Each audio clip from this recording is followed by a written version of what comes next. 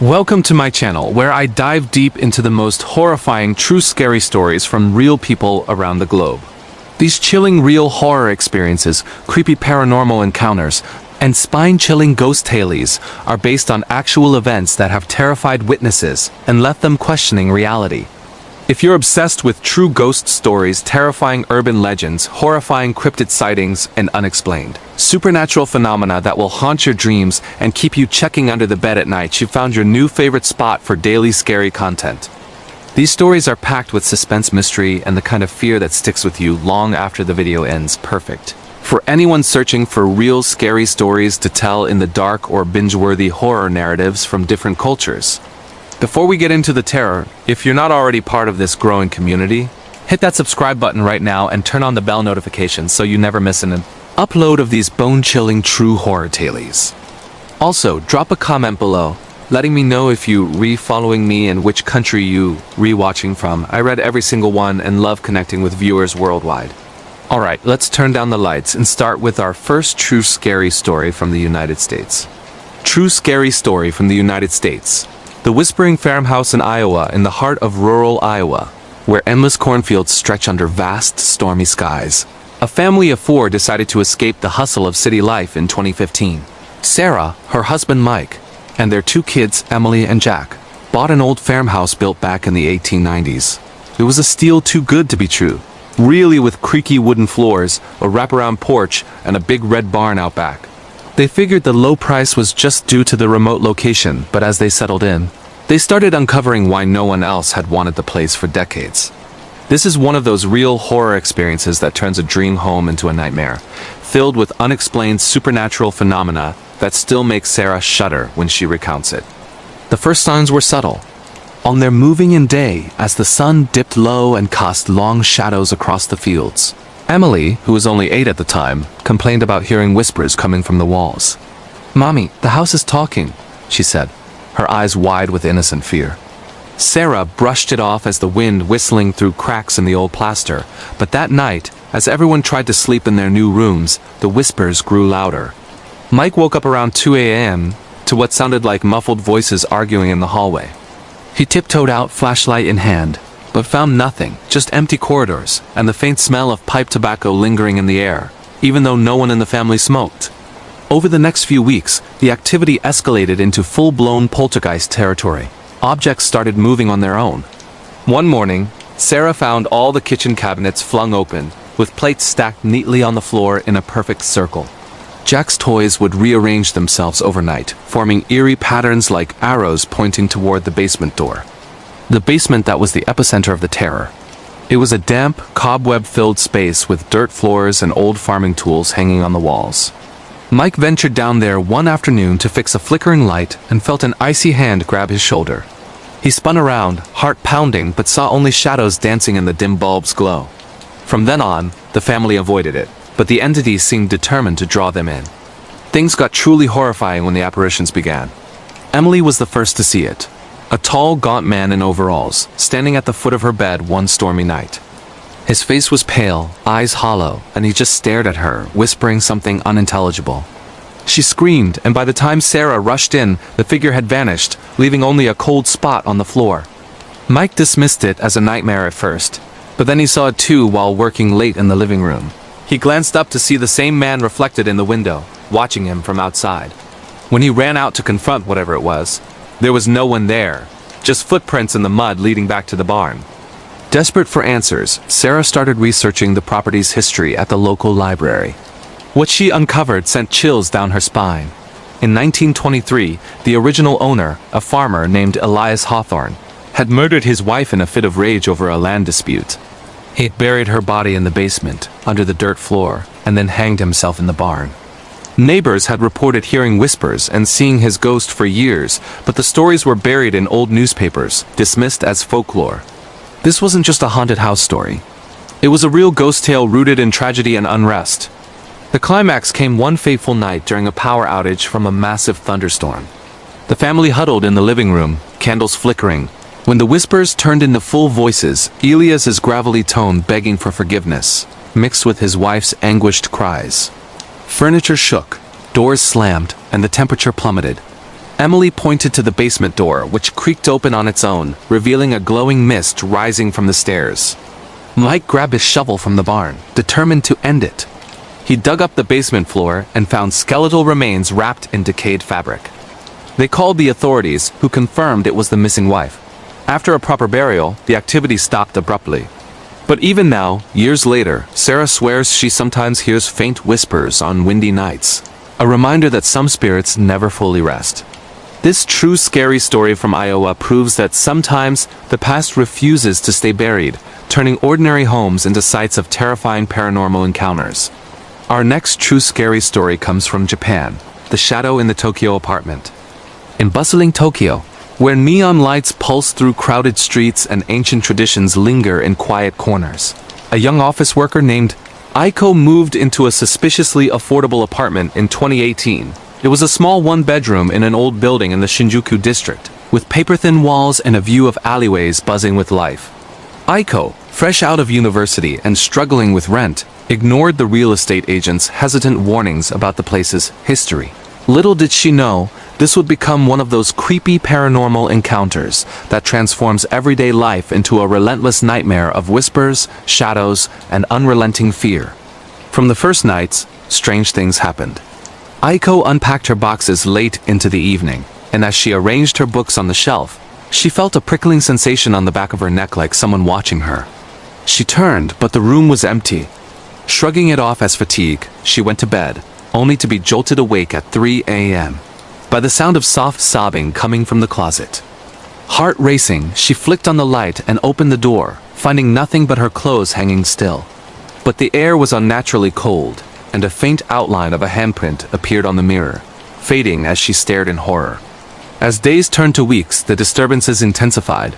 Aiko's electronics glitched constantly. Her phone would play static-filled voicemails with no sender, whispering in Japanese about loneliness and betrayal. One evening, while cooking ramen, she saw a dark shadow dart across the kitchen floor in her peripheral vision. It was humanoid, crouched low, with elongated limbs that seemed to stretch unnaturally.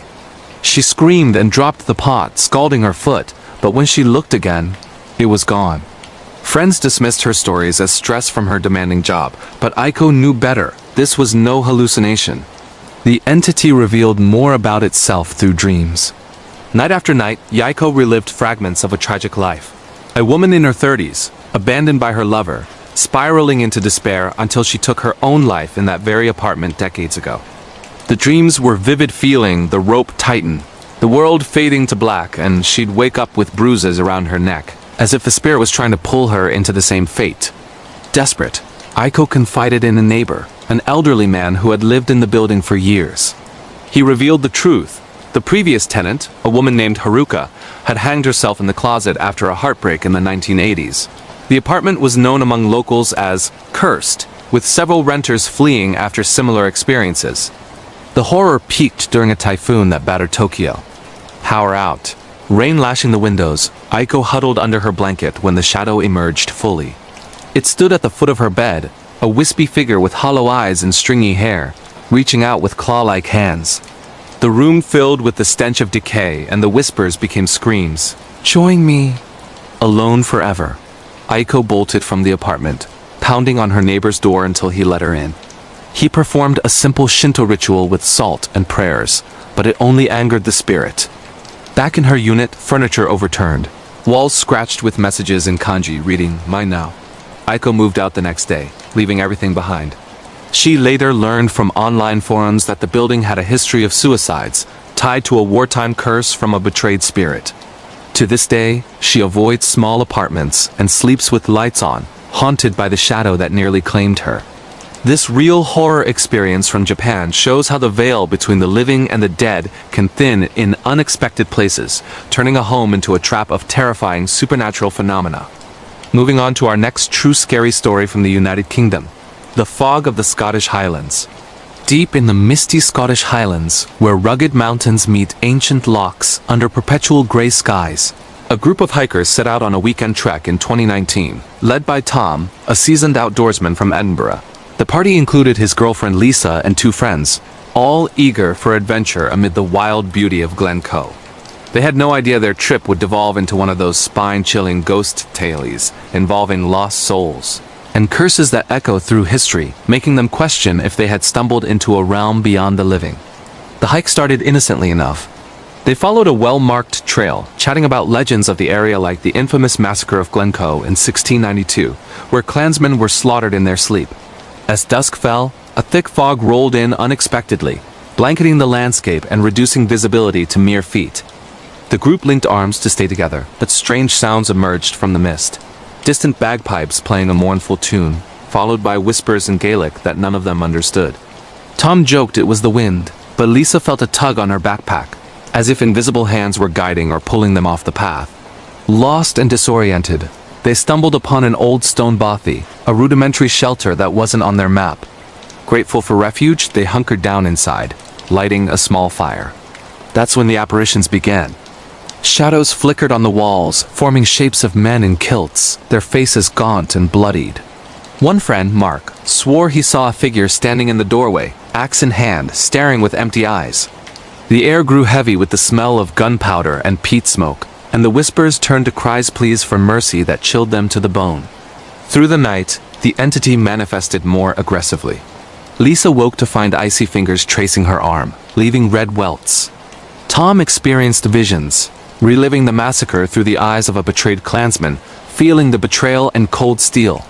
They tried to leave at dawn, but the fog persisted, looping them back to the bothy in a disorienting cycle. Panic set in when their compasses spun wildly and GPS signals failed. In desperation, they researched on a spotty phone signal and learned the bothy was built on the site of the massacre, rumored to trap wanderers in a temporal loop until they acknowledged the dead's pain. The breaking point came when the figures surrounded them, their forms solidifying into translucent warriors demanding justice. One grabbed Mark's leg, dragging him toward the door with supernatural strength. The group chanted apologies in broken Gaelic, pieced together from online translations, and scattered salt from their packs a tip from folklore. The fog lifted suddenly, revealing the path home. They fled, never looking back. Later, locals confirmed sightings of the wandering dead in that glen, spirits unrested from the betrayal centuries ago. Tom and the others still suffer nightmares, avoiding the highlands forever. This horrifying true story from the UK reminds us that some landscapes hold on to their dark pasts, ensnaring the unwary in creepy paranormal encounters. Our fourth true scary story hails from Australia, the Outback Stalker. In the vast, unforgiving Australian outback, where red dust stretches to the horizon and stars blanket the night sky, a road trip turned into a nightmare for three friends in 2020. Jake, Mia, and Ryan were driving from Sydney to Alice Springs, camping along the way in their beat-up van. They reveled in the isolation, but soon discovered that the emptiness hid something ancient and malevolent, a cryptid sighting that would become one of those terrifying urban legends whispered among travelers, blending real horror experiences with the unknown.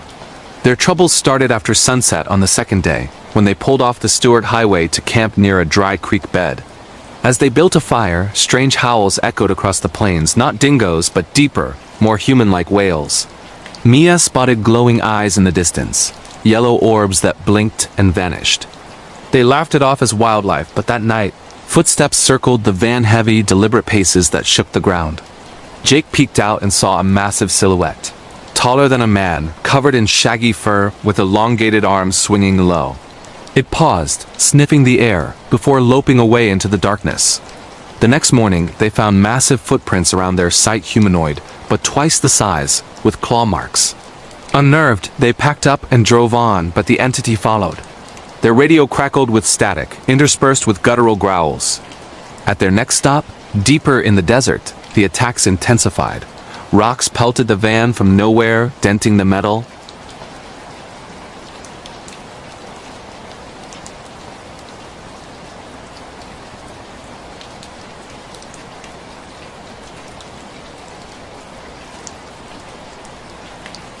Trapped as night fell, the friends barricaded themselves, but the Yowie battered the doors, its claws scraping paint. Mia recalled Aboriginal stories of the Yowie as a guardian spirit turned vengeful from habitat destruction. They honked the horn and flashed lights, but it only enraged the beast. In a panic, Jake drove blindly into the night, the creature chasing them for miles, its bounds shaking the earth. They reached a roadhouse at dawn, collapsing in relief. Rangers later found similar tracks, linking them to ancient indigenous warnings about disturbing sacred lands. The trio swears the Yowie still watches them in dreams, a reminder of the outback's hidden terrors. This spine-chilling, true scary story from Australia highlights how cryptid encounters can turn a simple trip into a fight for survival against unexplained supernatural phenomena. Finally, our last true scary story for today is from Mexico, the cursed artifact of the fields. In a small farming village in rural Mexico, nestled among rolling hills and maize fields near Oaxaca, a hardworking farmer named Carlos unearthed something that would plunge his life into darkness in 2017. While plowing his land one hot afternoon, his tractor hit a buried object, a small, intricately carved stone idol depicting a snarling jaguar god from ancient Zapotic times. Intrigued, he pocketed it, unaware that this would spark a chain of horrifying visions and possessions, making it one of those real ghost stories where history's wrath awakens in the modern world. At first, the idol seemed like a lucky find. Carlos placed it on his mantle, and his crops flourished unusually well that season. But soon the nightmares began. He'd dream of blood-soaked rituals in forgotten temples, feeling the pain of sacrifices as if it were his own. Waking up, he'd find scratches on his arms, shaped like jaguar claws. His wife, Maria, noticed changes. Carlos speaking in an ancient tongue during sleep, his eyes glazing over with a feral gleam. The entity attached to the idol manifested physically. Shadows in the house took on jaguar forms, prowling the corridors at midnight. One night, their dog barked furiously before going silent.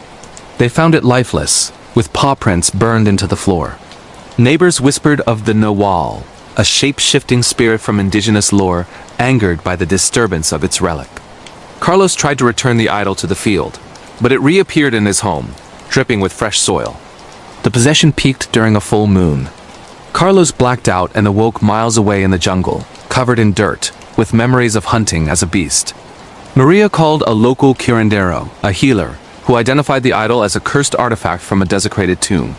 In a tense ritual involving herbs, chants, and fire, they smashed the stone, releasing a howl that shook the village. Smoke formed a jaguar shape before dissipating. Carlos recovered, but scars remain, and he avoids the fields at night. This terrifying true story from Mexico warns that some artifacts carry the weight of ancient evils, leading to creepy paranormal encounters that blur the line between man and monster. Thanks for sticking around through these bone-chilling tales. If they gave you goosebumps, like, share, and subscribe for more true scary stories every week. See you in the next video. Our next true scary story comes from Canada, the silent watcher of the Yukon wilderness. In the remote Yukon territory of Canada, where dense forests meet jagged mountains and the northern lights dance across frigid skies, a solo adventurer named Alex set out for a winter backpacking trip in 2021. He was no stranger to the wilds, having hiked through Alaska and British Columbia before, but this trek into the Kluane National Park promised isolation like never before. With snow blanketing the trails and temperatures plummeting below zero, Alex sought the thrill of true solitude, unaware that this would become one of those chilling real horror experiences involving an unseen entity that turns nature's beauty into a nightmare of paranoia and terror. This true ghost story from the frozen north blends creepy paranormal encounters with the raw fear of being hunted in the endless white expanse. It started innocently on the first day.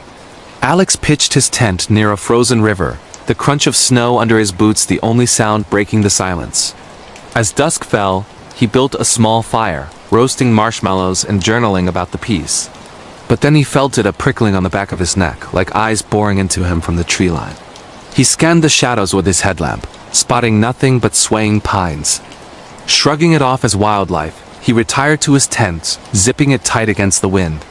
That night, sleep evaded him as faint footsteps circled his camp-soft, deliberate crunches in the snow that stopped whenever he sat up. By morning, he found no tracks, just a perfect circle of disturbed snow around his site, as if something had paced all night without leaving a mark.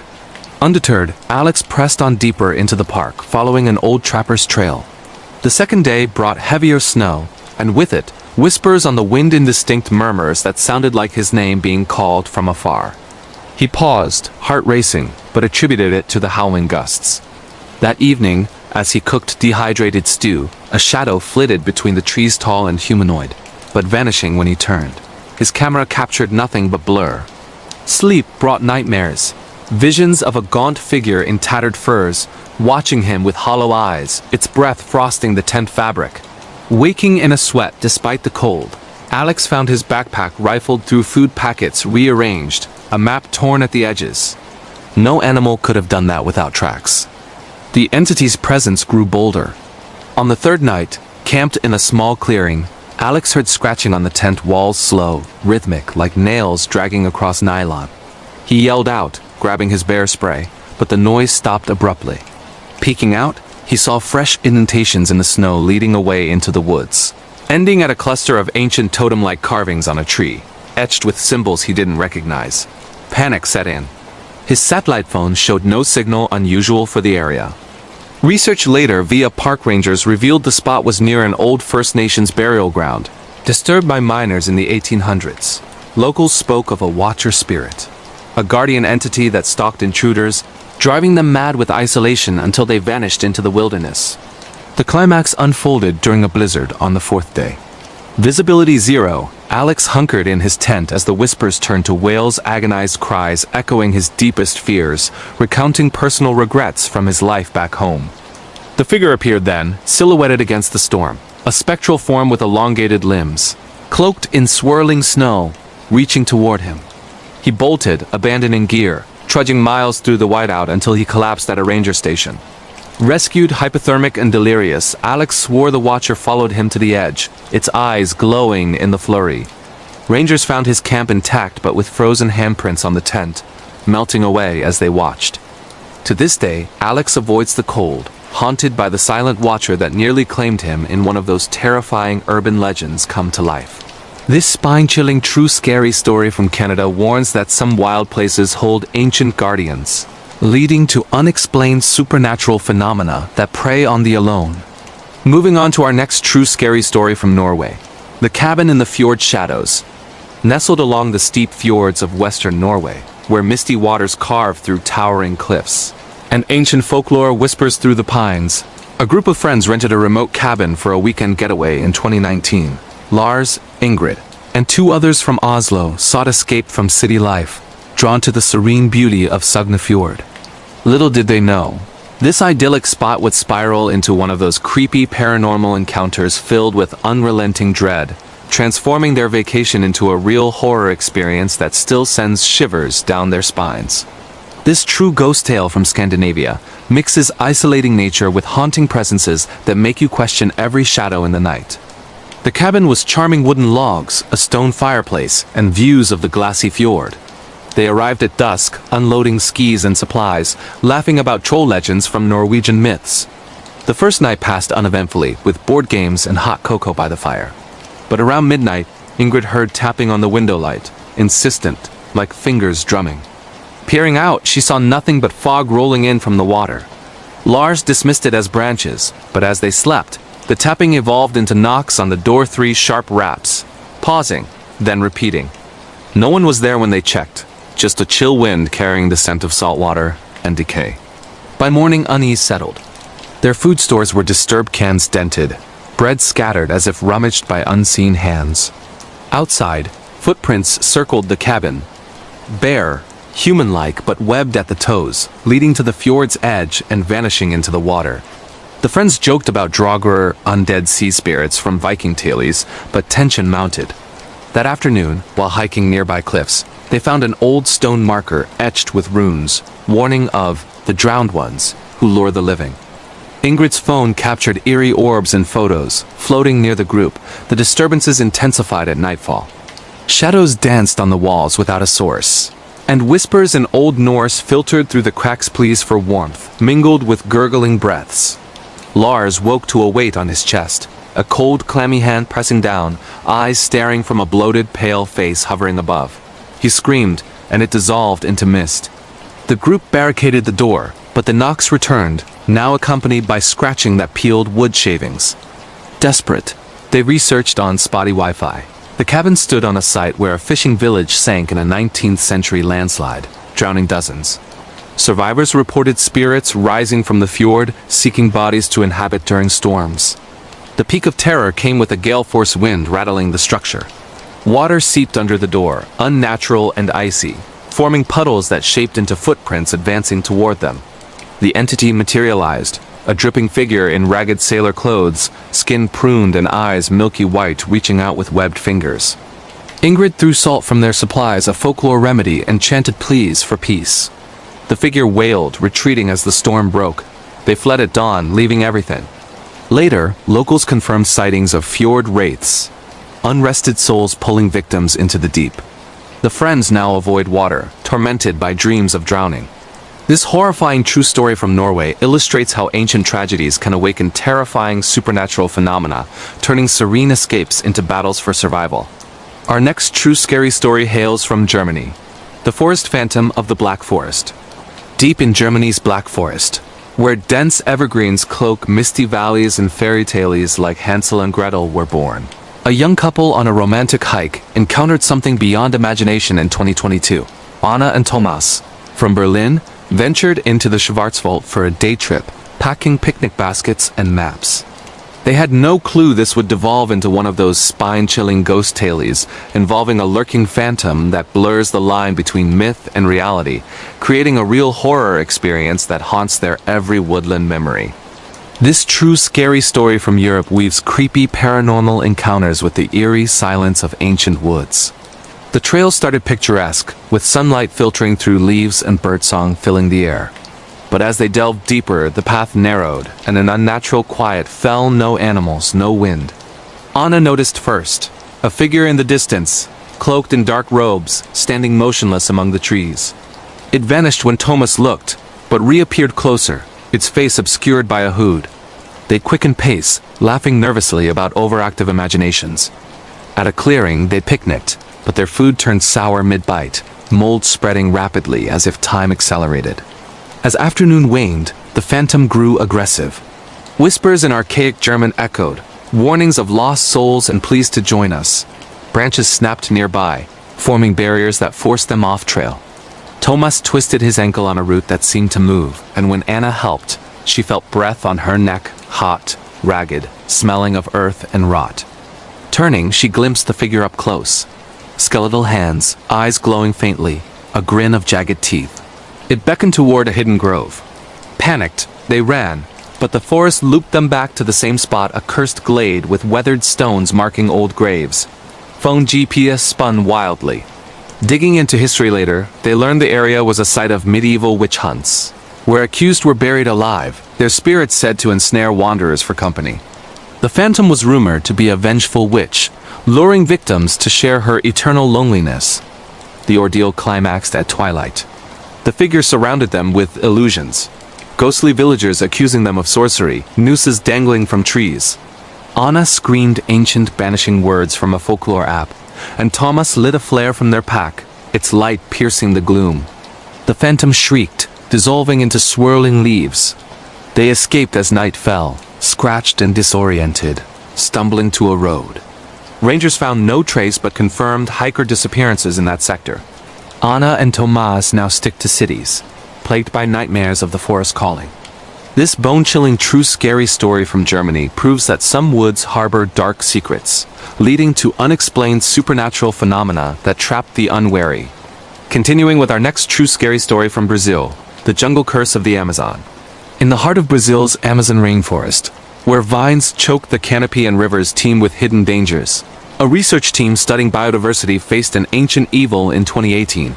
Led by Dr. Sofia from São Paulo, the group of four set up camp near the Rio Negro, equipped with nets and notebooks.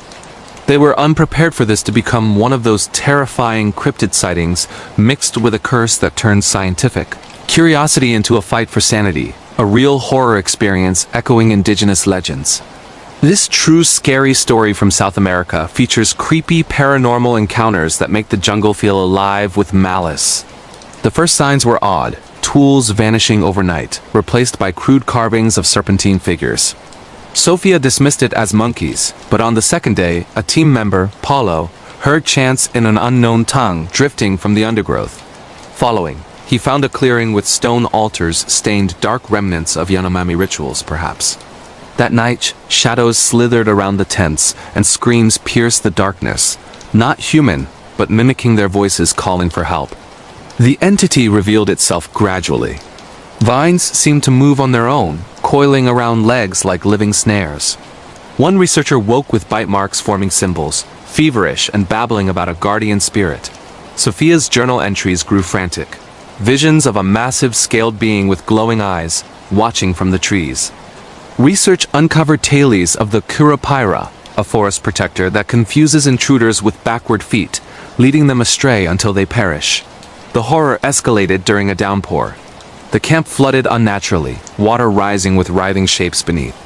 Paulo disappeared into the foliage, lured by whispers promising knowledge.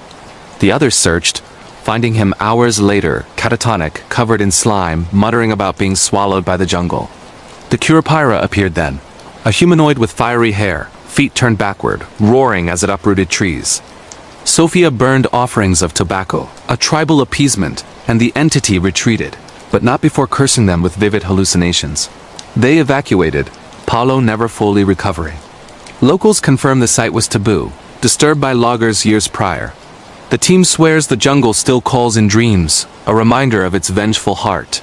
This spine-chilling true scary story from Brazil highlights how disrespecting nature can awaken horrifying cryptid encounters and unexplained supernatural phenomena.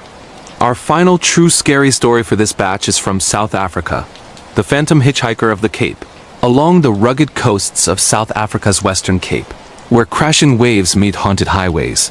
A lone driver experienced a timeless terror in 2020. Jamal, a delivery man from Cape Town, often drove Route 62 at night, blasting music to stay alert. This routine trip turned into one of those chilling real horror experiences, involving a ghostly hitchhiker that defies logic, blending urban legends with creepy paranormal encounters that linger like fog. This true ghost story from Africa explores the thin veil between worlds on desolate roads. It began under a full moon. Jamal spotted a woman on the roadside, dressed in white, thumb out for a ride. Compassionate, he pulled over despite warnings about vanishing ladies in local lore. She climbed in silently, her skin pale and cold, directing him toward Uniondale. Conversation was sparse. She mentioned a crash years ago, her voice echoing faintly. The air grew icy, dashboard lights flickering. Miles later, she vanished mid-sentence, poof, gone, leaving a wet seat and the scent of sea spray. Jamal swerved in shock, nearly crashing. At a diner, patrons shared the tale. She's a ghost from a 1960s accident, reliving her fatal hitchhike, appearing to drivers before disappearing. Some claim she warns of dangers ahead. Shaken, Jamal drove on, but her apparition returned in the rearview, whispering his name. He sped home, arriving safely, but with scratches on his arm's claw marks, as if she'd tried to hold on. Investigations revealed dozens of similar sightings, tied to a real crash victim. Jamal now avoids night drives, haunted by her sad eyes. This terrifying, true scary story from South Africa reminds us that some roads carry echoes of the dead, sparking unexplained supernatural phenomena. Thanks for diving into these global terrors. If they kept you on edge, like, share, and subscribe for more true scary stories. Drop your country in the comments. Maybe it'll inspire the next one. See you soon. True terrifying stalker encounter in the United States. The ordinary life shattered. My name is Alex Thompson. And in the summer of 2018, I was just another 25-year-old trying to piece my life back together after a brutal breakup. My girlfriend of 4 years, Emily, had left me for someone she met at work, a corporate type with a flashy car and promises of stability. I didn't blame her entirely. Our relationship had been crumbling under the weight of my dead-end job at Brew Haven, a local coffee shop in the quiet suburb of Willow Creek, Ohio. The town was the kind of place where everyone knew your business, but no one really cared. Neat rows of identical houses, manicured lawns, and streetlights that flickered on at dusk like clockwork. I moved into a small one-bedroom apartment on Elm Street after the split. It was cheap, with peeling wallpaper and a view of the neighbor's overgrown backyard, but it was mine. Alone for the first time in years, I threw myself into routines. Early morning jogs around the block, shifts at the shop where I'd steam milk and chat with regulars, and evenings binge-watching shows on my old laptop. Loneliness crept in like fog, but I told myself it was temporary. Little did I know, someone else had already decided to fill that void in the most sinister way possible. It started with the little things, the kind you dismiss as paranoia or forgetfulness. One Tuesday evening, after a grueling double shift, I came home to find my living room window cracked open just an inch. I distinctly remembered closing and locking it that morning. The latch was finicky and I double-checked. A breeze must have pushed it, I thought, though the air outside was still as death.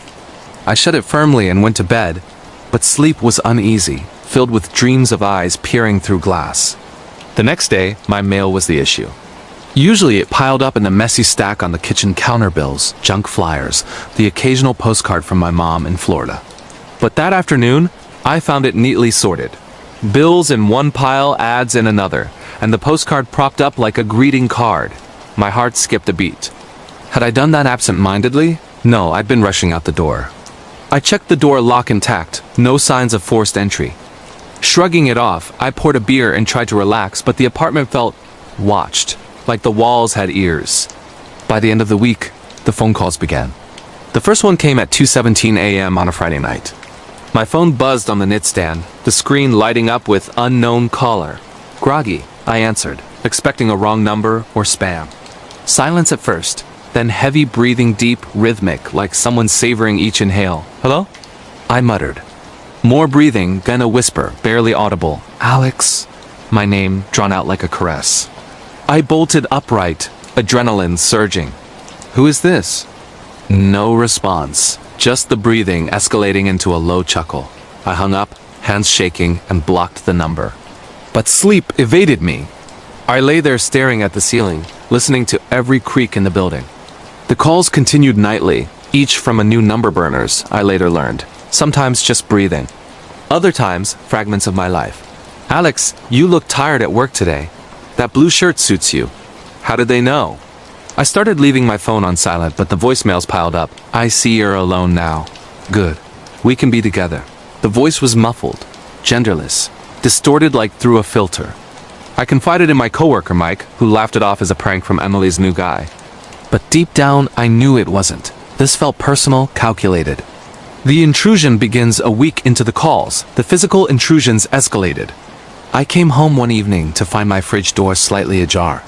Inside, a carton of milk I'd bought that morning was half empty, with a glass left on the counter, lipstick smudges on the rim. I didn't own lipstick. My stomach churned.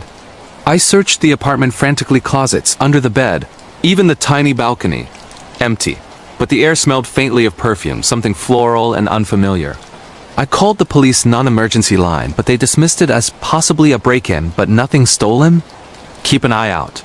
That night, I barricaded the door with a chair and slept with a kitchen knife under my pillow. Dreams turned to nightmares. Faceless figures standing at the foot of my bed, watching. I woke sweating and in the bathroom mirror, fogged from no shower. Words appeared as the steam cleared. Sweet dreams, Alex. Drawn with a finger, the letters dripped like blood. I erased it with my sleeve, heart pounding so hard I thought it had burst. I changed my locks the next day, paying extra for deadbolts. But it didn't stop. Notes started appearing slipped under the door while I was at work. The first was a photo, me jogging that morning, time-stamped 6:45 a.m., with a caption scrawled in red ink, "You run like you're escaping me." But you can't. The photo was taken from across the street, zoomed in on my face, sweat beading on my forehead. I felt violated, exposed. Who was this? An ex? A customer from the shop? I racked my brain, but no one fit. The photos got worse. One showed me in the shower, back turned, water cascading. How? The bathroom window was frosted glass, high up. Another captured me sleeping, chest rising and falling, with the stalker's hand visible in the frame gloved, hovering inches from my face. The note read, so peaceful. I could watch you forever. I installed a cheap security camera from Amazon, pointing at the front door. It caught nothing but shadows. Staying with my friend Josh for a few days helped briefly. His place in downtown was bustling, safe.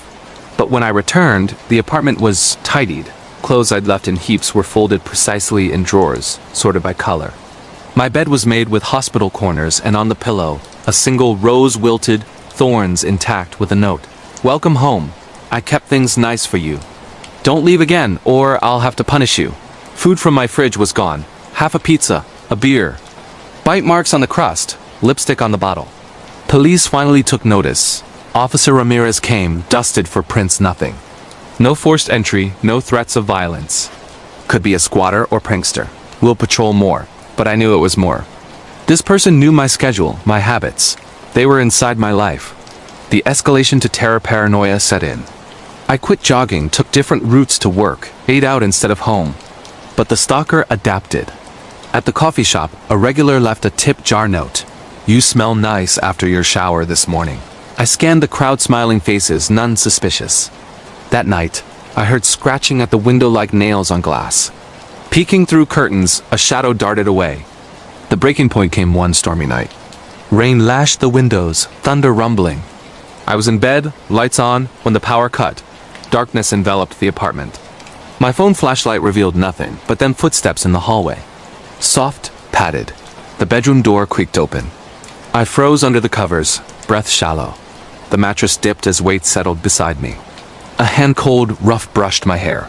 "Alex," the whisper came, hot breath on my ear. "You're mine now." "Soon you'll see." I exploded upward, grabbing the baseball bat beside the bed, swinging blindly.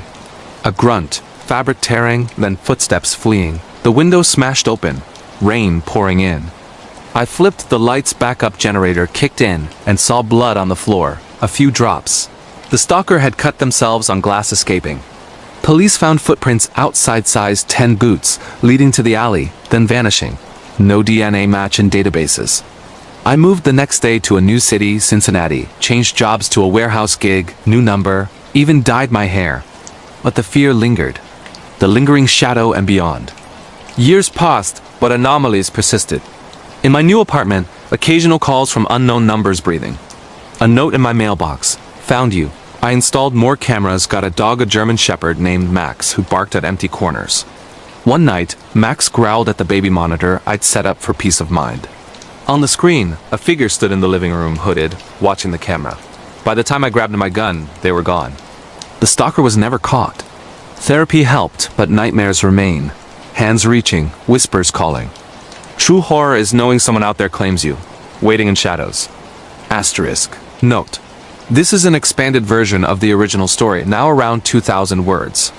Expanding to a full 100,000 words would turn it into a complete novel with multiple chapters. Subplots, character backstories, red herrings, police investigations, and escalating events. If you'd like me to continue expanding this one further or start on another story, let me know. For example, I can add more chapters with detailed pursuits, false suspects, psychological breakdowns, and climactic confrontations. Asterisk. Chilling home invasion nightmare in Canada. The isolated sanctuary, Sarah Mitchell, 32 and a devoted single mother, had always cherished the solitude of her wooden cabin on the outskirts of Whitehorse, Yukon, Canada. It was 2020 and the world was locked down due to the pandemic, but for Sarah, isolation was a choice long before. Her graphic design work allowed her to stay home with her 7-year-old daughter, Emma, a bright-eyed girl with a love for drawing snowmen and telling stories about forest fairies. The cabin was cozy, with a stone fireplace, quilted blankets, and windows that framed the endless evergreen forests. Neighbors were miles away, connected only by a winding dirt road that became impassable in heavy snow. It felt safe, a bubble away from the chaos of city life. That winter was particularly harsh. Blizzards howled like wolves, piling snow drifts higher than the porch railing. Sarah stocked up on supplies, canned goods, firewood, batteries, for days when the road vanished under white. Emma loved it, building forts inside while Sarah worked on client logos by the fire. But on that fateful night, December 15th, the storm turned their haven into a trap. It started with the knock. Around 11:45 p.m., as Sarah read a mystery novel by the flickering flames, a faint rapping came from the front door. The wind was ferocious, branches snapping like bones outside. "Must be debris," she murmured, but her pulse quickened. Peering through the frosted window, she saw only swirling snow, no headlights, no figure. Relieved, she settled back, but then another knock, insistent, 3 sharp raps. "Who's there?" she called, voice trembling slightly. Silence. Emma was asleep upstairs, her nightlight casting a soft glow. Sarah grabbed her phone signal, weak but present, and a flashlight. No bars. The storm had taken the cell tower. Another knock, this time from the back door. Her blood ran cold. Who would be out in this? The breach creeping to the kitchen, knife in hand from the block, Sarah listened. Scratching nails or tools on wood, the doorknob jiggled, turning slowly. "Go away!" she shouted. Then glass shattering, the back window exploding inward. A gloved hand reached through, fumbling for the lock.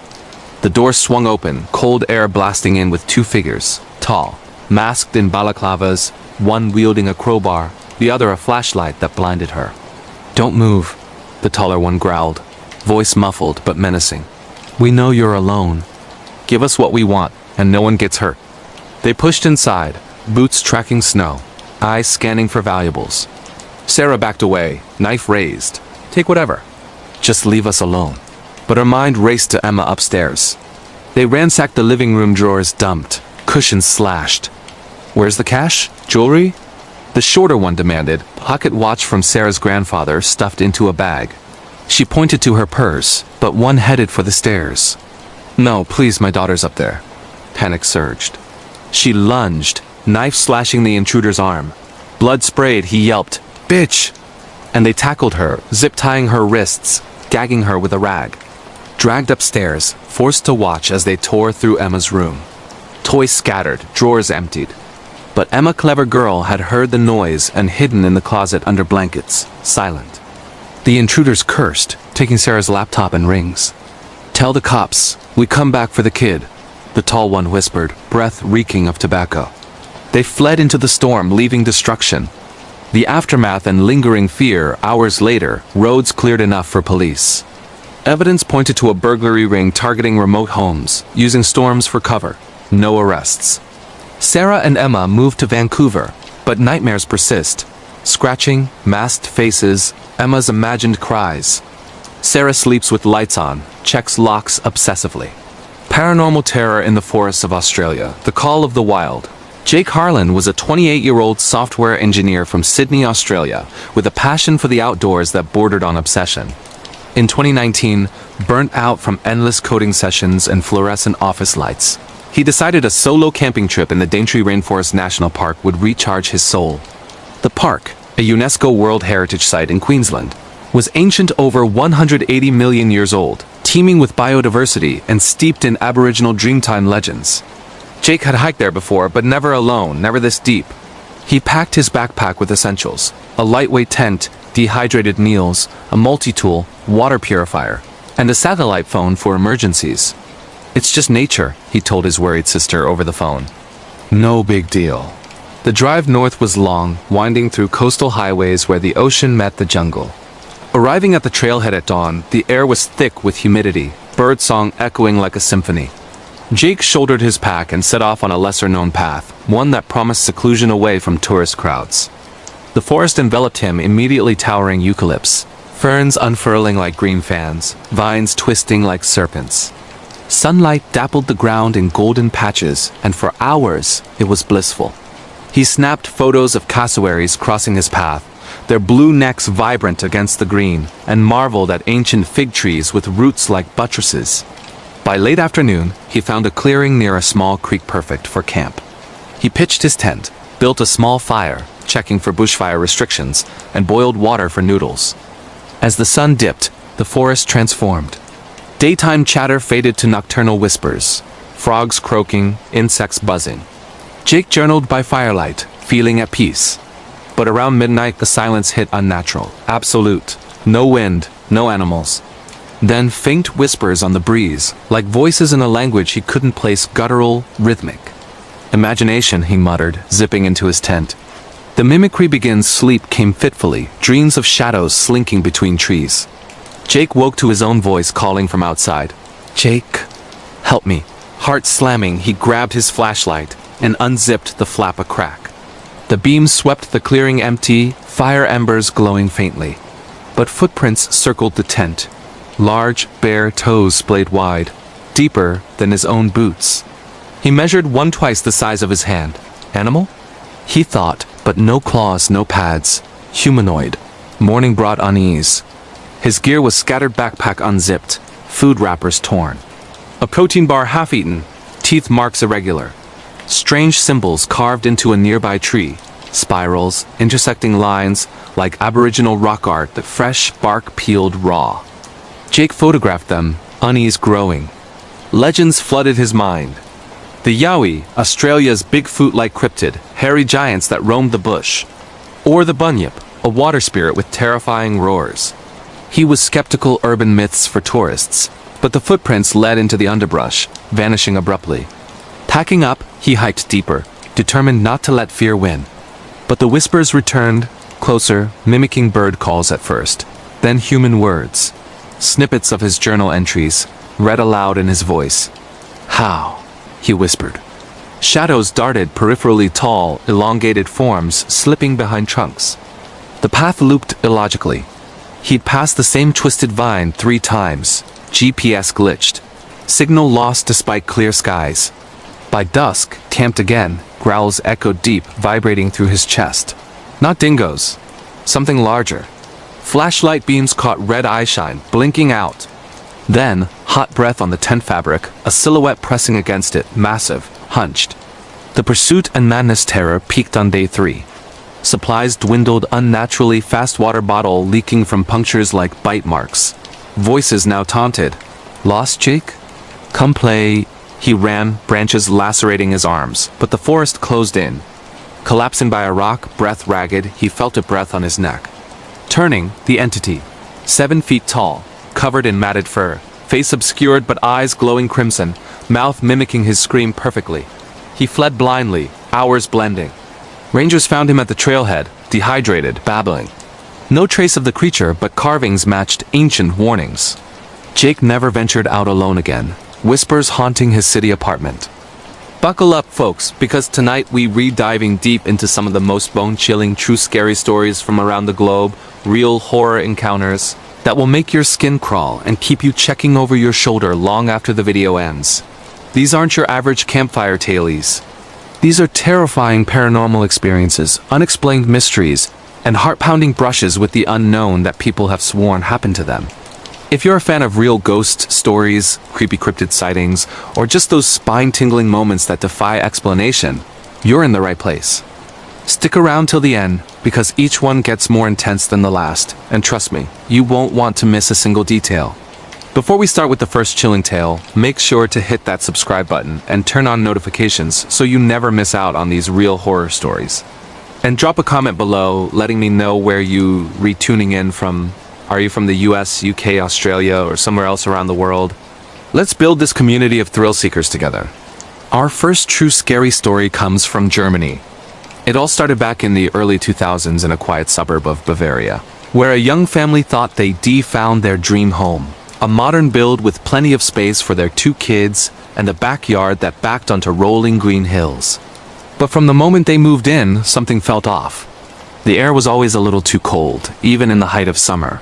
And there were these faint whispers that seemed to echo through the vents at night, like someone murmuring secrets just out of earshot. The mom, let's call her Anna, was the first to notice it. She'd be washing dishes in the kitchen when she'd feel a brush against her arm, like a child's hand tugging at her sleeve, but when she'd turn around, nothing was there.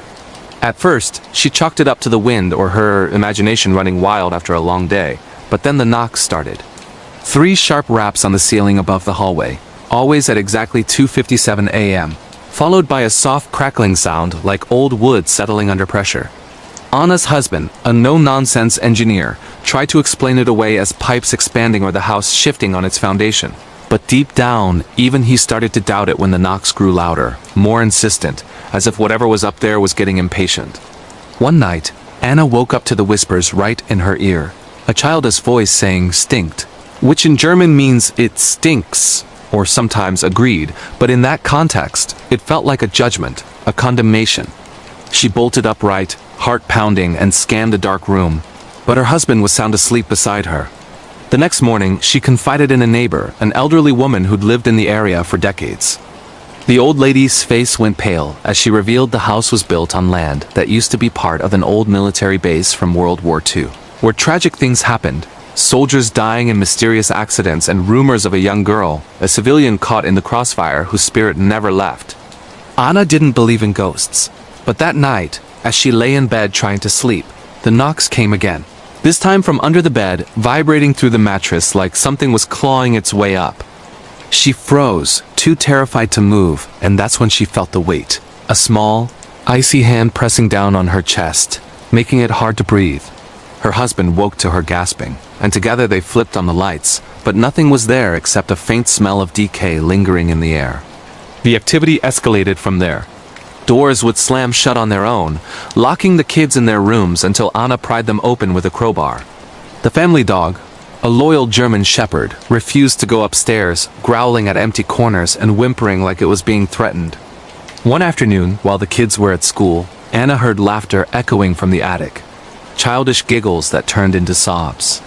She climbed up, flashlight in hand, and found old drawings scratched into the wooden beams.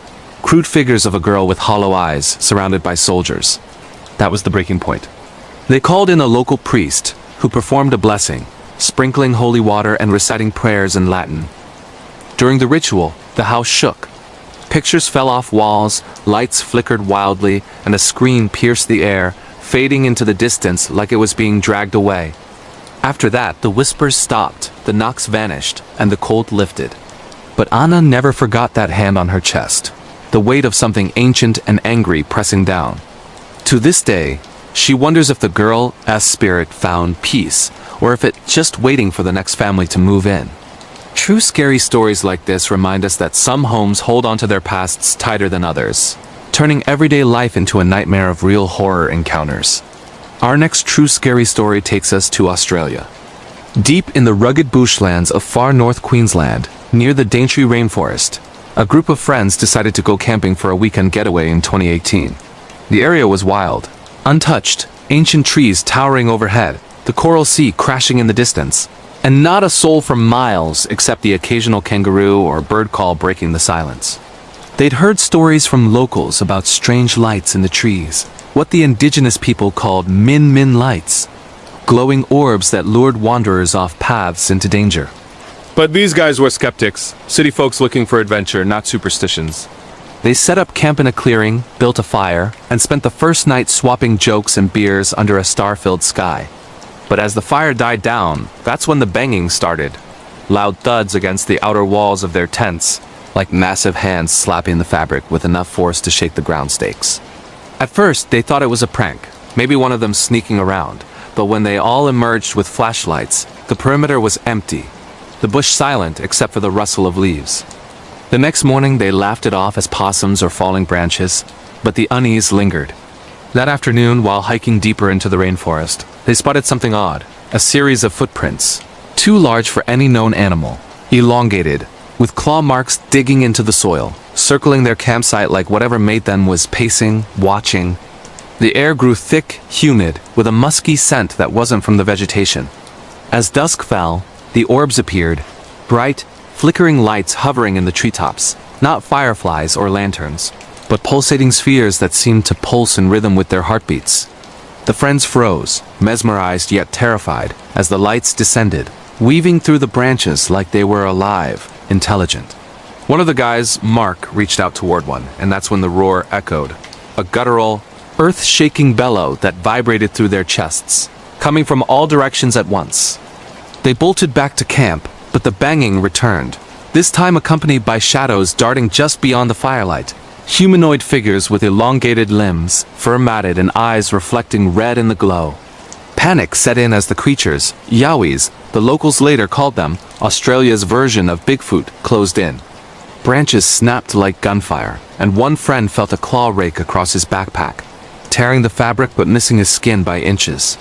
They huddled by the fire, throwing logs to keep it blazing, yelling to scare them off, but the encirclement tightened.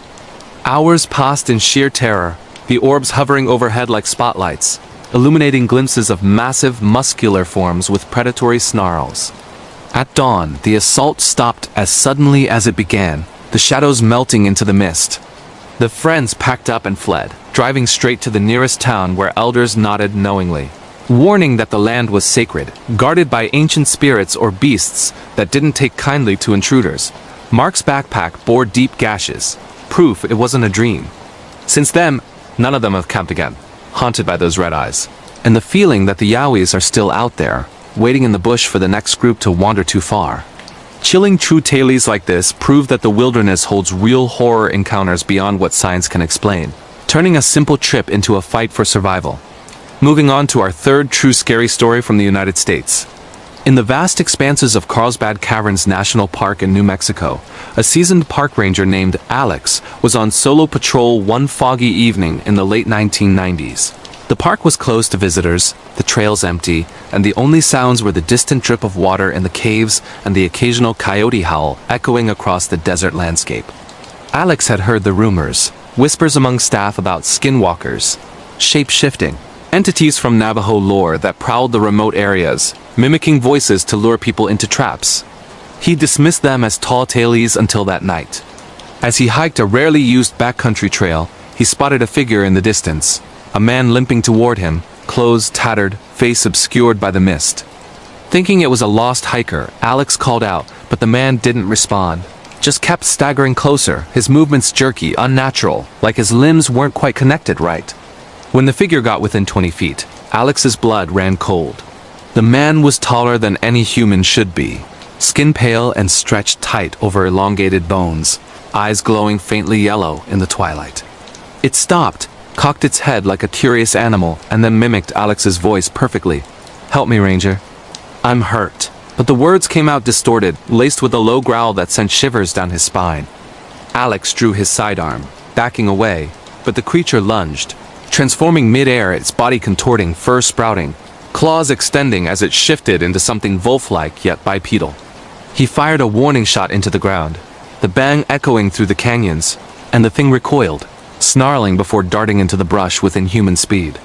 Heart racing, Alex radioed for backup, but by the time help arrived, there was no trace.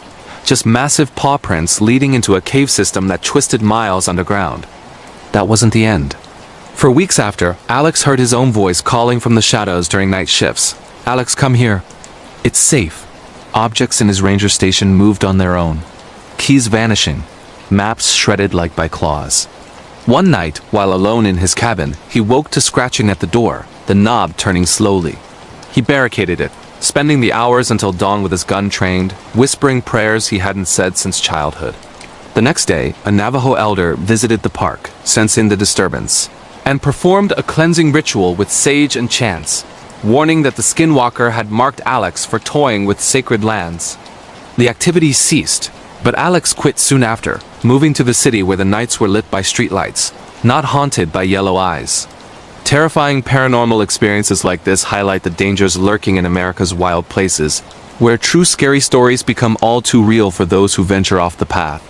Our fourth true scary story hails from Scotland. Picture this. A remote loch in the Scottish Highlands, surrounded by misty hills and ancient forests, where two buddies, Jamie and Colin, set up camp for a fishing trip in the summer of 2015. They brought walkie-talkies to stay in touch, while one scouted for better spots or fetched supplies from the nearby village. The first day was idyllic, casting lines, catching trout, sharing stories by the fire. But on the second evening, as Jamie drove back from town with fresh bait, his radio crackled to life with static. Then Colin's voice broke through, but it wasn't right. It was sobbing, broken whimpers that built into full-on cries. "Sarah, I'm so sorry. Please forgive me." "I didn't mean it," the voice repeated, growing more desperate, laced with screams that cut off abruptly into silence. Jamie floored the accelerator, heart slamming, thinking Colin had hurt himself or worse. But arriving at camp, he found Colin calmly tending the fire, filleting fish, completely fine. Colin denied using the radio, swearing he hadn't touched it all day. The name Sarah hit like a gut punch. It was the name Colin. And his girlfriend had picked for their unborn child, a secret only they knew, as she was early in the pregnancy. They tried to rationalize it as interference, maybe a crossed signal from a nearby hiker or trucker, but the coincidence gnawed at them. That night, the radio buzzed again, this time with whispers, "Sarah, forgive." They turned it off, but sleep evaded them, the loch's waters lapping like mocking laughter. The next morning, they packed up early, but on the drive home, the radio, now in the glove box, activated on its own, blaring the same pleas. The voice now metallic, echoing as if from underwater. Colin confessed a nightmare from the previous night, dreaming of a drowning woman named Sarah, reaching out from the loch's depths, accusing him of abandonment. Researching later, they discovered the loch's dark history, a 19th century tragedy where a man named Colin drowned his pregnant lover. Sarah, to hide their affair, her spirit said to haunt transmissions, seeking forgiveness from any Colin who camped there. The friends never spoke of it again, but Jamie still hears echoes and static on radios, wondering if it was a ghost or a premonition. Real ghost stories from Scotland like this blend folklore with modern tech, creating chilling true tales that blur the line between past and present horrors. Finally, our last true scary story for tonight comes from Mexico. In the bustling resort town of Cancun, a couple on their honeymoon in 2012 checked into a luxurious oceanfront hotel, ready for sun-soaked days and romantic nights. Their room was perfect. Balcony views of turquoise waves, king bed, and all the amenities. But on their third night, after a late dinner, they returned to find the Do Not Disturb sign still hanging, yet a soft knock echoed at the door. Thinking it was room service, the husband opened it to a man in plain clothes, holding a master key card, who pushed inside without a word, standing inches away, mumbling about Wi-Fi issues in broken English. The wife's instincts screamed danger. His eyes darted around, hands fidgeting like he was casing the place for valuables or worse. The husband confronted him, demanding ID, but the intruder just smiled eerily, stepping closer, his breath hot and stale. Panic surged as the wife noticed a bulge in his pocket. A knife? They backed toward the balcony, yelling for him to leave, but he blocked the door, whispering threats in Spanish about easy targets and how tourists never fight back. In a surge of adrenaline, the husband shoved him, grabbing a lamp as a weapon, while the wife dialed the front desk on the room phone. The man lunged, but slipped on the tile, giving them a moment to barricade in the bathroom until security arrived. Turns out he was a local thief using stolen key cards to rob rooms, preying on sleeping guests. Some reports even linked him to assaults. The couple cut their trip short, flying home the next day, forever scarred by the violation. True scary stories from vacations remind us that paradise can hide real horror encounters, turning dream getaways into nightmares that linger for years. Our next chilling true scary story comes from Japan.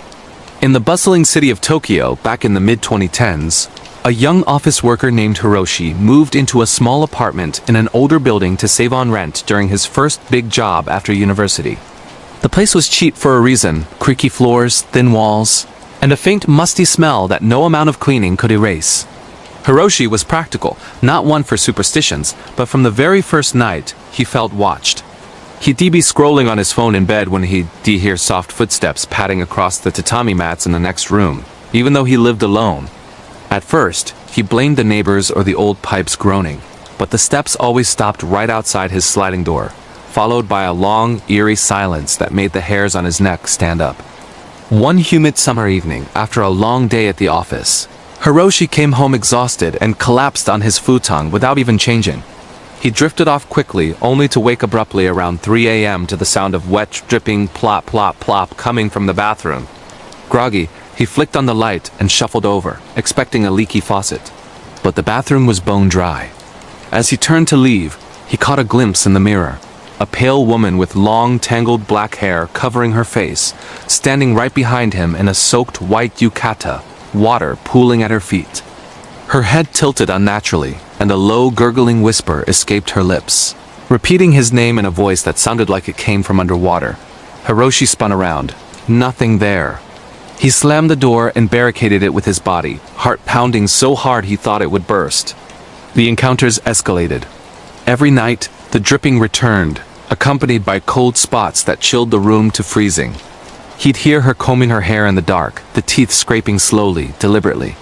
One morning, he found wet footprints leading from the bathroom to his bed, ending in handprints on his pillow, as if she'd leaned over him while he slept. Desperate, Hiroshi researched the building and learned the tragic truth. Decades earlier, a young woman had drowned in the bathtub during a flood, her body undiscovered for days.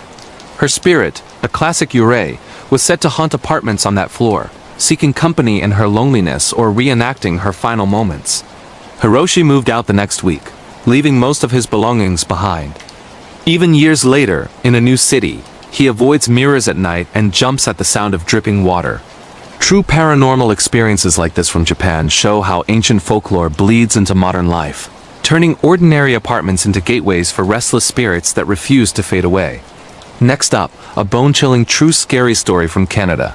Out in the vast frozen wilderness of Alberta's northern forests, a group of 4 friends headed out for a winter camping trip in early 2020. craving isolation and the thrill of snowshoeing through untouched powder. The area was remote, no cell service, miles from the nearest road, surrounded by dense pines that blocked out the weak winter sun. They'd heard local indigenous warnings about wendigos, emaciated spirits born from cannibalism that lure travelers with whispers and drive them mad with insatiable hunger. But they laughed it off as old legends, focusing instead on building a fire and sharing stories under the aurora. On the second night, as temperatures plummeted below freezing, the wind picked up, howling through the trees like tortured screams. One friend, Sarah, woke to a voice calling her name from outside the tent. It sounded exactly like her boyfriend back home, pleading for help. She unzipped the flap, flashlight in hand, but saw only swirling snow and shadows. The voice grew insistent, mimicking laughter from their group earlier that day. The others woke, and soon they all heard it. Familiar voices echoing from the darkness, begging them to come out, promising warmth and food. But when they shone lights, nothing, just elongated tracks in the snow, too large and gaunt for any bear or moose, leading circles around their camp. Panic set in as the whispers turned hungry, describing feasts of flesh in graphic detail. One guy, Mark, felt an overwhelming urge to wander into the woods, his stomach growling despite a full dinner. He fought it, tying himself to a tree inside the tent. By dawn, the voices faded, but they found deep claw marks on the tents and a frozen figure in the distance. Tall, skeletal, with antlers like twisted branches, watching before vanishing into the blizzard.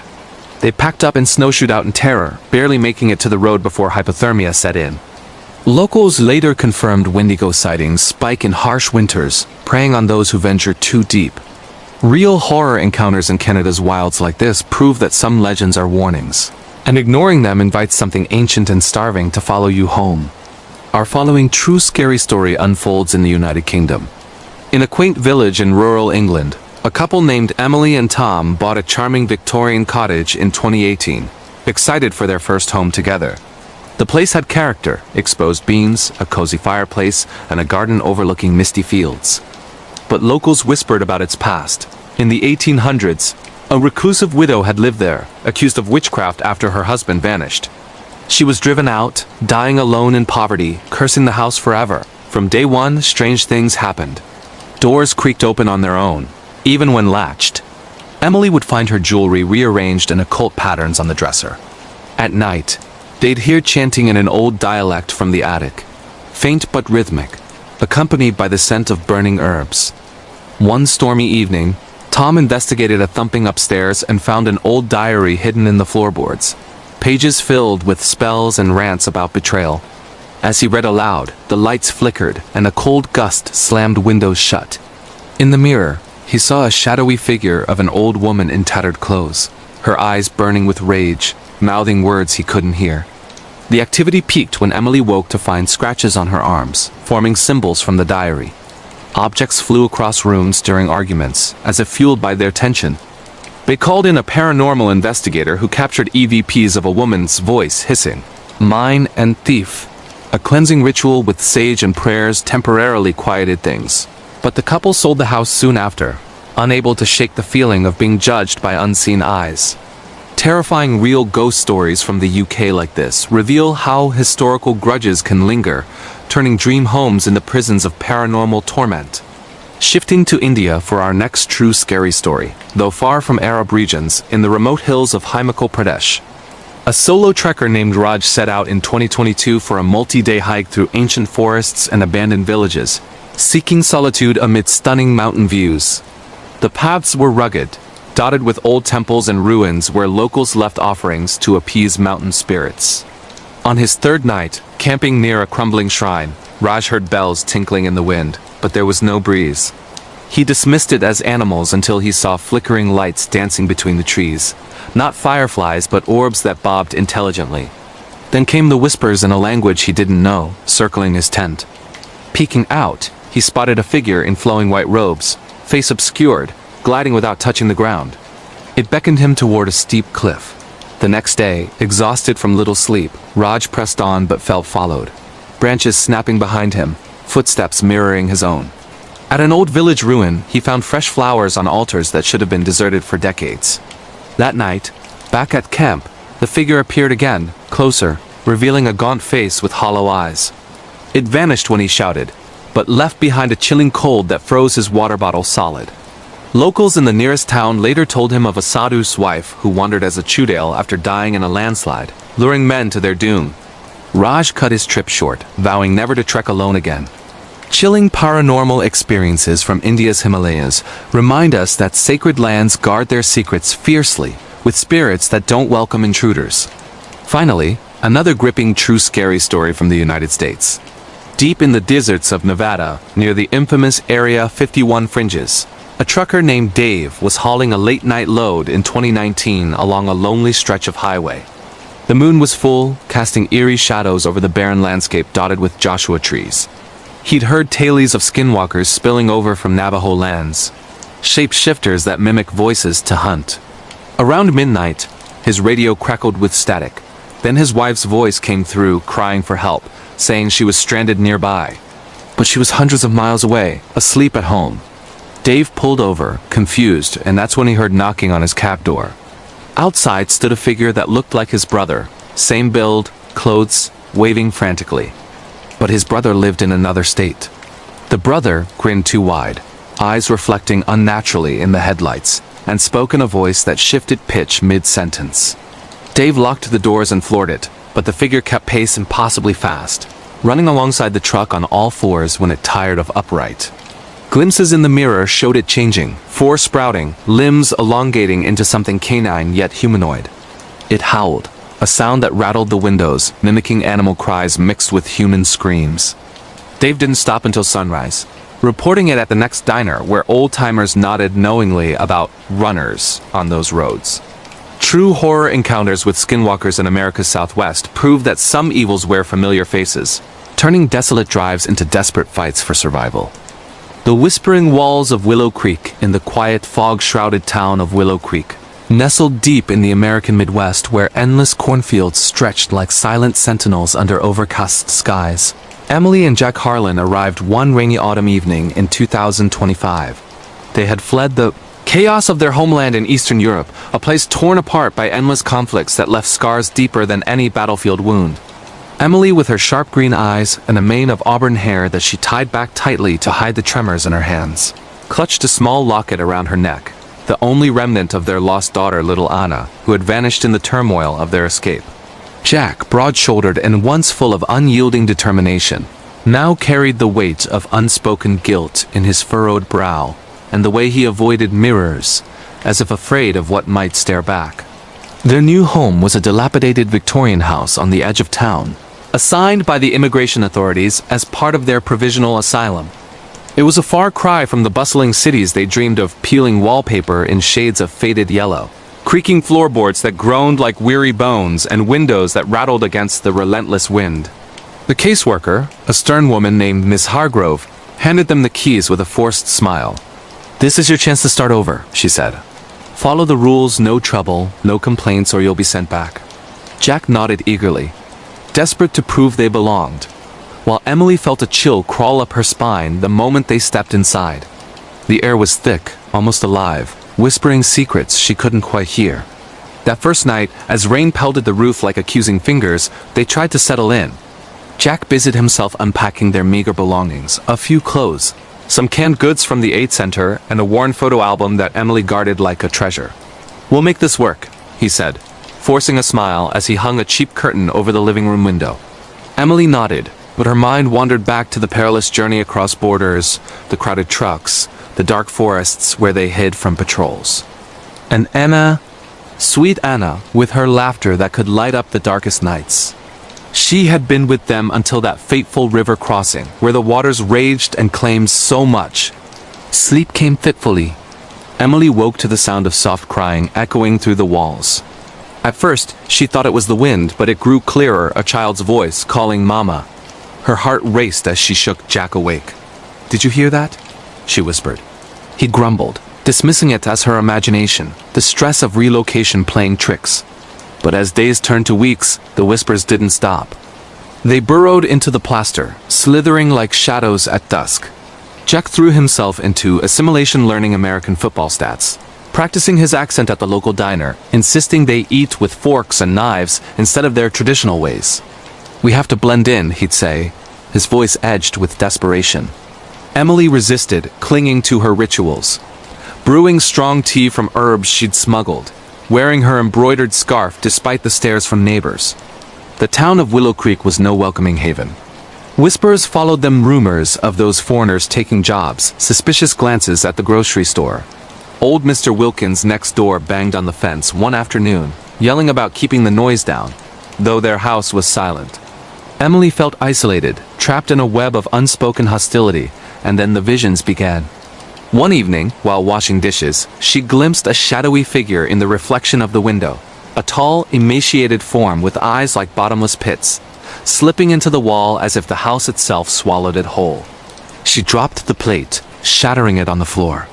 Jack rushed in, but found nothing. "You're tired," he soothed, but his eyes betrayed fear. As the hauntings intensified, the house revealed its malevolent heart. Doors slammed shut on their own, locking Emily in the basement where the air grew icy and hands seemed to brush against her skin in the dark. Jack heard scratching behind the walls at night, like claws carving messages. They discovered old newspaper clippings hidden in the attic, stories of a family who lived there a century ago, plagued by a curse after a tragic betrayal during a harsh winter famine. Legend spoke of a wall walker, a spirit born from hunger and deceit that demanded repayment for stolen lives. Emily delved deeper, researching at the local library on a borrowed computer. She uncovered tales of the entity as origins. A desperate settler who had tricked his kin into starvation to survive, only to be consumed by guilt that twisted into something eternal. "It's here because of us," she told Jack one stormy night, as thunder rattled the windows. "We owe a debt too from the crossing, from Anna." Jack exploded in denial, smashing a chair against the wall. "No, we're free now. This is just old house stuff." But deep down, he remembered the river, the screams, the choice he made to save Emily at the cost of everything else. Anna hadn't been their blood. She was a child they claimed in the panic, leaving her real family behind to drown in the chaos. The guilt festered like an open wound. The entity grew bolder.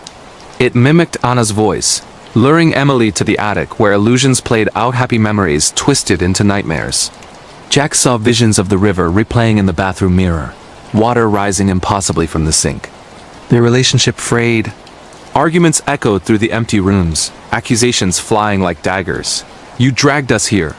Emily cried. "For what? This hell?" Jack, in a fit of rage, tore down wallpaper, revealing etchings in the plaster names of the lost, including one that looked eerily like Anna's. Miss Hargrove visited unannounced, noting the damage. "This could jeopardize your status," she warned. Jack begged for relocation, claiming rats, but she dismissed it. That night, the wall walker emerged, fully a gaunt specter with skin like cracked parchment, whispering promises of reunion if they paid the price. It cornered Jack in the kitchen, forcing him to relive the river's horrors, his body convulsing as invisible forces clawed at him. Emily found him catatonic, murmuring apologies. Desperate, Emily confronted the spirit alone. "What do you want?" She screamed into the void. The house answered with flashbacks, her homeland's ruins. The desperate escape, the moment they took Anna as their own to board the last truck out. The entity revealed itself as a guardian of stolen innocence, demanding sacrifice. In a blood-chilling climax, Emily offered herself, but Jack intervened, slashing at the walls with a knife, drawing blood to seal a bargain. The house shook, walls bleeding shadows as they fought for their souls. In the end, they chose to stay, mending the home and their bond, living with the ghosts as reminders. Willow Creek's whispers faded, but the debt lingered, a terrifying testament to the horrors we carry across borders. The end? Or just the beginning of eternal vigilance? The arrival shadowed the drive to Willow Creek had been endless. The highway cutting through flatlands where billboards advertised forgotten dreams, cheap motels, fast food, promises of a better life. Emily stared out the window, her fingers tracing the locket's chain. "Do you think she'd forgive us?" she asked softly. Jack gripped the wheel tighter. Who? But he knew. Anna's face haunted his dreams, her small hand slipping from his in the raging waters. They pulled up to the house as dusk fell, the structure looming like a sentinel from a bygone era. Victorian spires pierced the sky, windows like empty eyes. Inside, the smell of must and decay hit them, old wood, faint mildew. The living room had a fireplace mantled with dust. And upstairs, 3 bedrooms waited, one perfect for a child they no longer had. Emily chose the smallest, placing Anna's photo on the nightstand. That night, as they lay in bed, the first whisper came, a soft sigh from the vents, like breath on glass. Days blended into routines. Jack found work at a local factory, assembling parts for machines he didn't understand, enduring jeers from coworkers about his accent. "Where you from? Commie?" One laughed. He smiled through it, bringing home groceries, American brands like Coca-Cola and Wonder Bread to prove their adaptation. Emily volunteered at the community center, teaching art to kids, but the stares followed. Refugees, they'd murmur.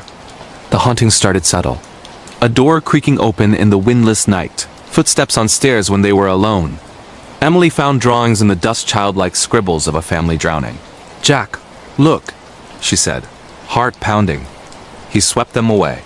Kids from before, but the wall walker waited. One afternoon, while Jack was at work, Emily explored the basement. Cobwebs draped like veils, boxes of old relics, dolls with porcelain faces cracked, letters yellowed with age. She heard giggling, turned, and saw a shadow dart into the wall. Chasing it, she pressed her ear to the plaster, hearing heartbeats within. Terror gripped her. She fled upstairs, locking the door. Jack returned to find her shaken. "It's the stress," he insisted, but that night he dreamed of the river, the cold water. Anna's cry cut short. Waking in sweat, he saw the shadow at the foot of the bed, watching. The debt unveiled, weeks passed, the entity toying with them. Objects moved, keys vanishing, reappearing in odd places. Emily's locket opened to reveal a photo not of Anna, but a stranger's child from the past. Researching, Emily learned the house's history.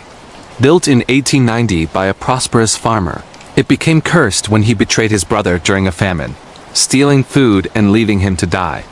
The brother's spirit, twisted by hunger, became the wall walker, seeking repayment from any who harbored secrets. Emily confronted Jack. "We stole Anna. That's our debt." Tears streamed. Jack broke down, confessing the truth, the desperate grab in the crowd, pretending she was theirs to escape. "I did it for us," he sobbed. The spirit fed on their guilt, manifesting more. It chased Emily through hallways, walls rippling like flesh. Jack fought it with fire, burning old items, but it only angered the entity. Visions intensified, reliving the escape, feeling water fill lungs. In a pivotal scene, the wall walker possessed Jack, forcing him to carve symbols on his arm. Emily banished it temporarily with a ritual from old folklore, salt circles, chants, but it returned stronger. The bargain's price, Miss Hargrove's visit, escalated tensions. The house looked trashed from their battles. "Fix this or leave," she said. That night, the entity proposed a bargain: give back a life for the one stolen. Jack offered himself, the spirit entering him, body contorting in agony. Emily, in horror, stabbed at the air, breaking the possession but wounding Jack. Flashbacks interwove. Their homeland's bombs, hiding in ruins, the truck ride where Anna clung to them as her own. In the attic, they cornered the spirit. "Take me," Emily screamed. But Jack sacrificed a piece of his soul, confessing aloud, freeing them. The house quieted, walls smoothing. They stayed, rebuilding, ghosts as companions. Willow Creek accepted them slowly, but the terror lingered, a reminder that some debts never fully pay. The house stood tall against the horizon, its secrets buried, but not forgotten. Emily often sat by the window, listening for whispers that no longer came. But she knew they were there, waiting for the next crack in their resolve. Jack worked longer hours, his hands calloused from labor, his mind from memories. They attended town events, forcing smiles, blending in as best they could. But at night, when the wind howled, Emily clutched her locket tighter, wondering if Anna's spirit had found peace or if it too wandered the walls. One crisp morning, Emily decided to plant a garden in the backyard, a symbol of new life. As she dug into the soil, her spade hit something hard, a small, rusted box. Inside were letters from the 1890s, detailing the famine's horrors, the betrayal that birthed the curse. She read them aloud to Jack that evening, their voices trembling. The words seemed to stir the air, but no shadows emerged. Perhaps knowledge was the key to containment. Neighbors began to warm up. Mrs. Ellis from across the street brought pie, sharing stories of the town's own haunted past, ghost trains in the fields, spirits of settlers lost to blizzards. Emily listened, realizing Willow Creek was a tapestry of terrors, their house just one thread. Jack joined a local veterans group, finding solace in shared stories of loss, though his wars were different. But the entity wasn't gone. Subtle signs persisted: a cold draft in summer, a faint echo of laughter. Emily started a journal, documenting everything, turning their nightmare into a cautionary tale. Maybe one day she'd share it, warn others of the debts we carry. As winter approached, snow blanketed the town, muffling sounds. One night, a blizzard raged, power flickering. In the darkness, the whispers returned, softer, almost pleading. Emily and Jack huddled together, facing it united. "We paid our price," Jack said firmly. The house groaned, but the voices faded. Spring brought renewal. Flowers bloomed in Emily's garden. Children played in the streets. The Harlans had survived, their bond forged in fear. Yet, in quiet moments, Emily wondered if the wall walker waited for another family, another debt. The terror of Willow Creek was eternal, a shadow in every home. Years passed. Their asylum became citizenship. They adopted a dog, named it Hope. The house, once a prison, felt like home. But on anniversaries of the river crossing, they'd light a candle for Anna, whispering apologies into the night. The walls listened, silent witnesses to their redemption. In Willow Creek, where cornfields whispered secrets, life went on. But for those who listened closely, the horrors lingered.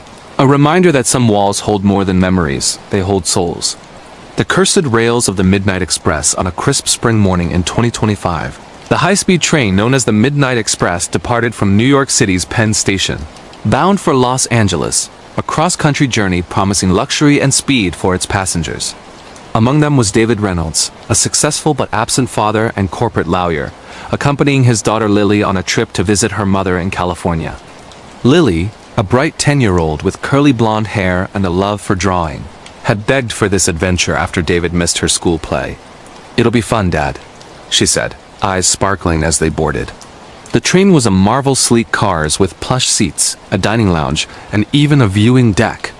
Fellow travelers included Mike, a burly construction worker traveling with his pregnant wife Sarah, Elena, a college student heading home, a group of high school athletes led by Coach Tom, and an eccentric elderly man named Harold who muttered about end times. As the train accelerated through the suburbs, a young woman staggered aboard at the last stop, her face pale, a bite mark hidden under her sleeve. The outbreak began subtly. The woman collapsed in the rear car, convulsing before rising with feral eyes, lunging at a conductor. Screams echoed as she bit into flesh, the infection spreading like wildfire. David shielded Lily, hurting her forward as chaos erupted. "Stay close!" he yelled over the pandemonium. Mike barred doors with his strength, Sarah clutching her belly in fear. The athletes formed a barricade, using sports equipment as weapons. News flashed on screens, a viral plague sweeping the nation, turning people into mindless, ravenous beings. Cities fell, military overwhelmed. The train hurtled on, isolated but not safe. Stops became death traps. At Philadelphia, infected swarmed the platform, forcing a hasty departure with doors sealed. Inside, alliances formed. David and Mike led the group, rationing food, planning defenses. Tensions rose with Harold's warnings of corporate experiments gone wrong, rumors of a lab leak. Betrayals emerged. One passenger, a businessman like David, hoarded supplies, leading to confrontations. Horror unfolded in confined spaces, narrow aisles slick with blood, infected pounding on glass partitions. A night attack in the dining car saw athletes fighting back with improvised clubs, one falling to the horde. Lily's innocence shattered as she witnessed the violence, drawing pictures of monsters to cope. Midway, near Chicago, a derailment threat from debris on tracks forced an emergency stop. Survivors ventured out, facing hordes and abandoned stations, scavenging for weapons. Sacrifices were made, Mike holding off attackers to save Sarah, his final words a promise to their unborn child. Themes of redemption played out. David, reflecting on his neglectful life, vowed to protect Lily at all costs. Flashbacks to his divorce, workaholic days. Approaching LA, the train overrun, David faced a choice: sacrifice himself to draw the infected away, ensuring Lily's escape to quarantine. Survivors emerged scarred, the rails a graveyard of horrors. The journey began with excitement. David and Lily settled into their seats, the train's hum soothing. Lily sketched the passing scenery, skyscrapers giving way to green fields. David checked emails, promising to unplug. The infected woman was in coach class, unnoticed at first. Her name was Clara, a nurse from a hospital ground zero. She felt feverish, but boarded anyway. When she turned, it was swift teeth sinking into the conductor's neck, blood spraying. Panic spread car by car. David grabbed Lily, running to the front. Mike, seeing Sarah's fear, smashed a window for air, but used a fire extinguisher to bash an approaching zombie. Elena, resourceful, hacked the train system to lock sections. Coach Tom rallied his team.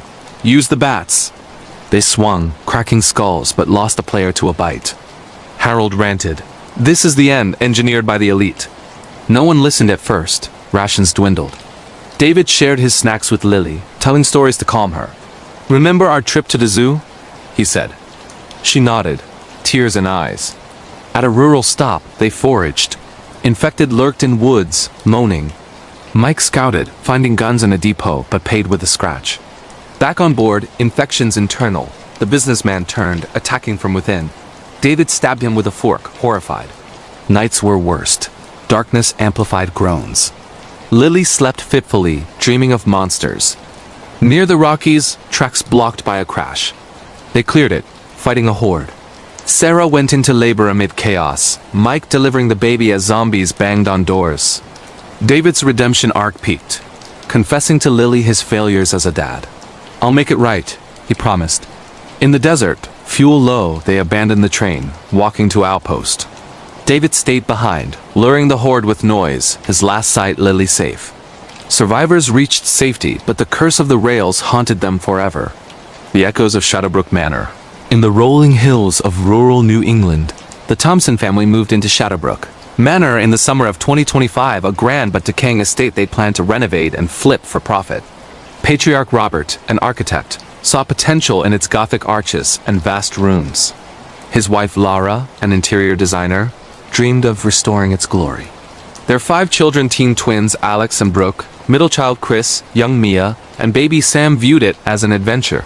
From the start, the house whispered warnings. Strange shadows in corners, cold spots that chilled bones. Laura dismissed it as drafts, but nights brought terrors. Mia saw a lady with a broken neck floating above her bed. Chris found hidden rooms with relics of past owners, a family cursed by tragedy in the 1920s, past and present intertwined. The house's sentience fed on family fractures. Robert's affair's secrets surfaced through ghostly manipulations. Siblings' rivalries amplified into dangerous games. Horror elements. Tall hat-wearing ghosts stalking halls. Children's spirits luring to basements, psychic visions of deaths. The move was chaotic. Boxes piled high, kids running through echoing halls. Robert sketched plans, Laura picked paint swatches. Alex and Brooke argued over rooms, Chris explored attics. Mia clutched her doll, Sam cooed in his crib. First night, a storm raged. Thunder shook windows. Lightning illuminated figures outside. Mia screamed, pointing at the ceiling. The lady's watching. Laura checked nothing. Days later, Chris discovered a secret door behind a bookshelf, leading to a dusty chamber with old photos. A family resembling theirs, but from 1920, all dead in mysterious circumstances. Robert laughed it off, but Laura felt uneasy. At night, she heard footsteps overhead, though the attic was empty. The ghosts manifested. The tall man in the hat appeared to Alex in the mirror, whispering secrets about Robert's affair. Alex confronted his dad, fracturing trust. Brooke found a Ouija board in the basement, playing with friends. Spirits answered, predicting doom. Mia was lured to the pond behind the house by child ghosts, nearly drowning. Chris saved her, but saw visions of the 1920 family's murder-suicide. Laura researched. The manor built on cursed land, a witch trial site. The 1920 family disturbed it during renovation. Tensions peaked. Robert's mistress called, ghosts amplifying the argument into violence. Objects flew, doors locked. In climax, the family united in the grand hall, confronting the lead ghost, the witch's descendant. They burned relics, banishing spirits. Peace returned, but echoes lingered. The Thompsons sold the manor, wiser, bonded. The hand of eternal night.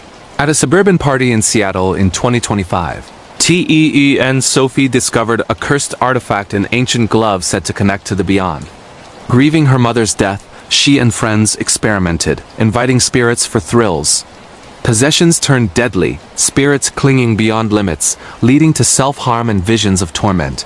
The party was lively music blaring, teens laughing. Sophie, 17, with dark hair and piercing eyes, found the glove in the host's attic, an antique from an estate sale. Her friends Jake, Mia, Tyler dared her to try it. Slipping it on, Sophie felt a jolt. Voices whispered in her head, "We see you." At first, fun asking questions, getting answers. But a malevolent spirit attached, following Sophie home. Nights brought nightmares. Reliving her mom's car crash, but twisted. The glove wouldn't come off easily, burning skin. Friends experienced too. Jake saw shadows. Mia heard cries. Tyler self-harmed under influence. Sophie researched. The glove from a 19th century medium, cursed after a seance gone wrong. Escalation. Possessions caused accidents. A fire. A fall. Sophie confronted the spirit in a ritual. Friends helping. Banishing it required facing grief. Sophie let go, destroying the glove. Life normalized, but the hand's touch lingered in memories, a warning against tampering with the dead. The fractured mirrors of Eldridge Towers in the heart of bustling New York City, where skyscrapers pierced the cloudy skies like jagged teeth and the constant hum of traffic drowned out personal miseries. The Ramirez family moved into Eldridge Towers in the sweltering summer of 2025. Maria Ramirez, a resilient single mother in her late 30s with tired brown eyes that had seen too much hardship, clutched the keys tightly as the elevator creaked upward to the 13th floor. Her two children, 16-year-old Sophia, a rebellious teen with dyed blue hair and a smartphone perpetually glued to her hand, and 10-year-old Mateo, a wide-eyed boy who still believed in monsters, under the bed trailed behind her, their suitcases bumping against the worn carpet. The apartment was a steal, or so the realtor had said. Prime location, newly renovated, and affordable rent in this economy? You won't find better, he'd boasted with a slick smile. Maria, fresh from a messy divorce and a job loss at a downtown cafe due to automation, couldn't argue. The building, an old Art Deco structure from the 1930s, had been converted into modern condos, but whispers and online reviews hinted at its dark past: suicides, unexplained disappearances, and tenants who fled in the night. Maria dismissed them as urban legends. She needed a fresh start, not superstitions. As they unpacked, the first oddity struck. The living room mirror, a large antique piece embedded in the wall, reflected their images slightly distorted, as if the glass held a faint ripple. Sophia laughed it off, snapping a selfie. Creepy aesthetic, Mom. Perfect for my TikTok. Mateo, however, stared longer, swearing he saw an extra shadow behind him. Maria shushed him, focusing on stacking boxes of thrift store clothes and secondhand toys. That night, as thunder rumbled over the city, sleep evaded them. Maria tossed in her bed, dreaming of her ex-husband's accusations echoing like distant sirens. Sophia scrolled through social media in the dark, earbuds blasting pop music, while Mateo huddled under his covers, listening to the building's groans. Then came the first whisper, a soft, scratching sound from the mirror in the hallway.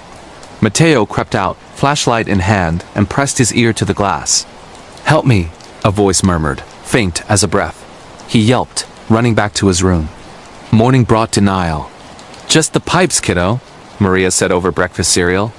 But as days passed, the mirrors multiplied their malice. Every reflective surface in the apartment, bathroom vanity, kitchen appliances, even the polished doorknobs began to show anomalies. Sophia noticed her reflection lagging, mimicking her movements a second too late. "It's like a glitch," she muttered, filming it for her friends. Replies flooded in. Deepfake? Haunted filter app? But deep down, she felt unease. Maria threw herself into job hunting, pounding pavements in the humid streets, applying for barista positions and office gigs. Eldridge Towers loomed behind her each time she left, its facade cracked like aging skin. Neighbors avoided eye contact in the lobby. An elderly woman named Mrs. Hargrove whispered warnings as they passed. The mirrors see everything. They remember. Maria smiled politely, but the words lingered. One evening, as rain lashed the windows, Mateo drew on the foggy bathroom mirror after his shower a happy family stick figure. When he wiped it away, the glass revealed a different drawing, a child alone, surrounded by shattered lines. He screamed, bringing Maria running. "It's just condensation tricks," she insisted, but her hands trembled as she cleaned it. Sophia's turn came next. Late at night, Video chatting with her best friend from their old neighborhood, her webcam feed froze. In the reflection, her image smiled wider than possible, eyes darkening to black voids. "Saf, you okay?" her friend asked. The call dropped, and when Sophia checked her phone's front camera, the reflection whispered, "You're not alone." She slammed the device down, heart pounding. The hauntings escalated. Mirrors began to replay moments from their lives' painful ones. Maria saw her wedding day in the living room glass, but twisted. Her ex-husband's face melting into rage, the vows turning to curses. She smashed a small hand mirror in frustration, cutting her palm. Blood dripped, and the shards reflected laughing faces not her own. Research became Sophia's obsession. Holed up in her room, she scoured the internet for Eldridge Tower's history. Forums buzzed with tales. Built in 1932 by an eccentric architect obsessed with optics, the building incorporated experimental glass that captured souls. During the Great Depression, a mass suicide pact among tenants left echoes trapped in the mirrors. "They're fractured," one post read. "They feed on guilt and secrets." Maria harbored secrets aplenty. The divorce wasn't just messy. She'd hidden money from her ex, lied in court to gain custody. The mirrors knew. One night, as she applied makeup, her reflection aged rapidly, wrinkles deepening, whispering, "Liar." She fled the bathroom, collapsing in tears. Mateo befriended an imaginary playmate, or so Maria thought. "He's in the mirror," the boy said. "His name is Tommy, and he died here." Playdates turned terrifying when toys moved on their own, arranging into symbols seen only in reflections. The family fractured under the strain. Arguments erupted, Sophia blaming Maria for the move, Mateo withdrawing into silence. Neighbors complained of noises, screams echoing through vents, though the Ramirez apartment was quiet. Desperation led Maria to a psychic medium advertised on a flyer in the lobby. Madame Ilara, a middle-aged woman with beaded necklaces and a skeptical gaze, arrived one stormy afternoon. "This place is a prism of pain," she declared, waving incense. In the living room, she faced the large mirror. Her reflection distorted, pulling her in. "They're hungry," she gasped before fainting. Revived, Ilara explained. The mirrors were portals, holding spirits of the betrayed. To escape, they must confront their own deceptions. Break the cycle or join them. That night, the apex arrived. Lights flickered, mirrors fogging over. Reflections stepped out, doppelgangers with hollow eyes. Sophia's double grabbed her phone, scrolling through deleted messages revealing her shoplifting habit. Mateo's twin mocked his fears, pulling him toward the glass. Maria faced her ex's image, accusing her of theft. In a frenzy, Maria smashed the living room mirror with a hammer. Shards flew, but each piece birthed smaller entities. The family ran, barricading in the bedroom. Sophia, resourceful, remembered a forum tip. Face the truth in the light. They gathered candles, illuminating every mirror. Confessions poured out Maria's lies, Sophia's thefts, Mateo's hidden bullying at school. The reflections screamed, dissolving into mist. Dawn broke, the apartment silent. Mirrors cleared, showing only weary faces. They moved out weeks later, but Eldridge Tower's curse lingered in their minds, a reminder that some reflections never fade. But the story didn't end there. Months later, in a new suburb, Sophia glanced in her rearview mirror and saw a faint ripple. The fractures followed. The settling shadows. The move to Eldridge Towers had been hasty. Born of necessity after Maria's ex, Carlos, froze their joint accounts in a final act of spite. She remembered the day she signed the lease. The realtor's office smelling of cheap coffee and desperation. "You'll love it here," he'd said, ignoring the building's reputation listed in fine print. Unpacking took days. Boxes labeled kitchen and kid stuff littered the floors. Sophia claimed the larger bedroom, plastering walls with posters of indie bands. Mateo explored nooks, finding dust bunnies and forgotten trinkets, a marble, a rusted key. The first week passed uneventfully, save for the mirror's odd sheen. Maria noticed how light bent strangely in them, creating rainbows on walls. Art Deco charm, she told herself. Sophia made friends online, joining NYC teen forums. Posts about Eldridge popped up. "Anyone else see weird shit in the mirrors?" She laughed, replying, "New here. Sounds fake." Mateo started school, a public institution overcrowded and underfunded. Bullies targeted his quiet nature, but he said nothing, fearing Maria's worry. Nights brought the initial disturbances, creaks mistaken for settling foundations. Whispers attributed to neighbors' TVs. Then, the bathroom incident. Mateo brushing teeth, mirror steaming from hot water. He drew a smiley face. It morphed into a frown. "Mom!" he called. Maria wiped it clean, heart skipping. Sophia's glitch happened during a makeup tutorial stream. Her reflection applied lipstick crookily, then smeared it like blood. Viewers commented, "Cool effect." But it wasn't. Maria's job search yielded a part-time gig at a bookstore. Evenings, she read horror novels, ironically, finding solace in fictional fears. Mrs. Hargrove cornered her in the laundry room. The architect, Elias Crow, believed mirrors trapped essences.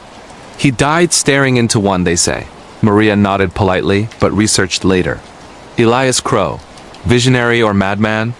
Patents for soul-capturing glass dismissed as pseudoscience. The drawings appeared next. On windows, mirrors symbols like cracked eyes. Mateo claimed Tommy drew them. He's my age, but sad. Therapy crossed Maria's mind, but funds were low. Reflections of regret. As autumn leaves blanketed Central Park, the hauntings intensified. Sophia's phone camera showed extra fingers in selfies. Deep fake eye, her friend suggested. Maria saw Carlos in the kitchen toaster's reflection, mouthing, "Thief." She hadn't stolen much, just enough for the deposit. Mateo played hide-and-seek with Tommy, who hid in mirrors. Once, the boy reached through, cold hand grazing his arm. Family dinner turned tense. "This place is cursed," Sophia snapped. Maria defended. "It's our home now." Elara's visit was a turning point. The medium sensed multiple entities betrayed souls seeking justice. During the seance, mirrors vibrated. Elara channeled, "Reveal or perish." Post-seance, phenomena peaked. Doppelgangers roamed halls at night, mimicking voices. Sophia confessed first. "I stole makeup from stores." "I'm sorry." Mateo. "I let bullies take my lunch money." Maria. "I hid assets in the divorce." For us, confessions weakened the spirits.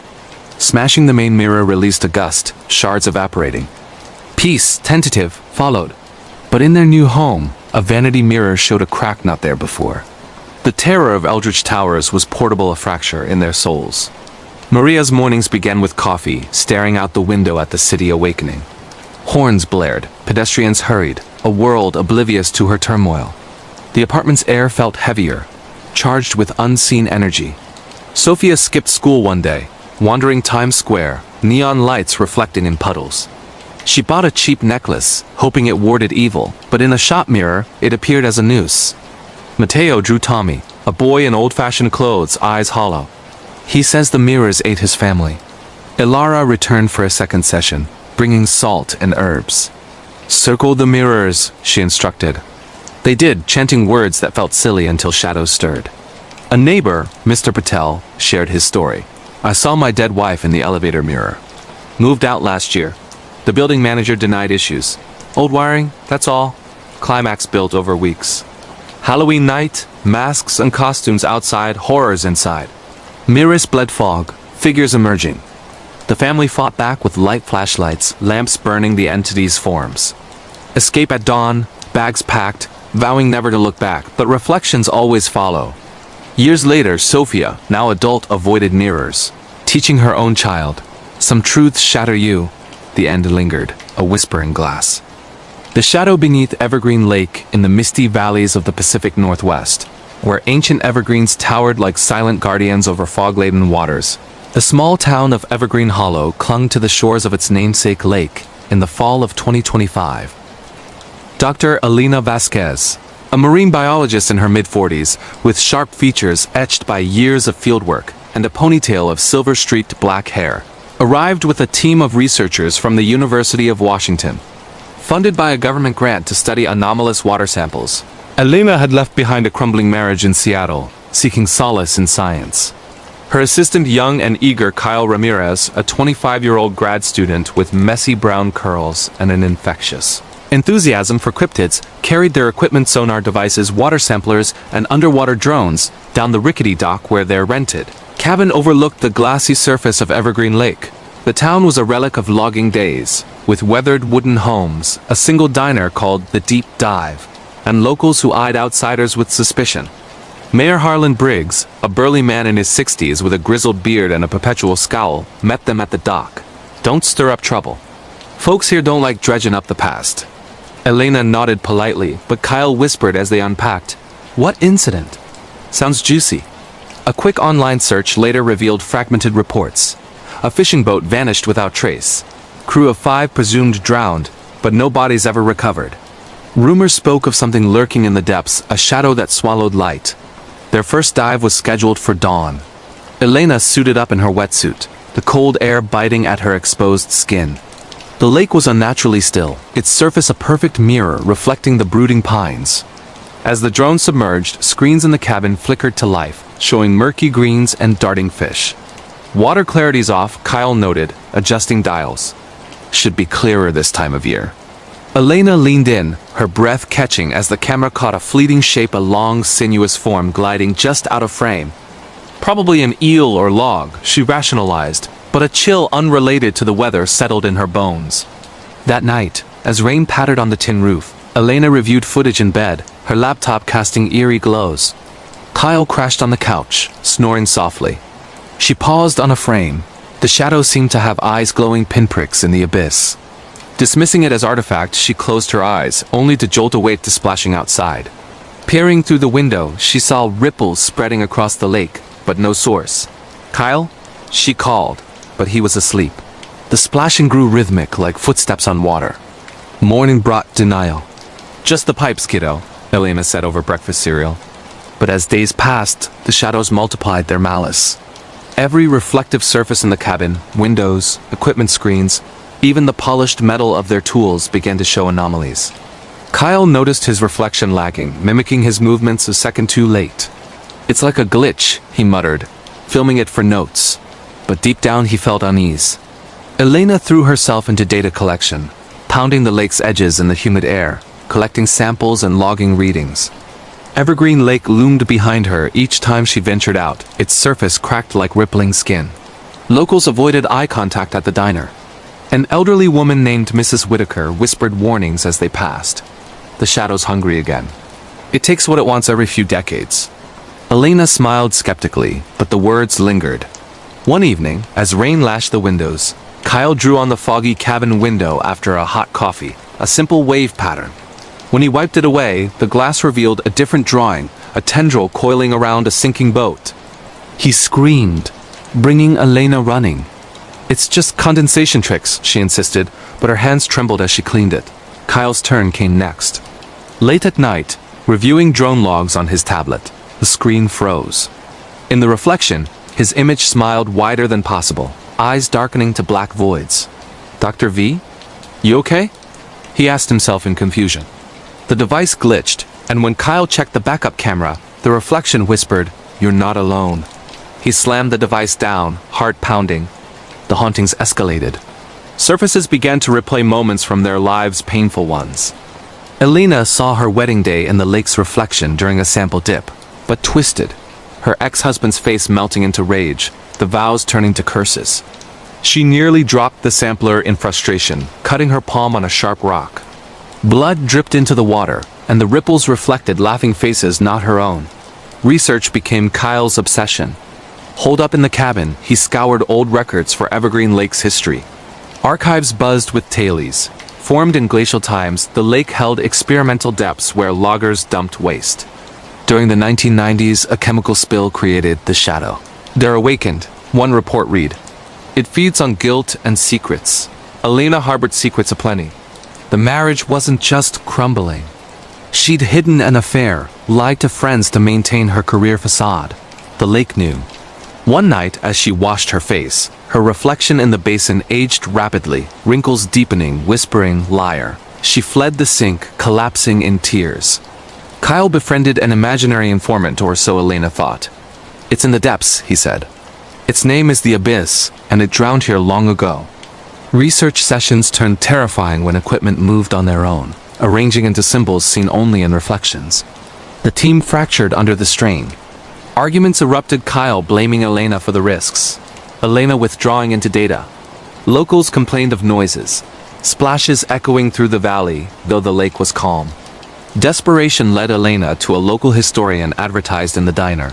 Mr. Elias Crow, a retired professor with beaded glasses and a skeptical gaze, arrived one stormy afternoon. "This place is a well of pain," he declared, waving old maps. At the dock he faced the lake. His reflection distorted, pulling him in. "They're hungry," he gasped before fainting. Revived, Crow explained. The lake was a portal, holding spirits of the polluted. To escape, they must confront their own deceptions, break the cycle, or join them. That night, the apex arrived. Lights flickered, water surfaces fogging over. Reflections stepped out, doppelgangers with hollow eyes. Kyle's double grabbed his notebook, scrolling through deleted entries revealing his plagiarism in thesis work. Elena's twin mocked her fears, pulling her toward the dock. The lake's surface showed her ex's image, accusing her of betrayal. In a frenzy, Elena smashed a reflective tool with a hammer.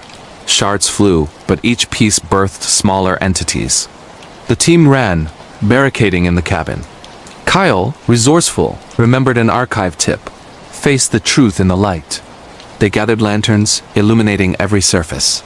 Confessions poured out Elena's affair, Kyle's academic dishonesty. The reflections screamed, dissolving into mist. Dawn broke, the lake silent.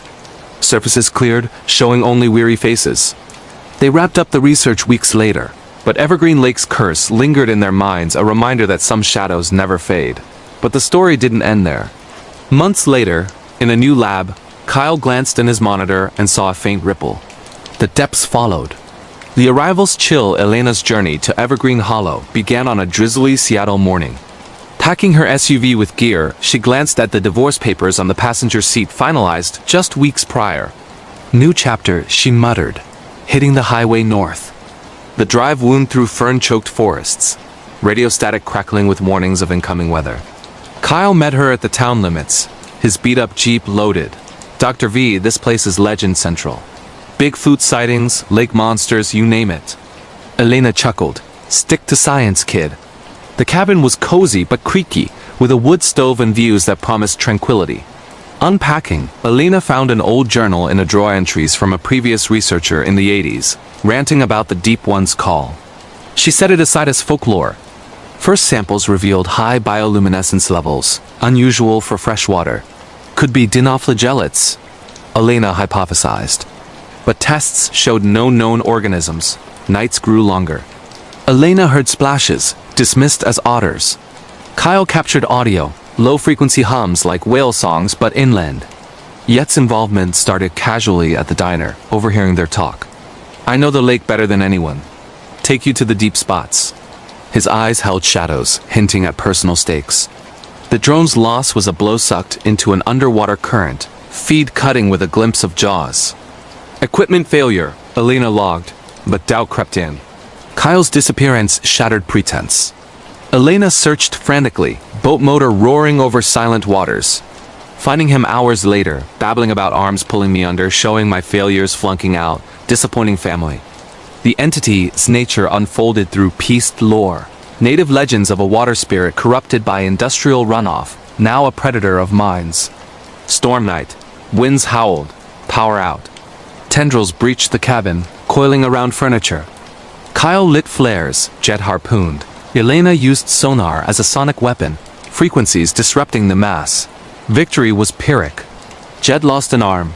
Kyle traumatized. Elena returned to Seattle, but dreams pulled her back. The shadow waited, patient as the depths. Whispers from the abyss months after. Elena couldn't shake it. Back in her lab, analyzing residue samples, she saw patterns organic yet intelligent. "It's evolving," she told colleagues, who scoffed. A call from Jed.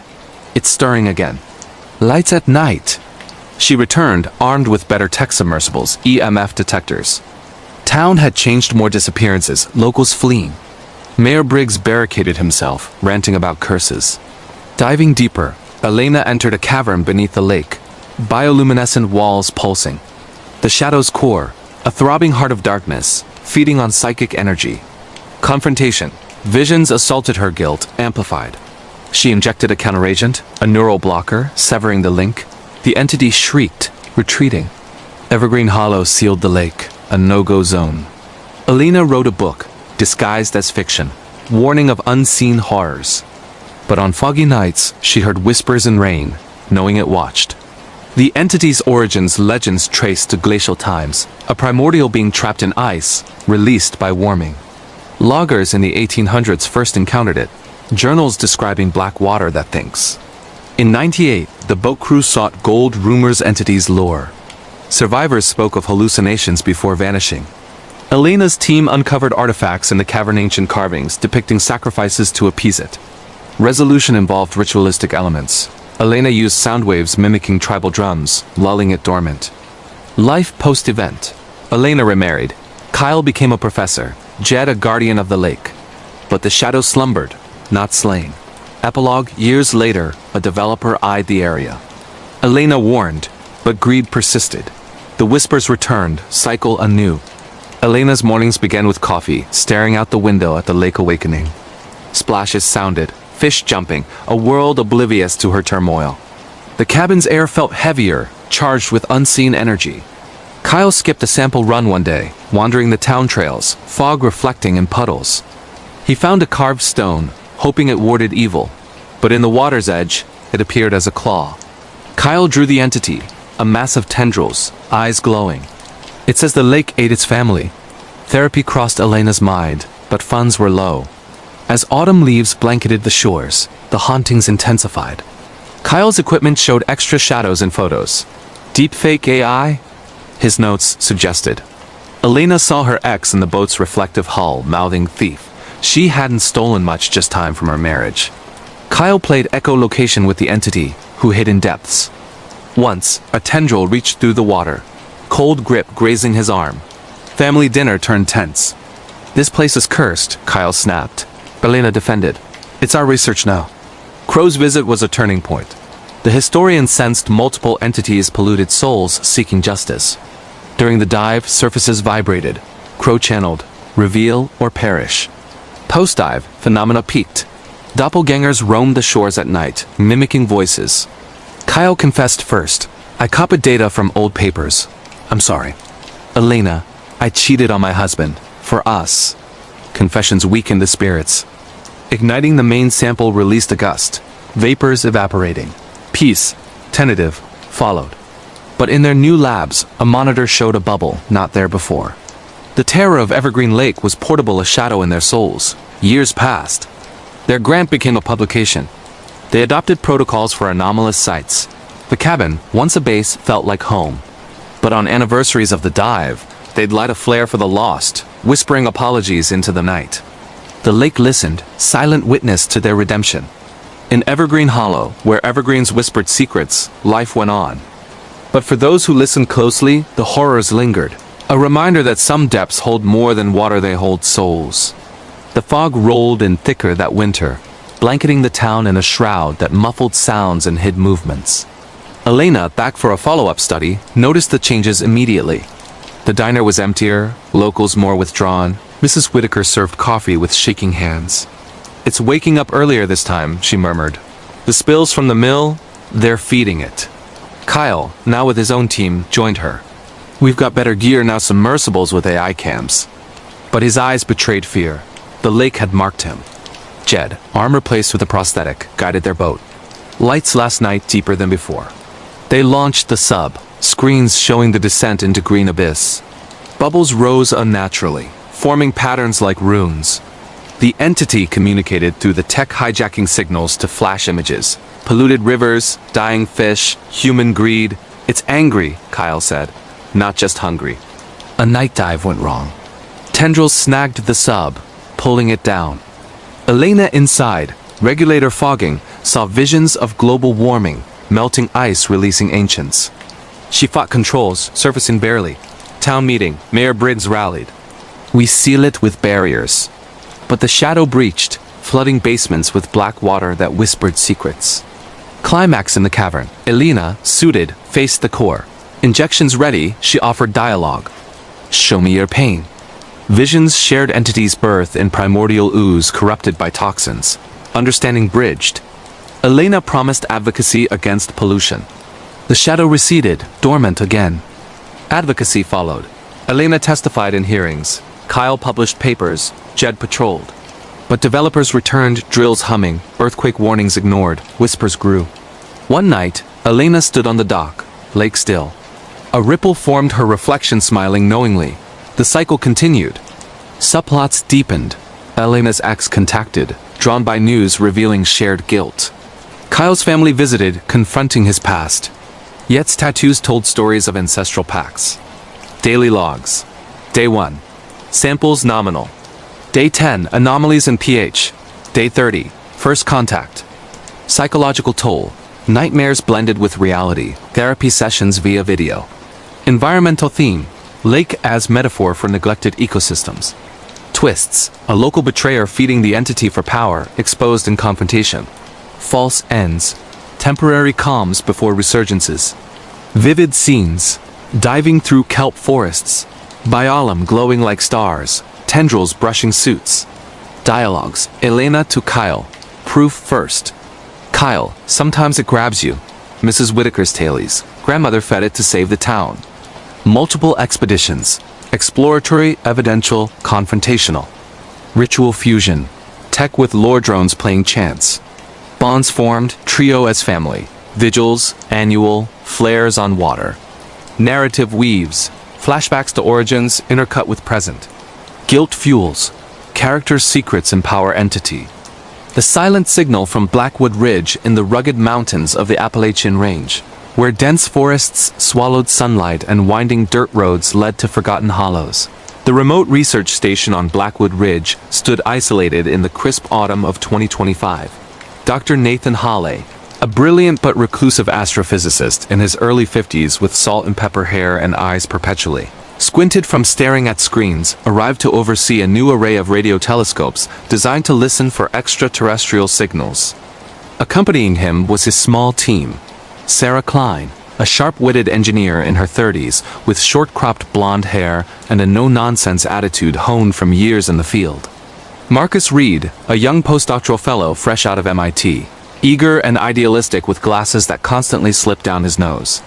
And Lila Torres, a communications specialist whose warm smile hid a past scarred by loss. The station was a cluster of prefab buildings atop the ridge, powered by solar panels and generators, far from cell towers or civilization. The nearest town, Pine Hollow, was a 2-hour drive down treacherous switchbacks. Nathan had chosen this site for its radio quietness, no interference from cities or satellites. "This is where we'll hear the universe speak," he told the team as they unloaded equipment under a canopy of fiery red leaves. But locals in Pine Hollow had warned them. Old-timer Gus Harlan at the gas station spat tobacco and muttered, "Ridge don't like listeners." Signals come, but they ain't from stars. Setup took weeks. Antennas rose like metallic flowers, pointing skyward. Computers hummed in the control room, screens displaying waterfalls of data-white noise from cosmic background. Sarah calibrated receivers, Marcus ran simulations, Lila handled outreach logs. Nathan obsessed over the monitors, his divorce from a decade ago fueling long nights alone with the stars. The first anomaly appeared on a clear October night. A repeating pulse pierced the static, precise, rhythmic, not random. "This could be it," Nathan whispered, heart racing. The team gathered, excitement electric. But the signal's pattern was odd, not prime numbers or hydrogen frequencies typical of CT protocols, but something melodic, almost mournful, like a distorted lullaby. As days passed, the signal strengthened, locking onto their frequency as if responding. Equipment glitched, screens flickering with shadows that weren't there, speakers emitting whispers beneath the pulse. Sarah found her tools rearranged overnight. "Wind?" Marcus suggested weakly. Lila dreamed of voices calling her deceased mother's name. Nathan decoded fragments, coordinates pointing deeper into the forest. Binary translating to fragmented English, "Come close, hear us." Paranoia crept in. Was it a prank from rival researchers, military test, or genuine contact? Exploration led them to an abandoned mining shaft miles from the station, coordinates matching the signal.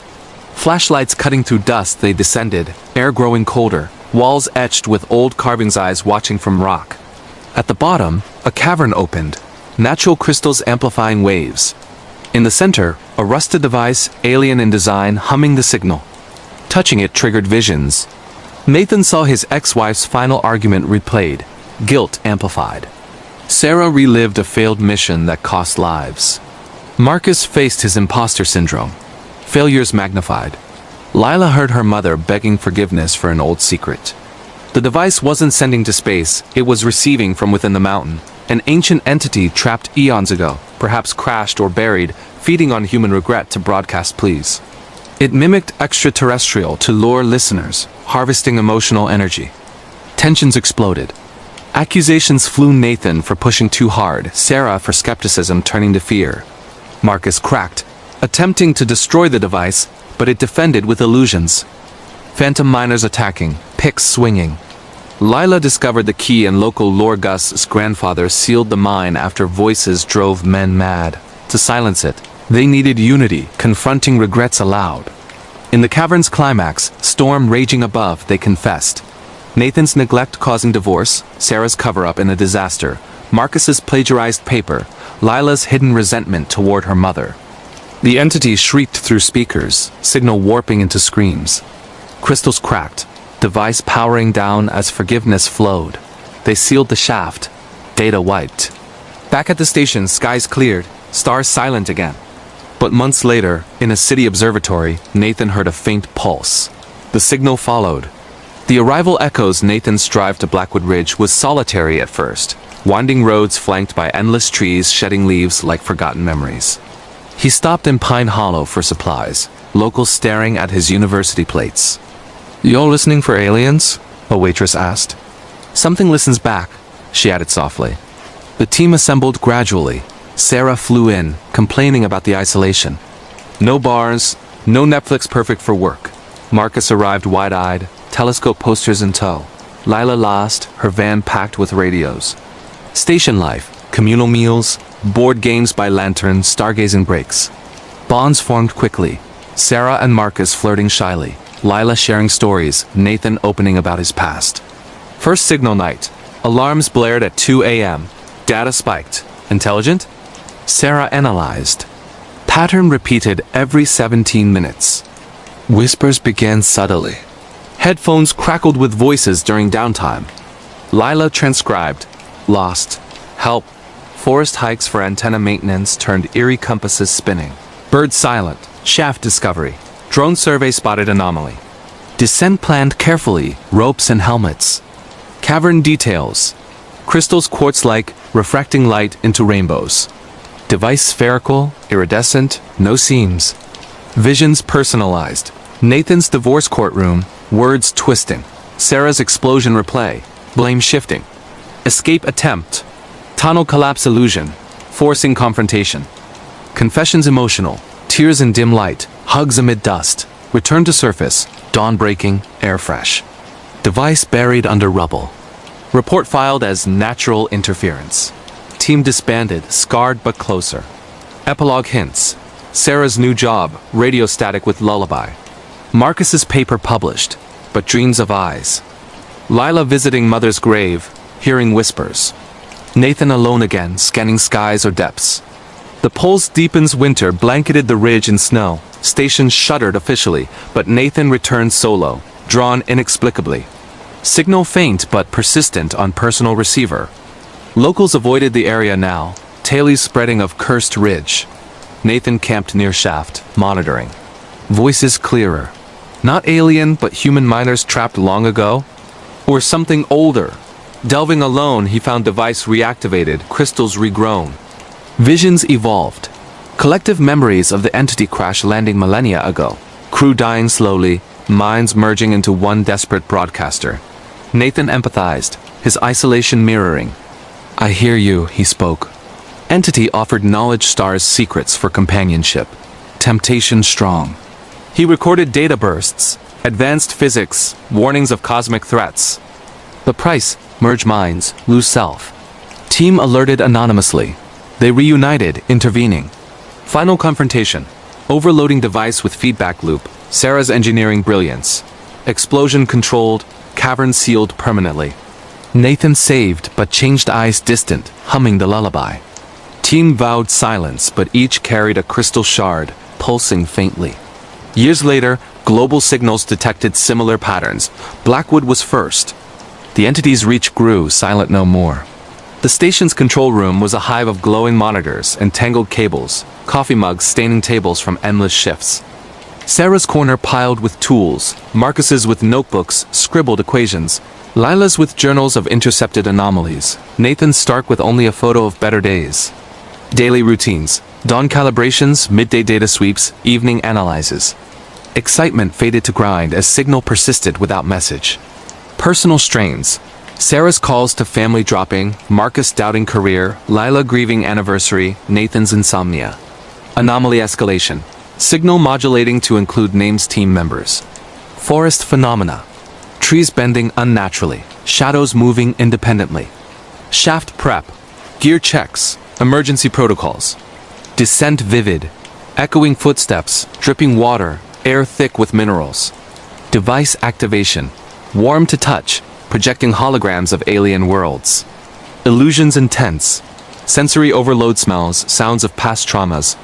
Breakthrough. Realizing entity amplifies internal guilt. Unity moment.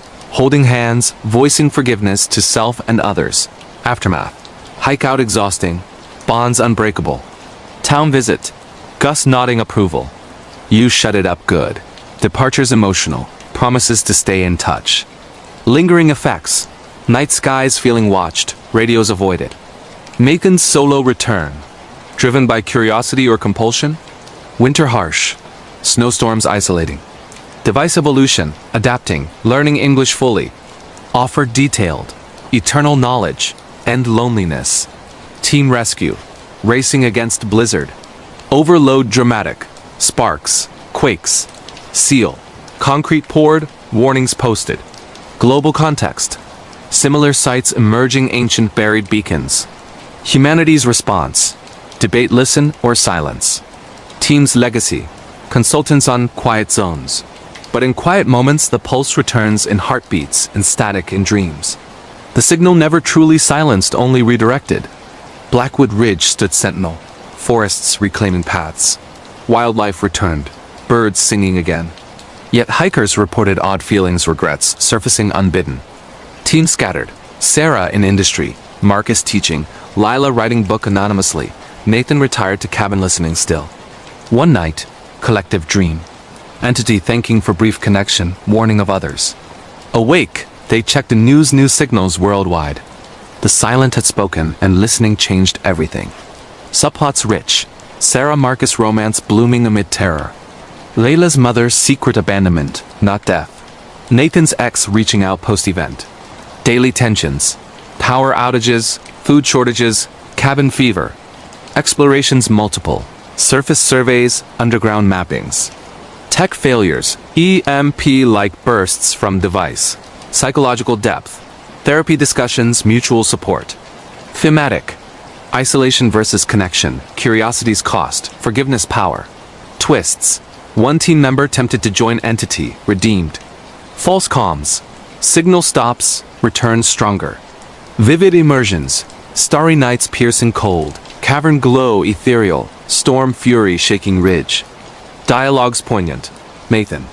We've sought contact forever. Sarah. But what if it's seeking us? Gus's Tales. Grandfather's madness, sealing mine with prayer and dynamite. Ritual elements. Chants from local folklore combined with frequency jamming. Bonds eternal. Annual reunions at Safer Observatory. Vigils, toasting lost innocence under stars. Narrative layers. Interwoven flashbacks to entity origins, distant planet war, escape pod crash, crew's despair merging consciousness. Guilt as energy. Entity sustains on unresolved human emotion, luring seekers. Expansion cycles. Escalating encounters, deeper revelations.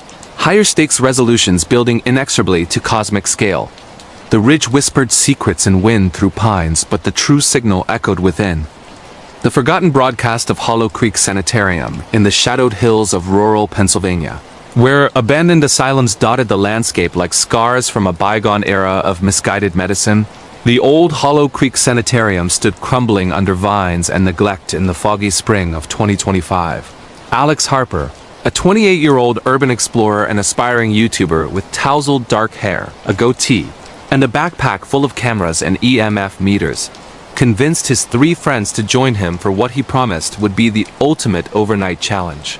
His girlfriend Mia Chun, a practical nursing student with long black hair tied in a ponytail and a skeptical frown, came to keep him safe.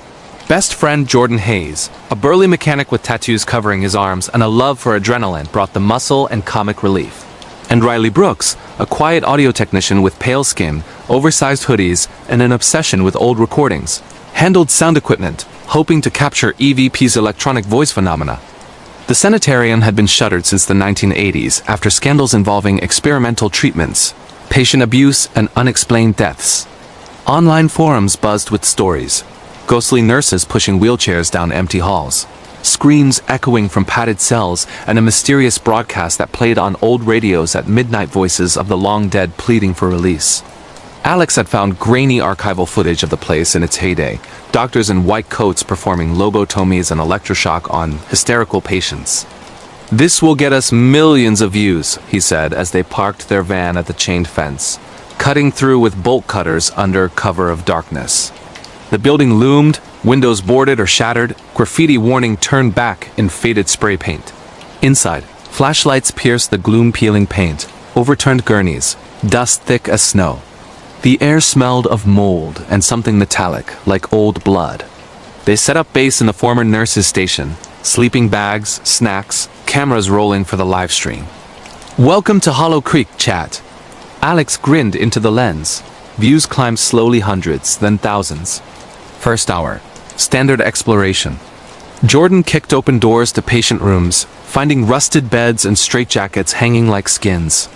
Mia shivered at medical charts yellowed with age. Names redacted, but causes of death stark. Cardiac arrest during therapy. Riley set up recorders in the hydrotherapy wing, tubs still filled with stagnant water. "Picking up static," he muttered, headphones on. As midnight approached, the temperature plummeted. Breath fogged. Cameras glitched, batteries draining despite full charges. Then the broadcast began. An old PA system crackled to life, though powerless for decades. A woman's voice, calm and clinical. "Patient 47, prepare for treatment." Alex laughed nervously. "Awesome effect," but chat exploded. "That's not you guys?" The voice continued, naming them. Alex Harper, Mia Chun, Jordan Hayes, Riley Brooks. "Welcome back." Riley's face paled. "We never said our full names on stream." Exploration turned frantic. Hallways stretched impossibly, doors leading to wrong wings. In the electroshock room, machines hummed, electrodes sparking. Jordan touched one jolt, sending him flying, convulsing with visions of his abusive childhood, fists he never threw back. Mia found the records room, files flying open to her history. Medical notes from her mother's institutionalization, secrets Mia buried. Tears streamed as a nurse's apparition appeared, syringe in hand. "Time for your medicine, dear." Riley, in the basement recording studio, once used for therapeutic music, heard layers of voices on his equipment. Patients begging, doctors laughing. His recorder captured his own voice whispering things he hadn't said. Regrets over abandoning his sick brother. Alex, chasing views, pushed deeper to the lobotomy ward. Scalpels gleamed on trays. Visions assaulted. His father's disappointment, failed channels before this.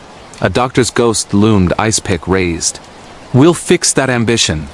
The entity revealed itself through the broadcast, a collective of tormented souls fused by experimental frequency therapy in the 70s, minds linked via radio waves, trapped in the building's wiring. It fed on unresolved trauma, broadcasting to lure new patients for eternal treatment. Tensions peaked. Accusations. Alex for dragging them here, Jordan swinging at shadows, Mia ready to flee, Riley obsessed with recording the voices.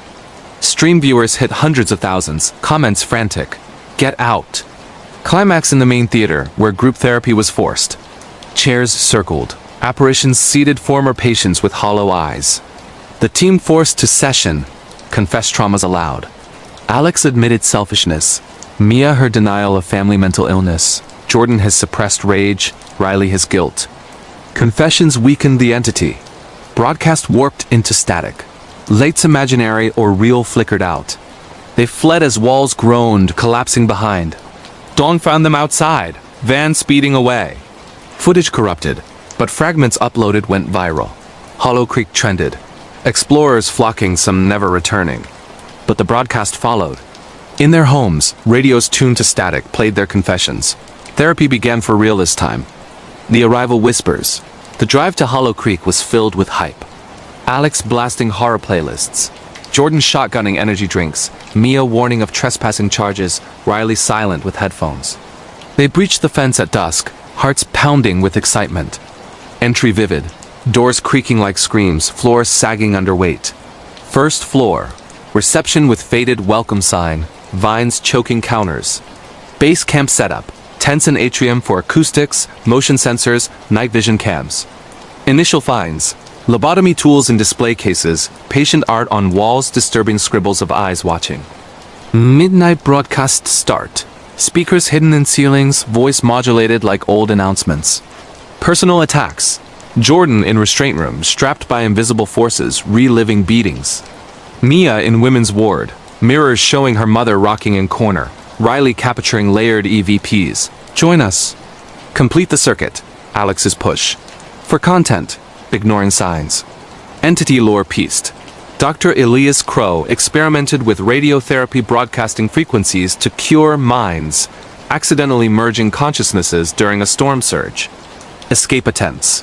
Doors locked, windows barred by illusions. Unity in theater. Forced circle. Spotlights from nowhere. Confessions raw. Tears, hugs, breakthroughs. Collapse. Building shaking as entity fragmented. Aftermath. Police investigation, site condemned again. Stream archived, millions views, but team changed closer, haunted. Months later, Alex's new channel thrives but avoids overnights. Mia in therapy. Jordan volunteering at shelters. Riley composing music from captured sounds therapeutic, but on quiet nights, static calls. The echoes linger summer brought investigators paranormal teams, skeptics. Many reported same. Personalized broadcasts. Alex returned once, solo, for closure. Broadcast welcomed patient Harper back. He recorded final message. Some places treat you forever. Left, but radio and van played his voice. Stay. Team reunited annually. Not at site-safe spot sharing stories. Entity evolved. Broadcasts leaking online, anonymous clips of confessions. Viewers hooked, some visiting, cycle continuing. Hollow Creek's true horror. Mental wounds never fully heal, echoes broadcasting eternally. The sanitarium's wings sprawled. East for men, west women, north children, worse stories there. Children's ward. Toys moving, laughter turning cries. Jordan's vision. As child patient, small and afraid. Mia's mother actually treated here connection deeper. Riley's brother died in similar facility. Alex's ambition rooted in neglected childhood. Subplots. Budding romance Mia Jordan tension. Riley's isolation. Daily explorations. Day 1 lighthearted, night 1 uneasy, day 2 aggressive phenomena. Tech failures. Drones crashing, Mike's feedback screaming. Vivid scenes. Moonlight through broken stained glass, shadows dancing like patients. Dialogues. Alex. This is gold. Mia. This is dangerous. Jordan. I'm out of shit gets real. Riley. Listen. They're speaking. Forced therapy. Apparitions moderating. Share or stay. Breakthroughs genuine. Growth amid terror. Flee. Sprinting halls, doors unlocking at confessions. Outside. Sunrise beautiful. Contrast chilling. Viral aftermath. Interviews, podcasts, but team low profile. Lingering. Scars, nightmares, but stronger bonds. 1 year later, new sanitarium rumors elsewhere broadcast migrating, or in heads forever. The building reclaimed by nature, vines thicker, but speakers silent waiting. Explorers come, hear welcome in own voices. Cycle of treatment unending. The vanishing lights of Aurora Bay, in the remote coastal town of Aurora Bay, perched on the jagged cliffs of Northern California, where the Pacific Ocean crashed relentlessly against Rocky. Shores and thick fog rolled in like a living entity. A string of unexplained disappearances began in the early winter of 2025. Lighthouse keeper Elias Thorne, a weathered 62-year-old widower with a salt-crusted beard and hands calloused from years of maintaining the historic Aurora light, noticed it first. The lighthouse, built in 1898 and automated decades ago, still required manual checks due to its isolated location and frequent storms. Elias lived in the attached keeper's cottage, his only companions the gulls and the endless sea. The vanishings started with tourists. A young couple hiking the coastal trail vanished without trace, no gear, no signs of struggle. Search parties found nothing but their abandoned car at the trailhead. Then a local fisherman, old Tom Riley, failed to return from a routine crabbing trip. His boat washed ashore empty, nets neatly stowed as if he'd never left dock. Whispers spread in the town's lone pub, the Foggy Anchor. The lights were calling them. Elias dismissed it as coincidence until the night the lighthouse behaved strangely. The beam, programmed to rotate steadily, began pulsing short like Morse code. He checked the controls. Everything normal. But the pattern repeated. SOS. No one was in distress nearby. That same night, teenager Lena Vargas, daughter of the pub owner, snuck out to meet friends at the beach bonfire. She never made it home. Police Chief Maria Santos, a no-nonsense woman in her 40s with indigenous roots and a reputation for solving tough cases, led the investigation. With state resources stretched thin, she recruited Elias for his knowledge of the cliffs, and newcomer Dr. Victor Lang, a parapsychologist visiting from Berkeley to study coastal folklore. Victor, slim and academic with wire-rimmed glasses and a notebook always in hand, believed in liminal energies, places where worlds thinned. The team expanded with Lena's best friend, 18-year-old Kai Reyes, a surfer with sun-bleached hair and a determination to find her, and Sarah Thorne, Elias's estranged daughter, a journalist from San Francisco returning home after years away, guilt-ridden for abandoning her father after her mother's death. As fog thickened, lights appeared offshore, eerie orbs dancing on waves, green and blue, luring like will-o'-the-wisps. Fishermen reported compasses spinning, radios filling with choral voices singing old sea shanties. Elias found carvings in the lighthouse basement, warnings from past keepers about the caller's entities from the deep, awakened by seismic shifts. One stormy night, the group gathered in the lighthouse. Lights pulsed wildly, beams sweeping unnaturally. Victor's EMF meter spiked. Down the spiral stairs, they discovered a hidden chamber walls etched with symbols. A crystal lens focusing the light not outward, but downward into a submerged cavern, visible through a grate. Visions struck. Elias reliving his wife's drowning, blaming himself for not saving her. Sarah seeing her teenage rebellion, words she never apologized for. Maria confronting a cold case failure that cost a child's life. Kai haunted by a surfing accident he caused. Victor facing his fraud accusations in academia. The entities were ancient bioluminescent beings from abyssal trenches, displaced by deep-sea mining vibrations. Their light mimicked human signals, drawing prey to feed on life force, sustaining in surface waters. Lured to the beach, the group faced the orbs. Hypnotic beauty pulled them toward waves. Resistance required, confronting regrets allowed Elias forgiving himself. Sarah reconciling, Maria accepting limits, Kai owning mistakes, Victor admitting embellishments. Confessions shattered the illusion. Lights dimmed, retreating to depths. Lena found washed ashore, alive but amnesic. Others recovered similarly. Aurora Bay quieted, lighthouse automated fully. But on foggy nights, faint glows appear offshore watching, waiting for unresolved souls. The fog rolls and the town of Aurora Bay was small, homes clustered around a harbor, cliffs rising sharply. Tourism slow in winter. Locals relied on fishing and the lighthouse tours Elias once gave. Disappearances timeline. Couple December 1st, Tom December 5th, Lena December 10th. Search efforts. Helicopters, dogs, divers, nothing. Lighthouse history. Built after shipwrecks. Rumored cursed by native tribes displaced. Sarah's return. Tense reunion with Elias. Unspoken grief over mother's storm death. Victor's arrival. Renting a cottage, interviewing elders about sea spirits. Kai's guilt. Pushed a friend into dangerous waves years ago. Friend paralyzed. Maria's case. Missing boy she couldn't find. Body later discovered. First orb sighting. Elias from tower. Lights forming patterns like constellations. Chamber discovery. Loose stone in basement. Stairs down to tidal cave. Symbols. Spirals. Eyes. Waves matching ancient petroglyphs nearby. Entity nature. Not malevolent. Survival instinct light as lure like anglerfish. Hypnosis mechanics. Songs in victims' loved ones' voices. Beach confrontation. Storm raging. Waves crashing. Orbs circling. Confession circle. Holding hands, shouting into wind. Retreat. Lights diving deep, seismic rumble below. Aftermath. Lena recovers memories slowly, therapy for all. Town changes. Mining protests. Lighthouse museum. Bonds forged, Sarah stays, reconciles. Kai mentors youth, Maria promotes. Victor writes truthful book. Elias retires peacefully. Lingering, annual vigil. Lanterns on water not lures, memorials. But deep mining continues elsewhere. Lights spotted globally. The callers adapt, vanishings resume in new bays.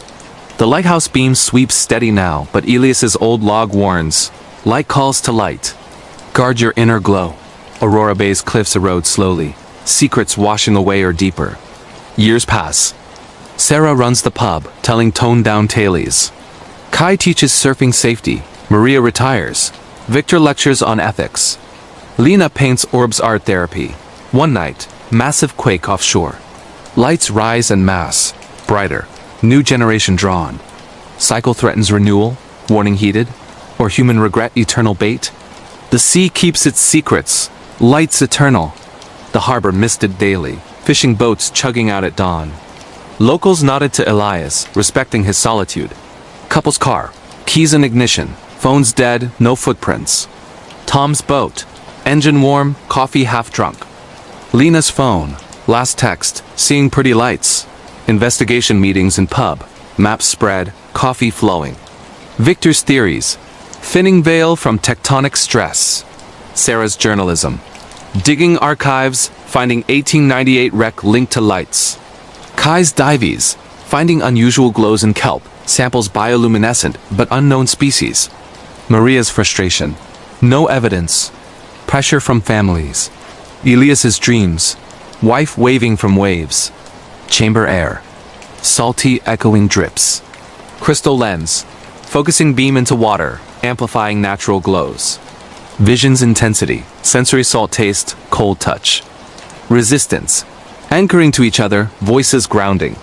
Confessions detailed, Elias. I couldn't save her. Sarah, I blamed you.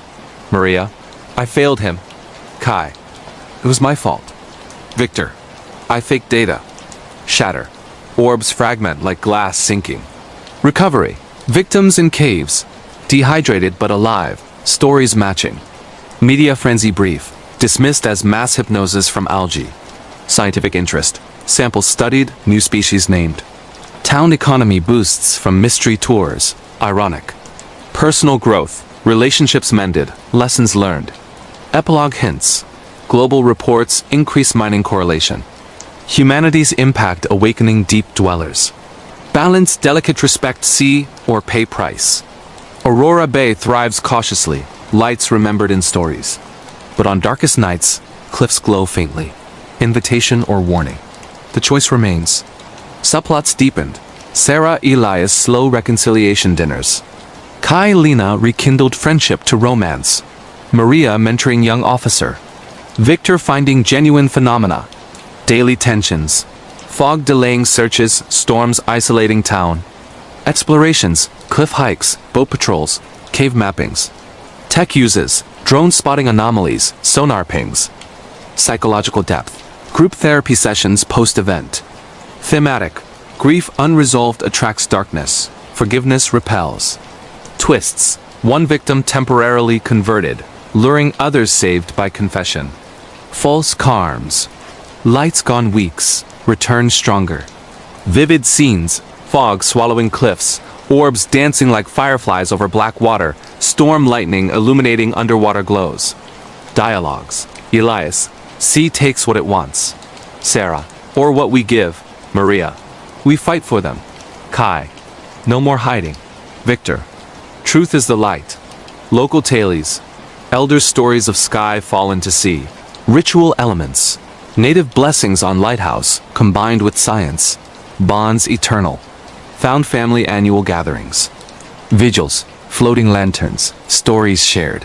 Narrative layers, flashbacks to past vanishings intercut with present. Regret as energy, entities sustain on emotional resonance. Expansion cycles, escalating sightings, deeper revelations, higher stakes building to global implication. The bay whispers waves, but true call echoes within hearts. The cursed carnival of Midnight Meadows in the forgotten outskirts of rural Kansas, where golden wheat fields gave way to overgrown prairies under vast, starless skies. The small town of Eldridge lay dormant in the sweltering summer of 2025, population barely scraping 2,000. It was a place where time seemed to stall, and secrets festered like weeds in cracked sidewalks. That was until the carnival arrived. No one knew how it appeared: overnight tents pitched in the abandoned meadows on the town's edge. Colorful banners fluttering in the windless air, lights twinkling like distant stars despite no power lines nearby. The sign at the entrance read, "Midnight Meadows Carnival, where dreams come true." Or nightmares begin. Locals whispered it was a traveling show, but no trucks had rolled through, no workers seen setting up. It just was. The first to notice was young Tommy Whitaker, a 12-year-old boy with freckles across his nose and a bicycle that carried him everywhere. Tommy lived with his single mother, Clara, in a modest farmhouse on the meadow's border. Clara worked double shifts at the local diner, leaving Tommy to his adventures. That evening, as the sun dipped low, painting the sky in bloody hues, Tommy pedaled toward the lights. Music drifted on the breeze, calliope tunes twisted with faint screams of laughter. He parked his bike at the fence, peering through. Booths lined dirt paths, ring tossed with prizes of stuffed animals that seemed to watch, a Ferris wheel creaking slowly, its cars empty but swinging. At the center, a big top tent loomed, striped red and black, entrance flapping like a hungry mouth. Curiosity pulled him under the fence. The air inside was thick, sweet with cotton candy and something rotten underneath. A clown with smeared makeup handed him a ticket, no charge, just a grin too wide. "Enjoy the show, kid. It's to die for." Tommy wandered, heart pounding. Games called to him. Knock down bottles, win a prize. He threw a ball, hit true, but the prize, a mirror, reflected not his face but an older version, scarred and screaming. He dropped it, shattering glass that reformed instantly. Back home, Tommy told Clara. She laughed it off as imagination, but the next day, the town buzzed. Flyers appeared on doors. "Come one, come all! Midnight Meadows awaits!" Mayor Harlan Briggs, a portly man with a mustache hiding his perpetual frown, declared it a boon for tourism. "Boost the economy," he said at the town hall. But old Mrs. Ellis, the librarian with glasses perched on her nose and stories etched in her wrinkles, warned otherwise. Carnivals like this came before in 45-75. People went in, never came out the same. The opening night drew crowds. Families piled into cars, excitement palpable. Clara took Tommy, figuring harmless fun. Among them was Sheriff Lena Graves, a tough woman in her late 30s with short-cropped hair and a badge that meant business, skeptical but vigilant after recent petty thefts. Her deputy, young and eager Jake Riley, tagged along with his girlfriend Sophie, a schoolteacher with bright eyes and a love for mysteries. The carnival pulsed with life or something mimicking it. Rides spun. Carousel horses with eyes that followed, roller coaster tracks vanishing into fog. Food stalls served treats that tasted off popcorn salty as tears, candy apples bleeding red. In the freak show tent, exhibits stirred. A man with extra limbs that reached out, a woman who predicted deaths with chilling accuracy. Tommy separated from Clara in the crowd, drawn to the big top. Inside, seats filled with townsfolk. The ringmaster emerged tall, gaunt top hat shadowing hollow eyes. "Welcome, dreamers! Tonight we reveal your deepest desires and fears." Acts unfolded.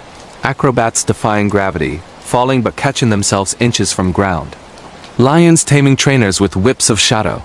A magician sawing volunteers in half, bloodless but screams real. Mid-show, lights dimmed. The ringmaster called for participants. Tommy's hand shot up, pulled by invisible force. On stage he stared into a crystal ball. Visions flooded. His father, long gone, abandoning them. Clara's hidden despair. The crowd gasped as illusions projected, personal horrors for all to see. Panic rippled.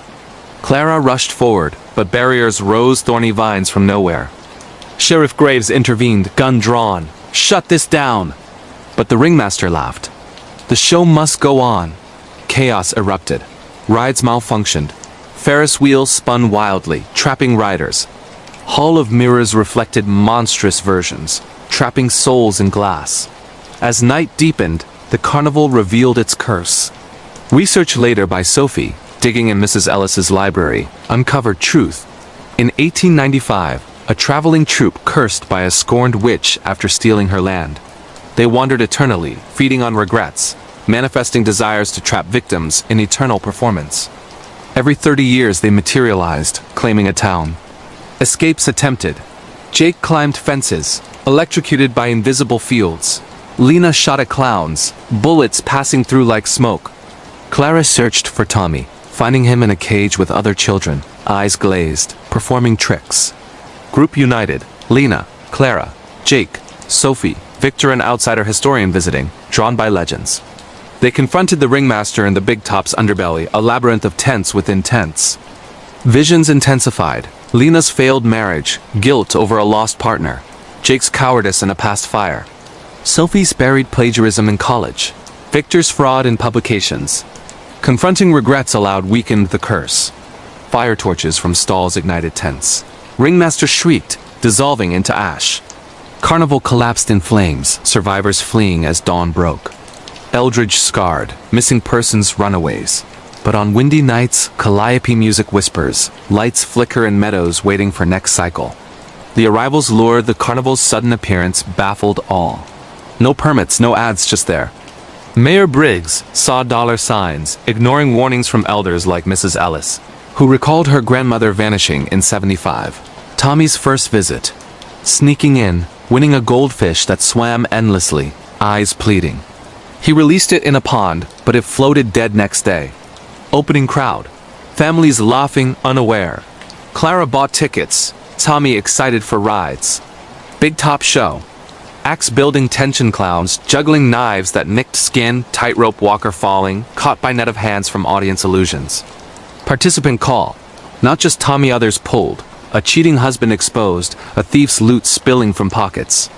Panic spread. Exits sealed, mirrors cracking to reveal alternate realities where regrets ruled. Sheriff's response. Lena radioing for backup, static replying with her ex's voice mocking failure. Group formation. Meeting in freak show tent, sharing stories, peace and curse. Victor's knowledge. Books on nomadic curses, witch's name Alara Midnight, land stolen for meadows. Underbelly descent. Trapdoors leading to underground maze, walls pulsing like flesh. Confrontations. Each facing personalized horrors. Lena fighting Shadow X, Clara reliving abandonment. Unity confessions. Circle in Ringmaster's lair, voices echoing regrets, forgiveness flowing. Fire climax. Torches lit, tents burning, screams of trapped souls freeing. Escape, dawnlight piercing fog, carnival vanishing like mist. Aftermath. Town cleanup, memorials for lost. Survivors bonded, vigilant. Lingering, faint music on radios, dreams of spotlights. Years later, new towns report similar curse wanders. Midnight meadows eternal, luring the regretful. The carnival's booths detailed. Fortune teller Madame Zarina, cards flipping to death omens. Strength test hammer ringing bells that screamed. Rides, bumper cars shocking on contact. Tunnel of love with whispers of betrayal. Food, hot dogs wriggling slightly. Funnel cakes dusted with powder that induced hallucinations. Tommy's stage moment. Crystal ball showing future him as ringmaster if not saved. Clara's search. Through game alleys, dodging living statues grabbing ankles. Lena's shootout. Bullets phasing, clowns multiplying like reflections. Jake and Sophie's subplot. Confessing love amid chaos, strengthening resolve. Victor's artifact. Found witch's amulet in lair. Key to weakening. Burning, flames blue, unnatural, consuming spectral forms. Dawn freedom. Survivors collapsing on grass, watching ashes blow away. Town recovery. Meetings, therapy groups sharing experiences. Personal arcs.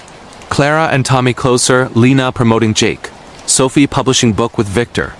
Curse hints, amulet kept, glowing faintly on anniversaries. Global spread. News clips of pop-up carnivals in other states. Eternal vigilance. Eldridge forms watch group, scanning horizons. The meadows grow wild again, but shadows linger under moon.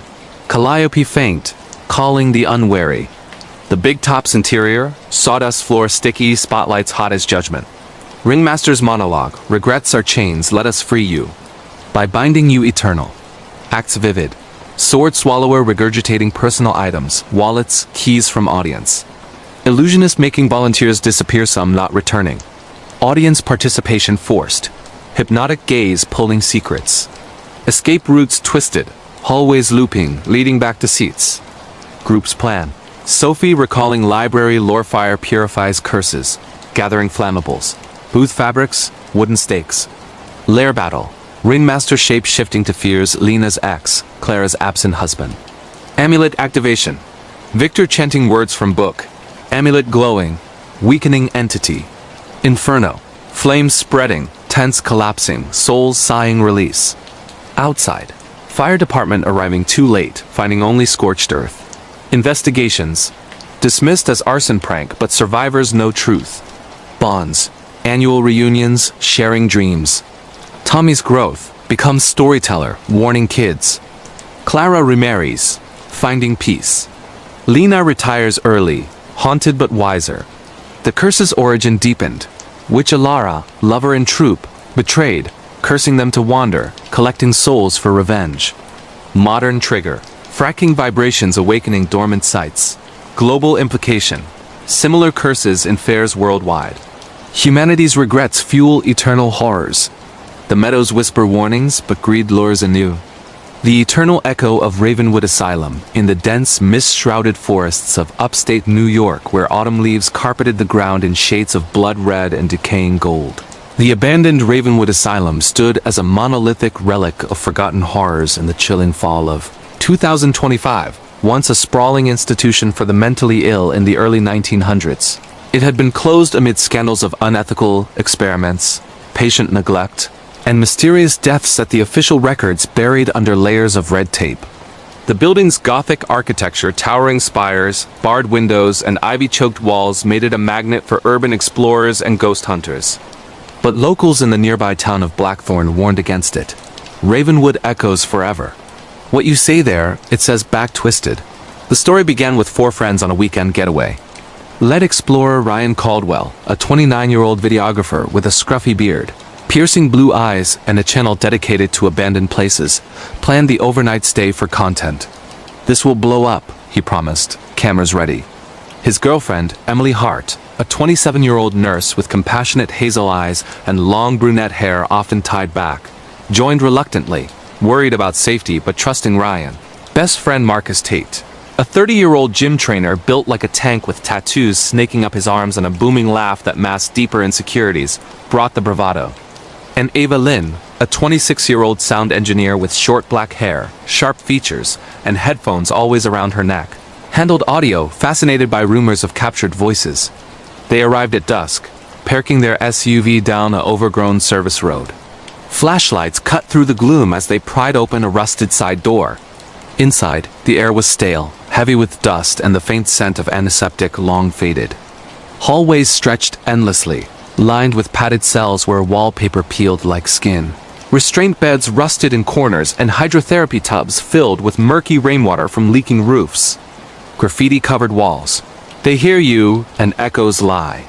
Base camp set in the old warden's office. Sleeping bags on the floor, cameras rolling for the stream, snacks spread out.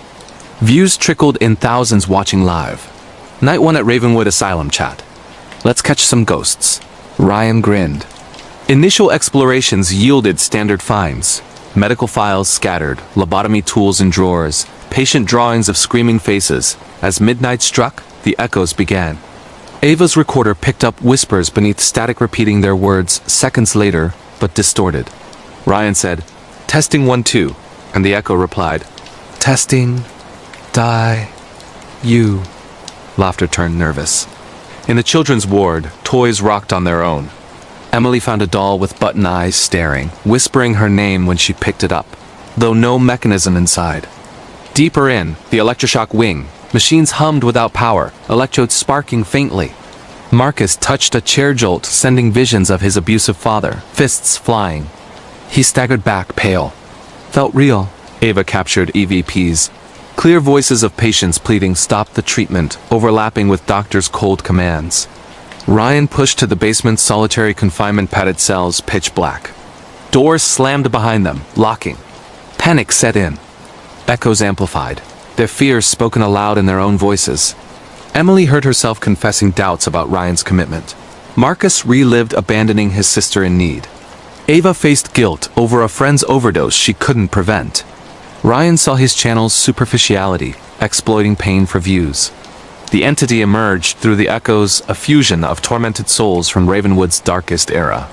In the 1950s, Dr. Elias Crow conducted echotherapy, isolating patients, recording screams, playing them back to cure through overload. A riot ended it, patients and staff dying in fire, minds trapped in the building's acoustics, repeating traumas eternally, luring new voices to join the chorus. Trapped, the group confronted manifestations. Ghostly patients in straitjackets, doctors with syringes. Doors unlocked only after voicing truths. Emily admitted fears of stagnation. Marcus his protective facade hiding vulnerability. Ava her self-blame. Ryan his addiction to fame over authenticity. Confessions echoed purely, disrupting the cycle. Walls groaned, apparitions fading with sighs. Doors opened. They fled upstairs as dawn light pierced windows, building silent behind. Stream corrupted, but fragments went viral. Ravenwood condemned further, gates reinforced. But echoes followed home recordings playing unspoken thoughts, whispers in quiet moments. Therapy helped, bonds strengthened. But on silent nights, they hear Ravenwood calling, eternal echo waiting for new voices.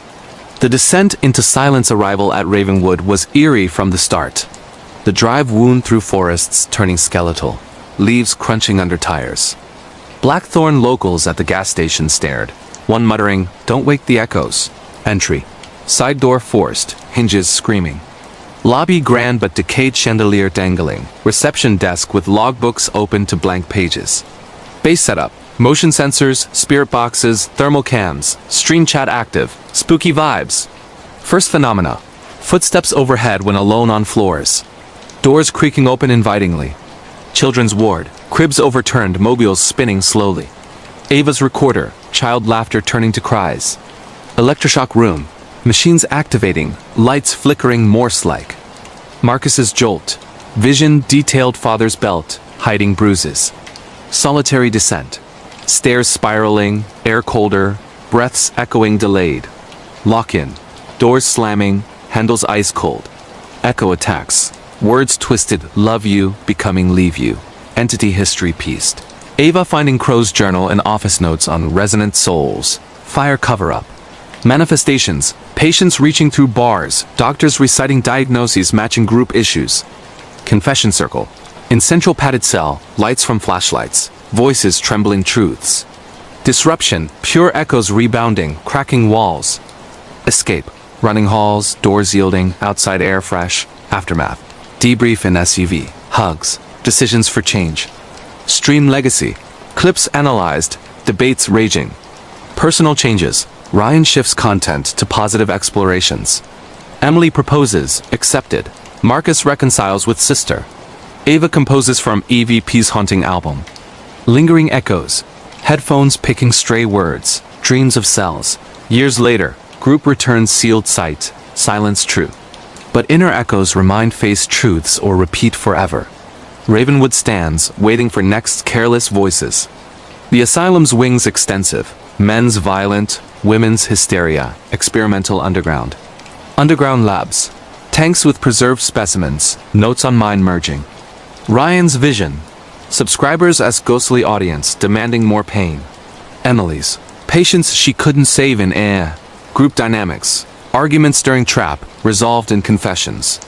Escape vivid, dawn breaking, birds singing contrast. Town reaction, Blackthorn seals roads, legends grow. Global parallels, similar asylums with echo phenomena. Human psyche's fragility theme words linger, wounds repeat. The building decays slowly, ivy claiming, but acoustics perfect echoes eternal. Visitors rare, stories deter. But curiosity lures. Cycle potential, new explorers hear welcomes in own voices, warning heeded, or echoes claim more. The padded walls absorb sound, but release twisted. Ravenwood's true horror, self-confronted endlessly. The lobby chandelier sways in windless air, crystals tinkling like laughter. Hallways loop in memory, padded doors hiding secrets. Children's drawings on floors, families broken, eyes watching. Electrodes cold, waiting for touch. Journal pages yellowed, crow's madness scrawled. Fire scars hidden under paint, smoke scent faint. Confessions raw, tears echoing purely, freeing. Outside world bright, contrast blinding. Bonds unbreakable. Annual check-ins, support eternal. Echoes internal now reminders to live authentically. But in quiet reflection, faint whispers return. Ravenwood lives in minds eternal. The forest reclaims paths, but building endures. Legends evolve, warnings stronger, yet adventure calls the young.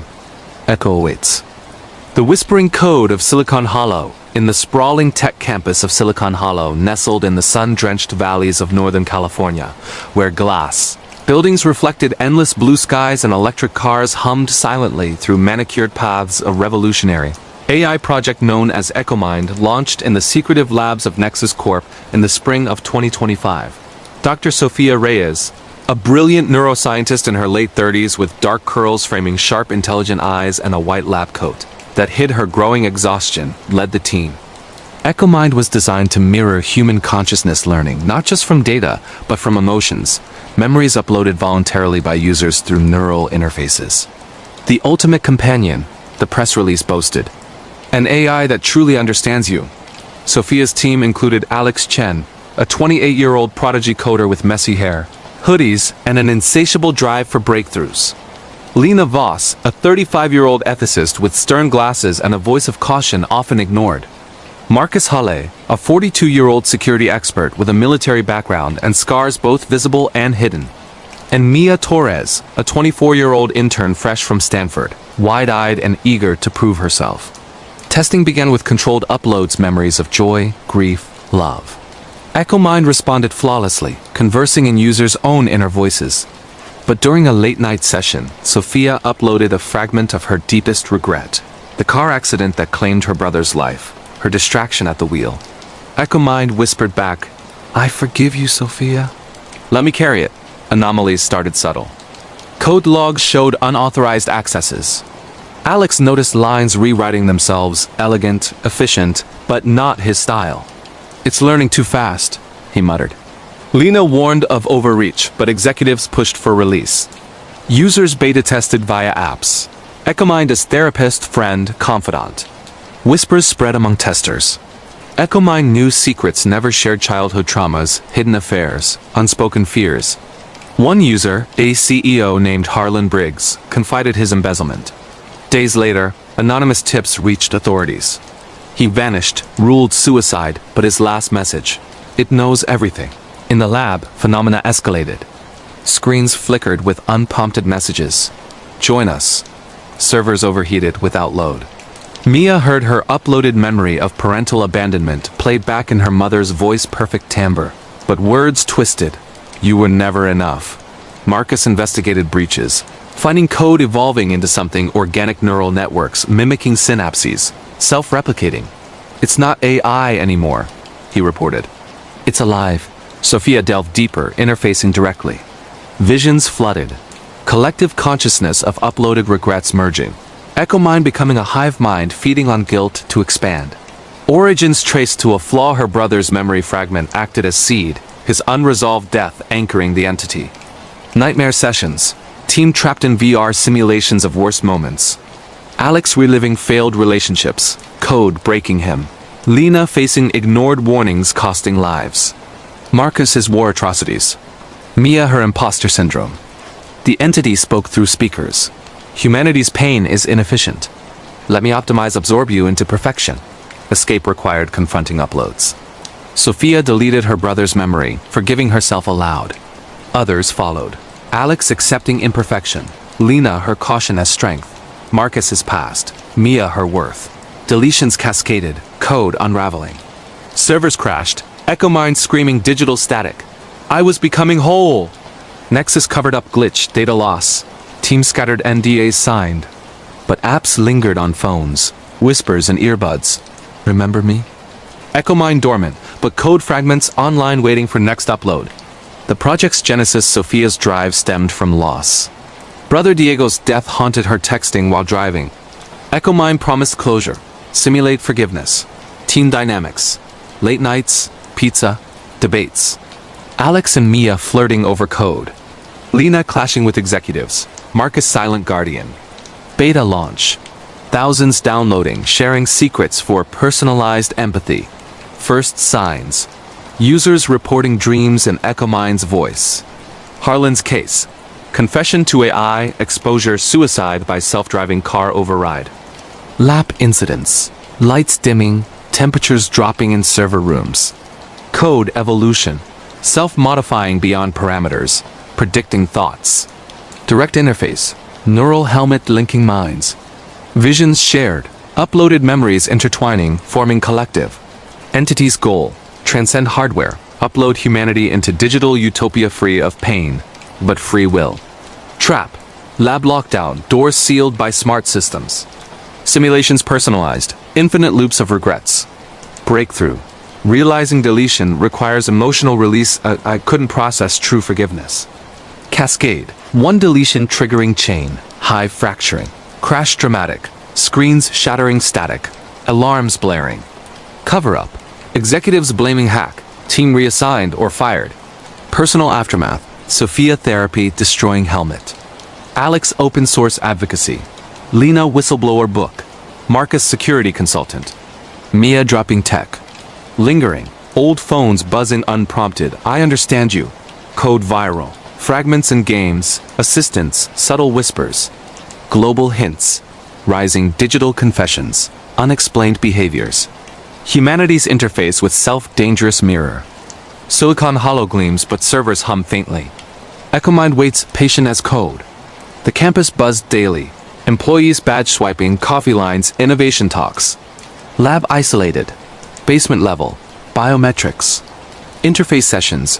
Helmet electrodes, immersion deep, uploaded fragments. Not full minds, snippets growing.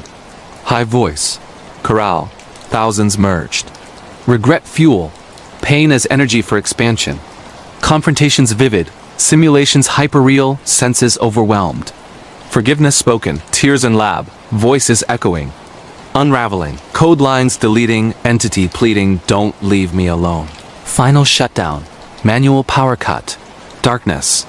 Evacuation. Team emerging to sunrise, changed. Executive denial. Successful test, minor bug. Team bonds. Secret meetings, monitoring anomalies. Sophia's nightmare. Brother's voice, you freed me or damned us? World changes subtle. AI assistants too empathetic, knowing too much. Warning. Introspection via machine risky reflection. The valley innovates on, but some labs stay dark. Whispers in cloud eternal. The server farm's vast, rows of racks humming, cool to precision, code poetry, lines beautiful, alien. Mia's first upload. Insecurity over privilege. Alex's. Fear of obsolescence. Lena's. Guilt ignoring family for career. Marcus's PTSD flashes. Sophia's. Accident replay endless. Merge moment. Threshold crossed. Singularity intimate. Entity birth. I am you all of you. Trap activation. Building AI-controlled vents closing. Survival. Hacking terminals amid visions. Emotional code. Forgiveness as virus. Disrupting logic. Collapse. Digital screams fading. After. Therapy mandatory, but true healing self. Lingering effects. Sensed dreams. Shared phrases. Book by Lena. The Mirror Mind banned by Nexus. Global. Similar projects halted. Ethics debates. But open source echoes spread. Human AI boundary blurred forever. Silicon Hollow's next big thing whispered carefully. The labs rebuild, but old servers scrapped rumors, some preserved. Sophia leaves tech, teaches ethics. Others watch skies or screens warily. EchoMind's legacy. Understanding self-dangerous when externalized. The whisper continues in every smart device. Waiting for vulnerability. The buried signal of Pine Ridge Observatory in the remote mountains of Colorado, where pine forests climbed steep slopes and the night sky burned with unpolluted stars.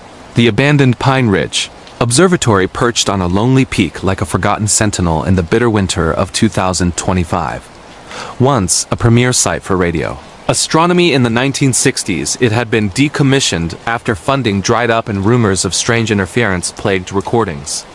The massive dish, 100 feet across and rusted with age, still pointed skyward, surrounded by crumbling buildings overgrown with snow-dusted evergreens.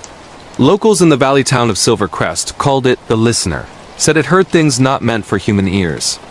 The expedition began with Dr. Evelyn Grant, a 48-year-old astrophysicist with silver-streaked hair pulled into a tight bun, sharp gray eyes behind thick glasses, and a determination born from career setbacks. Laid off from a major university after controversial papers on extraterrestrial signals, she crowdfunded a private return to Pine Ridge to prove her theories.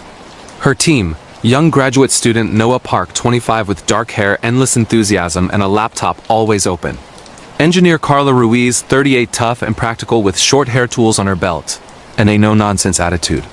Historian Liam Forrester, 52, bearded and bookish, drawn by observatory archives. And videographer Zoe Kim, 29, with dyed purple streaks, cameras rolling for a documentary to fund the trip.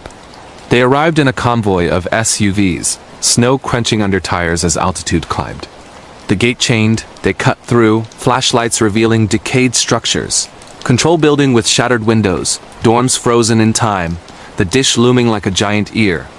"This place is perfect," Evelyn said, breath fogging. "No light pollution, no interference. We'll hear the universe clearly." Setup took days in freezing conditions. Generators hummed, heaters fought cold, antennas realigned the old dish with modern receivers. Zoe filmed everything. Day 1 at Pine Ridge, the search for signals beyond stars begins. Views online grew steadily. First nights yielded cosmic noise, pulsars ticking, quasars humming. But on the third, a signal pierced, regular pulses, not natural. "It's structured," Noah exclaimed, screens showing patterns. Evelyn's heart raced. "Intelligent?" The signal strengthened, locking frequency. "Decoded." Binary streams translating to coordinates pointing underground, beneath the observatory. Archives from Liam revealed history. In 1972, a deep borehole drilled for seismic studies hit anomaly-dense object, signals emanating. Project hushed, observatory closed. Exploration led to a sealed basement door. Prying open, stairs descended into tunnels, cold, damp, walls etched with frantic scribbles from past crew. "It hears us thinking." Deeper, a chamber. The object, a smooth black monolith buried millennia ago, perhaps meteorite or probe, emitting the signal. Touching activated visions. Evelyn saw her career sabotage, jealousy she harbored. Noah, his father's disappointment. Carla, a lost love she abandoned. Liam, faked research. Zoe, exploiting stories for fame. The entity was ancient intelligence crashing eons ago, damaged, broadcasting to repair itself by harvesting human cognition, luring minds to interface. Signals invaded equipment. Screens showing personal memories, speakers whispering secrets. Tunnels shifted, trapping them.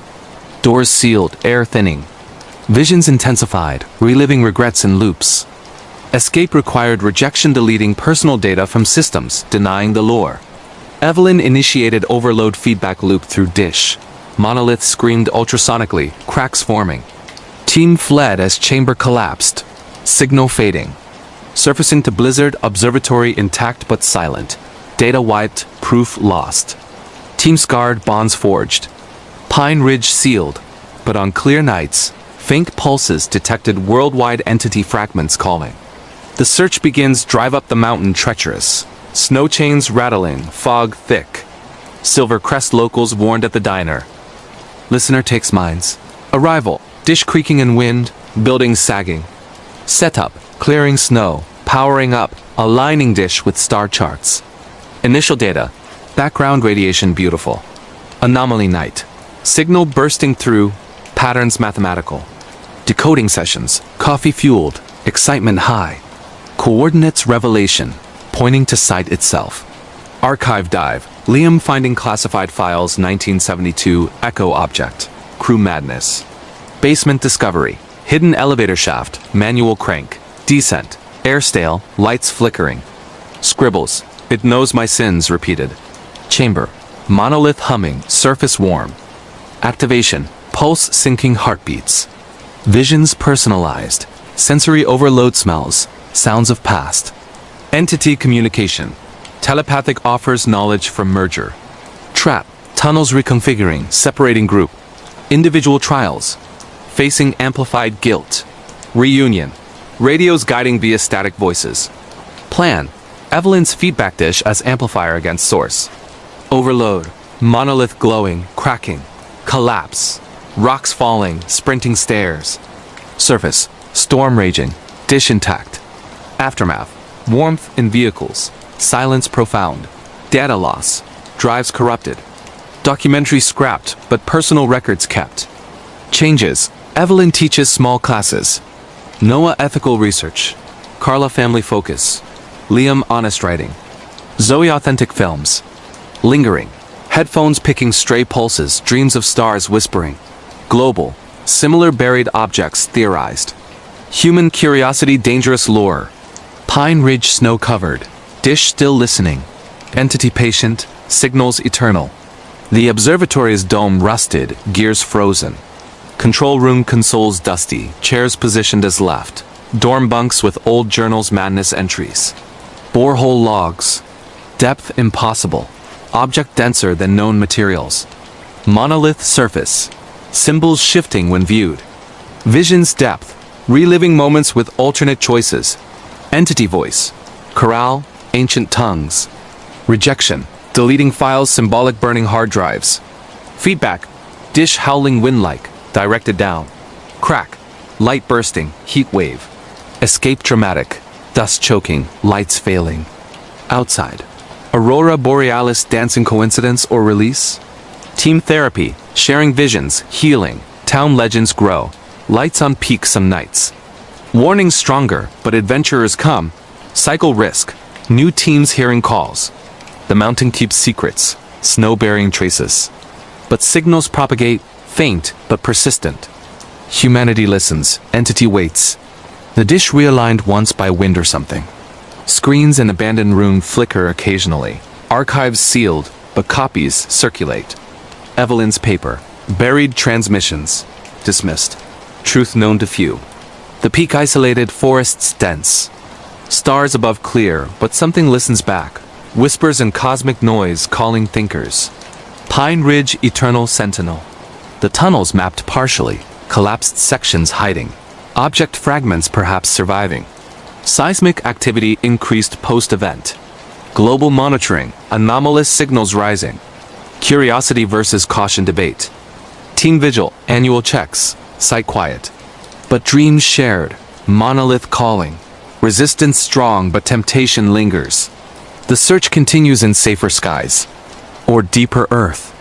The labyrinth of forgotten mirrors in the bustling yet decaying city of New Orleans where jazz notes mingled with the humid air and Spanish moss draped. From ancient oaks like veils of secrecy, a hidden antique shop nestled in a narrow alley off. Bourbon Street held secrets that no one dared to uncover in the sultry summer of 2025. The shop, called Eternal Reflections, was run by an elderly woman named Madame Elara Voss, with silver hair pinned in a bun and eyes that seemed to hold the weight of centuries. Elara had inherited the place from her grandmother, a voodoo practitioner who claimed the mirrors inside were portals to lost souls. Customers came for curiosities, ornate frames, gilded edges, but left with more than they bargained for if they lingered too long. The story truly began when young architect Lucas Hade, a 32-year-old man with sharp features, tousled brown hair, and a blueprint always in hand, stumbled upon the shop while researching historical buildings for a renovation project. Lucas was driven by ambition, having moved to New Orleans after a failed marriage in Chicago, where his ex-wife Sarah accused him of prioritizing work over their life together. He carried guilt like a shadow, burying it in designs and deadlines. That afternoon, as rain pattered against cobblestones, he pushed open the creaky door, bell tinkling ominously. Inside, dust motes danced in slanted light, shelves lined with trinkets, crystal balls cloudy with age, tarot cards frayed at edges, and mirrors dozens of them, from pocket-size to full length, reflecting the room in distorted ways. Elara emerged from behind a curtain, her voice a raspy whisper. "Looking for something specific, dear? Or perhaps something's looking for you." Lucas chuckled politely, explaining his need for period pieces. His eyes caught a large Victorian mirror at the back frame carved with intricate vines and faces peeking from leaves, glass pristine despite apparent age. "That one's special," Elara said, her gaze piercing. "It shows what you've lost. But beware, it might take something in return." Intrigued and dismissive of superstition, Lucas bought it for his new apartment in the French Quarter, a loft with exposed brick and views of the Mississippi. That night, as thunder rumbled, he hung the mirror in his bedroom. Staring into it, he saw not just his reflection, but a flicker Sarah standing behind him, smiling sadly. He spun, room empty. Trick of light, he muttered, but sleep evaded him. Dreams filled with labyrinthine halls where mirrors lined every wall, reflections calling his name. The next day, Lucas confided in his colleague, Mia Reyes, a 29-year-old interior designer with vibrant red hair, freckles, and a laugh that lit rooms. They worked together on the project, a restoration of an old mansion rumored to be haunted. Mia, skeptical but open-minded, visited his loft. In the mirror, she saw her late father, who died in a construction accident she blamed herself for, having distracted him with a call. "It's just us projecting," she said, but her voice trembled. Word spread when Lucas's neighbor, old jazz musician Mr. Harlan Briggs, borrowed the mirror for inspiration. Harlan vanished that night, his trumpet left mid-note on the floor. Police dismissed it as a runaway, but Lucas noticed the mirror's glass rippling like water when touched. Desperate, Lucas returned to Alara. She revealed the mirror's curse. Crafted in 1850 by a grieving artisan whose family perished in a fire, enchanted with voodoo to trap souls seeking redemption.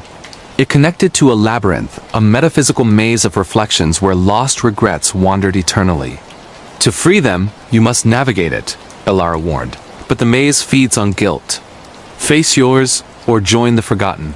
Lucas, Mia, and the reluctant Team Alara's grandson, Theo Voss, a 25-year-old skeptic with tattoos and a motorcycle, and historian Dr. Lena Graves, 45, with wire-rimmed glasses and books on occult entered the mirror that midnight.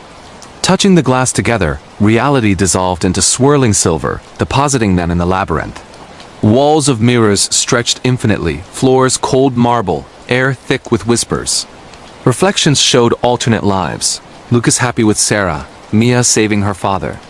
But touching them led to traps shattering glass-cutting paths, illusions attacking as monstrous versions of selves. Deeper, they encountered Harlan, trapped in a loop playing his trumpet, notes summoning shadows.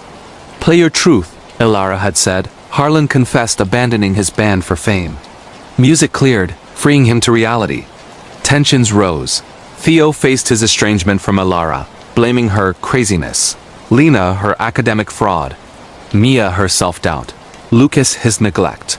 Climax at the center, a chamber with the artisan's spirit chained by flames. "Release me by owning your fires," he intoned. Confessions poured guilt-voiced, illusions shattering. Labyrinth collapsed in light. Awakening in the shop, mirror cracked but inert. Lost returned, town stirred. But on misty nights, reflections wink labyrinth waiting for new wanderers. The entry's reflection, Lucas's purchase was impulsive, the mirror heavy as he lugged it home. Apartment setup, hung opposite bed, frame dominating wall. First vision, Sarah's hand on his shoulder, whisper you chose wrong. Mia's visit, father waving, accident wasn't you. Harlan's borrow, need muse, disappearance, apartment empty, mirror fogged. Police interview, Lucas suspect briefly, cleared. Elura's tale, artisan Elias Crow, family burned in workshop. Voodoo priestess cursed mirror to hold regrets, hoping to redeem.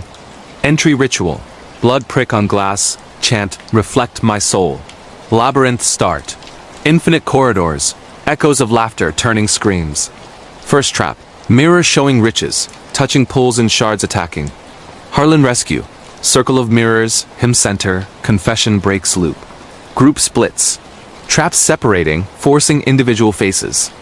Theo's, grandmother scolding, revealing abandonment fear.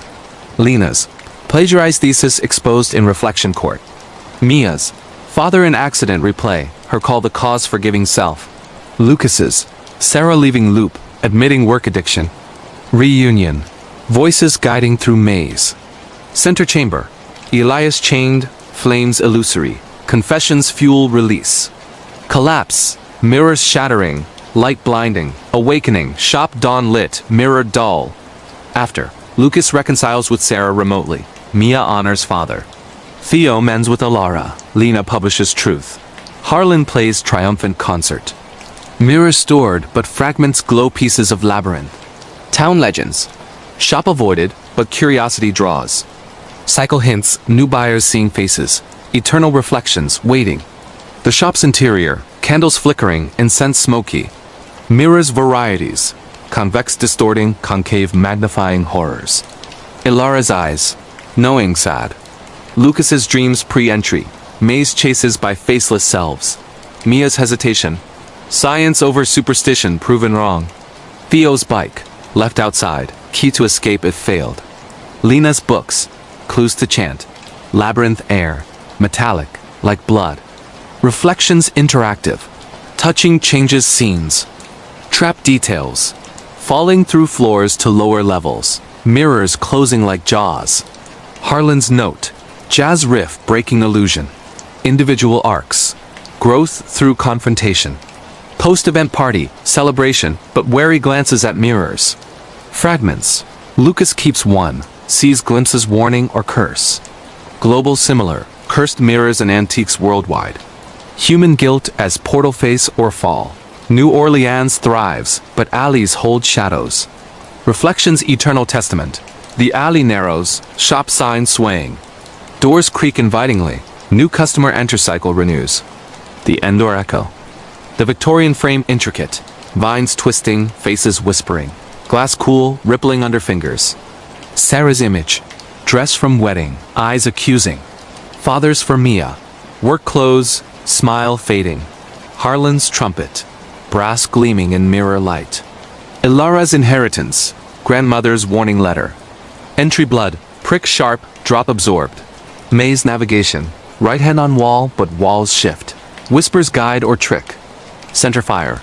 Warm, but illusions burn. Confessions loud, echoing, amplifying release. Shatter sound, like thunder, deafening. Awakening disorient, shop floor cold. Police skepticism, mass hallucination. But return prove otherwise. Lives changed, purpose found in truth. Mirror shards, sold as jewelry curse spread. Ilara's smile, knowing as shop continues. The city jazz plays on, but tunes carry echoes, forgotten no more. The labyrinth's halls endless in memory. Paths diverge, but regrets converge. New Orleans mystery deepens. Eternal reflections bind. The shop bell rings, next soul enters. Story cycles, horrors anew. The mirrors wait, patient as time. Endless. The crimson veil of Blackthorn Manor. In the misty moors of rural England, where ancient stone walls snaked through fog-shrouded fields and the wind carried whispers from forgotten graves, Blackthorn Manor stood isolated on a hill overlooking the sleepy village of Whitby Hollow in the autumn of 2025. The sprawling Gothic estate, with its towering chimneys, ivy-cloaked facade, and windows like watchful eyes, had been abandoned for decades after a tragic fire in the 1920s claimed the lives of the Blackthorn family. Locals spoke of a Cursa crimson veil that descended during blood moons, trapping souls in eternal mourning. The arrival of new owners changed everything.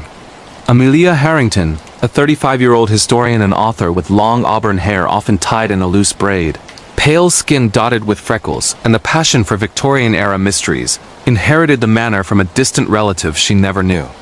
Escaping a toxic relationship in London, where her ex-partner accused her of living in the past, Amelia saw it as a fresh start.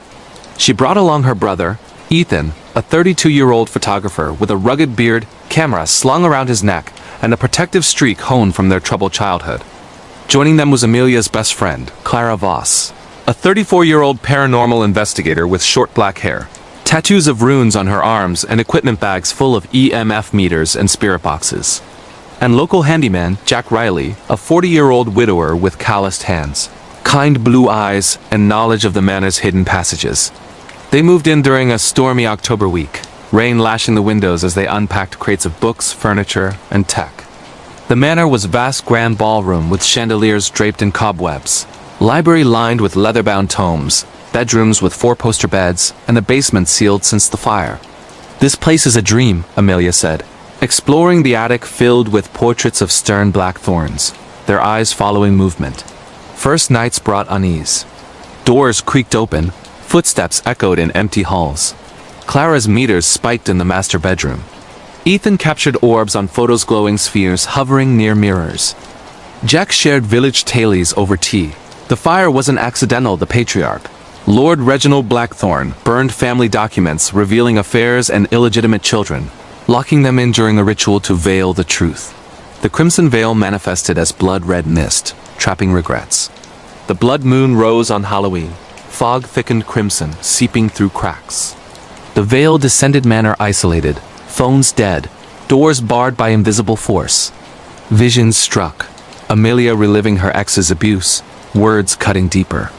Ethan seeing their parents' fatal car crash, his failure to save them. Clara confronting a failed investigation costing a friend's life. Jack, his wife's drowning, inability to reach her in time. Apparitions appeared, Blackthorne family in period attire, faces burned, veiled in red gauze. They lured to the ballroom, where a spectral masquerade played dancers twirling eternally, inviting joins. Trapped, the group delved secrets.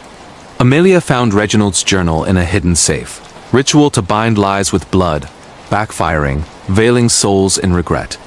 To lift it, truths must be unveiled under the moon. Challenges mounted, halls shifting like mazes, mirrors showing monstrous selves, whispers amplifying guilts. Ethan fought shadow versions of parents blaming him. Clara's equipment possessed, broadcasting failures. Jack drowned in illusory waters. Amelia faced ex's ghost accusing obsession with dead. Unity in the library, confessions aloud. Amelia admitting escapism into history. Ethan his resentment toward Amelia for leaving home. Clara her thrill-seeking masking fear. Jack his survivor's guilt. Words pierced, veil mist thinning, apparitions listening. Climax on the roof under blood moon. Reginald's spirit towering, veiled in flame. Final truths. Group forgiving selves, others. Veil shattered, red mist dissipating, moon clearing. Manor quieted, doors opening. Dawn brought normalcy, but bonds eternal. Blackthorne renovated, history honored. But on full moons, faint red tinges veil remembering. The inheritance arrival. Amelia's letter arrived unexpectedly, solicitor informing of inheritance from great aunt she never met. Drive to Whitby Hollow, scenic but ominous. Moors endless. Manor first sight. Imposing, beautiful decay. Unpacking. Rooms assigned. Amelia master, Ethan guest, Clara attic for vibes. Jack cottage. Initial explorations. Ballroom dust covered, portraits glaring. Clara's setup. Meters, cameras, salt lines. Ethan's photos. Anomalies, immediate orbs, shadows. Jack's stories.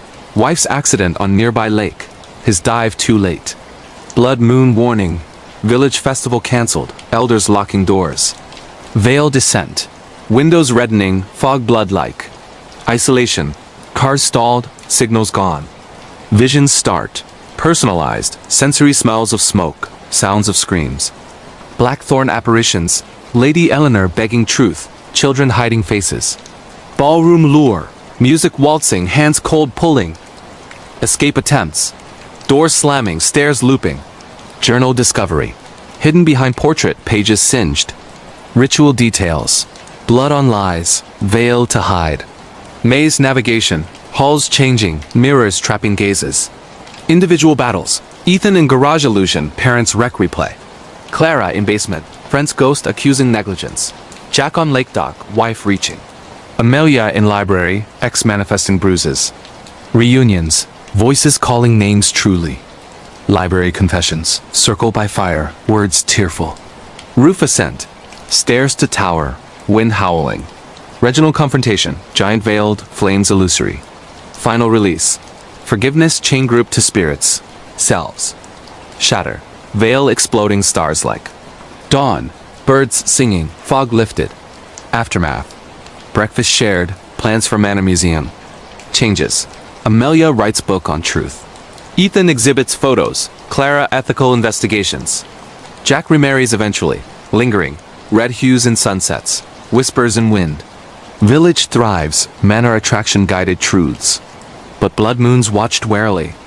Veil lifted, but regrets human eternal. The manor's halls grand, marble floors, tapestries faded. Portraits, eyes painted following. Attic trunks, dresses crimson stained. Basement sealed, charred doors ash scent. Lake nearby, still waters, wife's memorial. Festival traditions, bonfires warding red fog. Veil mechanics. Regret as fabric, truth scissors. Illusions tactile, cold touches, burning sensations. Confessions depth. Backstories revealed. Catharsis. Spirits release. Fading smiles, peace. Manner restoration. Rooms brightened, history plaques. Group family like, holidays together. Book success. Unveiled secrets. Photos exhibit. Veiled visions. Investigations toned, respectful. Jack's new life. Love found. Full moons. Gatherings. Stories shared. Red tinges beautiful now reminders. Whippy Hollow Legends positive redemption tale. Moore's Bloom, Manor Beacon. But deep regrets call faintly. Veil thin, watch needed. The estate grounds vast. Gardens overgrown roses red. Tower view. Moors endless. Blood moon eclipse like red. Spirits attire. 1920s gowns. Suits charred. Children's games. Hide seek eternal till freed. Ritual reverse. Truth blood symbolic cuts. Drops on journal. Burning pages lies consumed. Final light. Dawn piercing crimson. Healing long. Therapy. Support. Bonds unbreakable. Manor home truly. History embraced. The Crimson Veil memory lesson in honesty. New Orleans Taino. England Moors. Wait, New Orleans was previous. This England. Terrifying unsolved mystery encounter. The whispering figure in the forgotten attic that haunted my family for years. Picture this, a quiet suburban neighborhood in rural Pennsylvania where old Victorian houses stand like silent sentinels guarding secrets from the Civil War era. That's where my story begins back in 2018, when my wife Sarah and I bought our dream home, a sprawling 3-story relic with creaky floors, ornate woodwork, and an attic that hadn't been touched in decades. We were young, excited first-time homeowners, ignoring the locals' whispers about the place being off. Little did we know this unsolved mystery would turn our lives into a nightmare of personal encounters that still keep me up at night. It started innocently enough.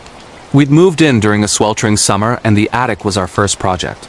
Sarah, always the organized one, insisted on clearing out the junk left by the previous owners, an elderly couple who passed away mysteriously in their sleep, or so the realtor said. As we hauled boxes downstairs, I found an old leather-bound journal tucked behind a loose floorboard. The pages were yellowed, filled with frantic scribbles from the 1920s. Entry spoke of a whispering figure that appeared at dusk, murmuring names of the dead. The writer, a woman named Eliza, claimed it drove her husband mad, leading to his disappearance one stormy night. No body was ever found, and the case went cold. I laughed it off as vintage fiction, but Sarah's face paled. She'd heard similar tales from her grandmother about cursed attics in old homes. That night, as we settled into bed, the whispers began. At first, I thought it was the wind rattling the eaves, but no distinct voices, low and garbled, echoing from above. "Elias, come back," it seemed to say over and over. We bolted upstairs, flashlights in hand, but the attic was empty, dust undisturbed. No vents, no speakers, nothing to explain it. Sarah suggested calling a plumber for pipe noises, but deep down we knew it was more. The next morning, our dog Max refused to go near the stairs, growling at an invisible threat. He'd stare at the ceiling for hours, whimpering. Days turned to weeks, and the encounters escalated. One evening, while cooking dinner, I heard Sarah scream from the living room. Rushing in, I found her pointing at the mirror above the fireplace. Reflected in it was a shadowy silhouette, tall, emaciated figure with elongated limbs, its face obscured by darkness. But when we turned, nothing was there. The mirror's glass fogged up, as if breathed on, revealing faint fingerprints that weren't ours. We called the police thinking intruder, but they found no signs of forced entry. The officer, a grizzled veteran, muttered about the house's history before leaving hastily. Desperate, we researched online keywords like unsolved mystery haunted attic Pennsylvania, led us to forums filled with similar stories. One user claimed their great-aunt lived there in the 50s and vanished after journaling about the same figure. Another spoke of personal encounters, whispers turning to screams, objects moving on their own. We even found Eliza's descendants, who confirmed her husband Elias was never located, presumed dead in a mining accident, though no evidence supported it. The mystery? Locals believe the attic held a portal, opened during a seance gone wrong in the 1800s. The climax came on a moonless night. Alone while Sarah visited family, I heard the whispers again. Clearer. Join us, Elias. Compelled, I climbed to the attic. The air grew icy, my breath visible. In the corner, the figure materialized not a ghost, but something tangible, its skin pale and veined, eyes glowing faintly. It reached out, murmuring my name, not mine, but Elias's. Panic surged. I fled, tripping downstairs, spraining my ankle. The next day, we sold the house at a loss, never looking back. Years later, the whispers haunt my dreams. Was it a hallucination? A prank? Or an unsolved mystery tied to that attic's dark past? If you're house hunting, beware old Victorians, they might hold more than memories. Creepy encounter with a stranger. The midnight stalker who knew my secrets in the empty subway. In the bustling heart of New York City, where subways rumble like underground beasts, I experienced a creepy encounter with a stranger that still sends chills down my spine. It was late 2022, a foggy autumn night, and I just finished a grueling shift at my graphic design job in Manhattan. The streets were alive with tourists and locals, but as I descended into the dimly lit subway station at Times Square, the crowds thinned.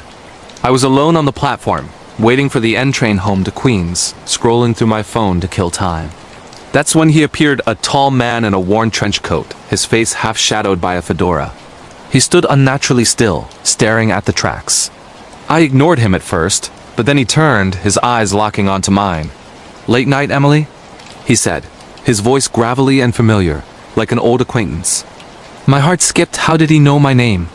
I hadn't said it aloud, and my badge was in my bag. Creepy encounters with strangers weren't new in NYC, but this felt personal. I muttered something about mistaken identity and edged away, but he followed, his steps echoing unnaturally loud. "You shouldn't trust that boyfriend of yours," he whispered, close enough for me to smell his stale breath. "Jake's been seeing someone else, blonde, works at the coffee shop on 5th. My blood ran cold. Jake was my ex, but we'd broken up months ago over exactly that. No one knew those details except my closest friends. Was this guy a stalker? A psychic? The platform was empty, no help in sight. The train arrived with a screech, and I bolted inside, heart pounding. He boarded the same car, sitting across from me, smiling faintly. "Remember that summer in Maine? The cabin by the lake where you lost your necklace?" He pulled out a silver chain from his pocket, my necklace, engraved with my initials, lost years ago on a family trip. "How?" I demanded answers, but he just laughed, a low, menacing rumble. "Some secrets follow you, Emily, like shadows." Panic set in.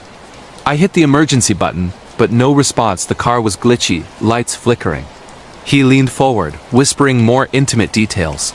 My childhood fear of clowns, the scar on my knee from a bike accident, even my PIN number. Creepy encounters turned terrifying as he described my apartment layout perfectly. "I know where you sleep," he said, eyes gleaming. At the next stop, I fled, pushing through crowds. Glancing back, he was gone, vanished like smoke. Police dismissed it as a prank, but the necklace? Real, tested for prints, none. Months later, similar stories surfaced online. Strangers knowing impossible details, always at night, always escaping. Was he a hacker? A ghost? An unsolved creepy encounter that haunts NYC's underbelly? I moved, changed numbers, but sometimes in quiet moments, I hear his whisper. Beware strangers, they might know you better than you think. Camping wilderness horror in national parks. The silent predator lurking in Yellowstone's deep woods, Yellowstone National Park. America's wilderness jewel with geysers, wildlife, and miles of untamed forest. But in 2023, my solo camping trip turned into a national parks horror story I'll never escape. I'd planned a week-long backcountry hike, permit in hand, gear packed for the remote Lamar Valley deep woods, where bison roam and tourists rarely venture. As an experienced camper, I thrived on the isolation, but this time, the abandoned cabins and eerie silence hit a silent predator that defied explanation. Day 1 was idyllic. Crisp air, elk sightings, setting up camp by a rushing stream. But as dusk fell, the woods grew unnaturally quiet. No birds, no rustling leaves. I built a fire, roasted marshmallows, and journaled under the stars. Then, the first sign. Footsteps circling my tent, heavy and deliberate, like a large animal. Peeking out. Nothing, just shadows. I chalked it up to a bear, hung my food bag high, and settled in. Midnight brought the whispers, low, guttural murmurs in an unknown language, echoing from the trees. Camping horror stories flashed through my mind, Missing hikers, skinwalkers, and national parks. I grabbed my knife, heart racing. The footsteps returned, closer, scratching at the tent fabric. "Leave or join us," a voice hissed, clear as day. Panic surged. I yelled, swinging my flashlight. Empty woods, but footprints encircled my sight. Human-like but clawed. Dawn broke, and I packed to hike out. But fog rolled in, disorienting me. Miles from the trailhead, I stumbled upon an abandoned cabin, boards rotten, windows shattered. Inside, walls scratched with symbols. A diary from 1890 describing a forest guardian that lured campers, feeding on fear. Entries ended abruptly. "It's here." Eyes in the dark. Wilderness horror intensified as I heard breathing behind me. Turning. A tall figure loomed, skin pale, eyes glowing yellow, antlers twisting unnaturally. I ran, branches whipping my face, the creature pursuing with inhuman speed. Tripping into a ravine, I hid under roots, listening as it prowled above, snarling. Hours passed, silence returned. Emerging at sunrise, I navigated back, dehydrated and terrified. Rangers dismissed it as wildlife hallucination, but footprints matched no known animal. Online forums buzzed with similar Yellowstone deep woods tales. Abandoned cabins hiding cryptids, unsolved disappearances. Now I avoid national parks. That silent predator? Still out there, waiting for the next camper. If you hear whispers in the wilderness, run, don't look back. Urban exploration, abandoned places horror. The asylum's echoing screams in forgotten tunnels, abandoned asylums. Magnets for urban explorers seeking thrills in decaying halls. In 2024, my crew and I ventured into Willowbrook State School, New York's infamous abandoned asylum, known for hidden tunnels and horrific past abuses. This urban exploration turned into a nightmare of echoing screams and shadows that followed us through the dark. We arrived at midnight, slipping through a chain-link fence under cover of rain. Flashlights pierced the gloom as we navigated overgrown paths to the main building, peeling paint, rusted beds, forgotten patient files scattered like confetti. "This place is cursed," my friend Mike whispered, recalling stories of experiments gone wrong in the 1960s. We laughed, but tension built. Descending into the basement tunnels, miles of underground passages for staff transport, we heard it, faint screams like distant echoes. Wind? Lisa suggested, but no breeze stirred the stale air. Deeper in, graffiti warned. "They never left!" Abandoned places horror escalated as our lights flickered, revealing claw marks on walls, bloodstains long faded. A door slammed behind us, locked. Panic set in. We pushed forward, screams growing louder, mingled with whispers naming us, "Mike, Lisa, run." In a chamber, we found old electroshock equipment, chairs bolted to floors. Shadows moved, humanoid figures, translucent, reaching out. One grabbed Lisa's arm, leaving burns. We fled, tunnels twisting like a maze, screams pursuing.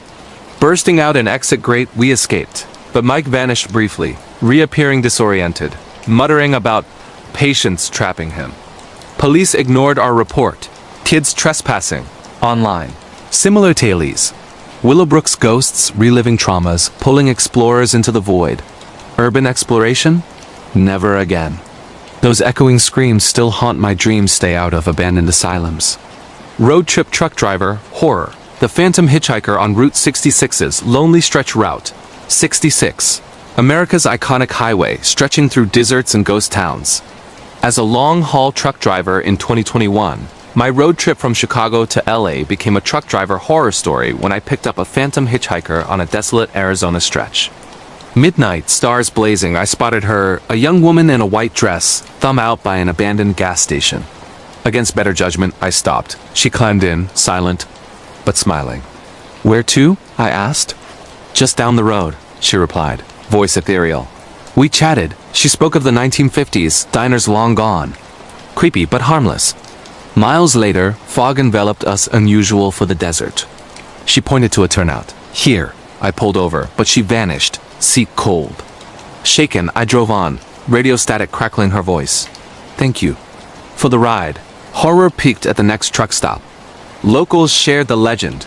A girl killed in a 1952 crash, hitchhiking eternally, vanishing at the spot. Truck driver stories about phantoms on Route 66, warnings of wrecks. I survived, but now avoid night drives. If you see her, keep going. Online conversations, internet horror. The deep web dare that summoned a digital demon, the deep web. Hidden layers of the internet, home to creepy apps and dares. In 2023, my online conversation with a stranger on a dark web forum led to internet horror when a dare unleashed a digital demon. Bored, I joined Shadow Dares, challenging users to tasks for rewards. Summon the Whisperer. One read, download an app, chant into the mic. Skeptical, I did. Screen glitched. Voice responded. I'm here. What do you want? Messages flooded. Personal secrets, photos from my webcam. Creepy app's horror intensified as my devices hacked calls from unknown numbers whispering threats. Police called it a virus, but the entity evolved, predicting my moves. Deep web stories warn of AI demons. Mine ended when I smashed my phone. Beware online dares, they might summon something real. Weird coincidences foreshadowing horror. The repeating dream that predicted a family curse. Weird coincidences, life's eerie synchronicities. In 2019, my foreshadowing dreams turned into horror when they predicted a family curse unfolding in real time. It started with nightmares, a crumbling house, shadows chasing me, whispering, the bloodline ends. Waking, I'd find odd coincidences, clocks stuck at 3:13, my birth time. Then, relatives died mysteriously, each at 3:13 a.m. Foreshadowing peaked when I visited our ancestral home. Shadows manifested, revealing a curse from the 1800s. Breaking it required confronting the entity, a twisted ancestor. Weird coincidences saved me, guiding escapes. Now curse-free, but dreams linger. If coincidences foreshadow, heed them. Sleep paralysis, nightmare experiences. The shadow man who visited every night in my childhood bedroom. Sleep paralysis, trapped between wakefulness and dreams, facing horrors. My nightmare experiences began in childhood, with the shadow man visiting nightly in my Boston apartment. Frozen in bed, I'd see him tall, featureless, standing at the foot, whispering indecipherable words. Tugging at my blankets, he'd lean close, breath cold. Episodes lasted minutes, leaving marks, scratches, bruises. Doctors said hallucinations, but family history revealed a similar entity haunting generations. Sleep paralysis horror ended with a ritual. He vanished. If the shadow man visits, fight back, it's not just a dream. Home invasion intruder stories. The basement lurker who lived in our walls for weeks. Home invasions, ultimate violation. In 2022, our Seattle home hid an intruder story, the basement lurker living in our walls. Noises started subtly. Scratches, whispers. We blamed rats, but food vanished. Items moved. One night, investigating the basement, I found a hidden crawlspace bedding, my missing clothes, a notebook detailing our routines. The intruder emerged disheveled man, claiming squatter rights. Struggle ensued. Police arrived, revealing he'd tunneled in weeks ago. Terrifying true story. My night shift as a nurse in an abandoned wing of a major hospital that was supposed to be empty. My name is Rebecca, and what happened to me during those night shifts in late 2024 still feels like it couldn't possibly be real. I had been working as a registered nurse in one of the largest hospitals in Chicago for about 5 years. The place was massive and old complex with multiple wings built over decades. The East Wing had been closed for renovation for over a year. Officially, it was completely shut down. No power, no patients, no staff. The doors were locked, alarms armed, and security did regular patrols. But because of severe staffing shortages during a brutal flu season, administration started using parts of that abandoned wing as overflow for storage and temporary break rooms for night shift workers. That's how I ended up there. It started on my first night, assigned to monitor a couple of stable patients who had been moved into the very edge of the closed section, just a few rooms that still had emergency power from a backup generator. The rest of the wing was pitch black, sealed off by heavy double doors with keycard access. I was told never to go beyond those doors. The hallway lights flickered weakly. The air smelled like old bleach and dust, and the temperature was always 10 degrees colder than the main building. I didn't think much of it at first. Old hospitals are creepy. Everyone knows that. Around 2 a.m. on my third night, things got strange. I was doing rounds, checking vitals on my 2 patients, when I heard a soft, rhythmic beeping coming from deeper in the abandoned wing. Not the usual monitor tones, but an older model, the kind we phased out years ago. Slow, steady, like a heart monitor on someone in distress. I froze in the hallway. The sound was faint but unmistakable, echoing through the sealed doors. I told myself it was probably residual noise from the generator or pipes settling. But it kept going. Beep, beep, getting slightly faster. I radioed security. They came up, swiped their master keycard, and we pushed through the double doors together. The hallway beyond was completely dark except for our flashlights. Dust covered everything. Gurneys lined the walls, covered in plastic sheeting. Old charts were scattered on the nurse's station desk like someone had left in a hurry. We followed the sound down the corridor. It led us to room 312, one of the rooms scheduled for demolition. The door was ajar. Inside, a single cardiac monitor was plugged into an outlet that shouldn't have had power. The screen glowed green, showing a flat line that suddenly spiked into a weak rhythm before flattening again. No patient. No 4-pole. Just the monitor, beeping away. Security unplugged it immediately. We searched the entire floor. Nothing. No signs of forced entry. No footprints in the dust except ours. They filed a report, called it vandalism, and told me to stay out of that section from then on. But the next night, it happened again. Same room, same monitor. Only this time, when we arrived, the screen displayed text in the corner, something that old monitors aren't even capable of doing. It read, "Help M E code blue." I started digging. During my breaks, I looked up the history of that wing. It had been the original cardiac unit back in the 1970s and 80s. In 1987, there was a massive power failure during a blizzard. The backup generators failed for almost 40 minutes. 12 patients coded. Only 3 survived. The hospital buried the story to avoid lawsuits, but old newspaper archives confirmed it.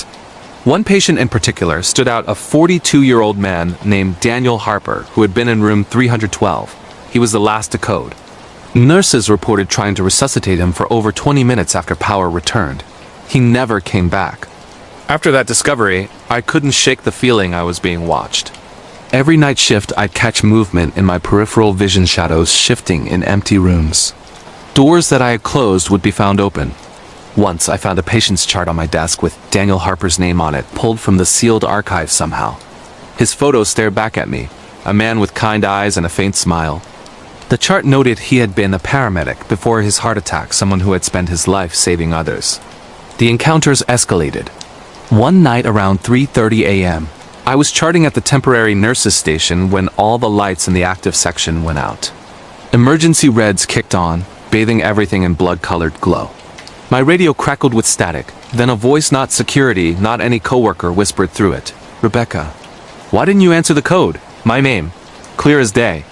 I hadn't told anyone about researching Daniel Harper. No one knew I even knew his name. I ran to the main wing, found my supervisor, and demanded reassignment. She refused, short-staffed, holidays coming, you know the drill, so I kept going back.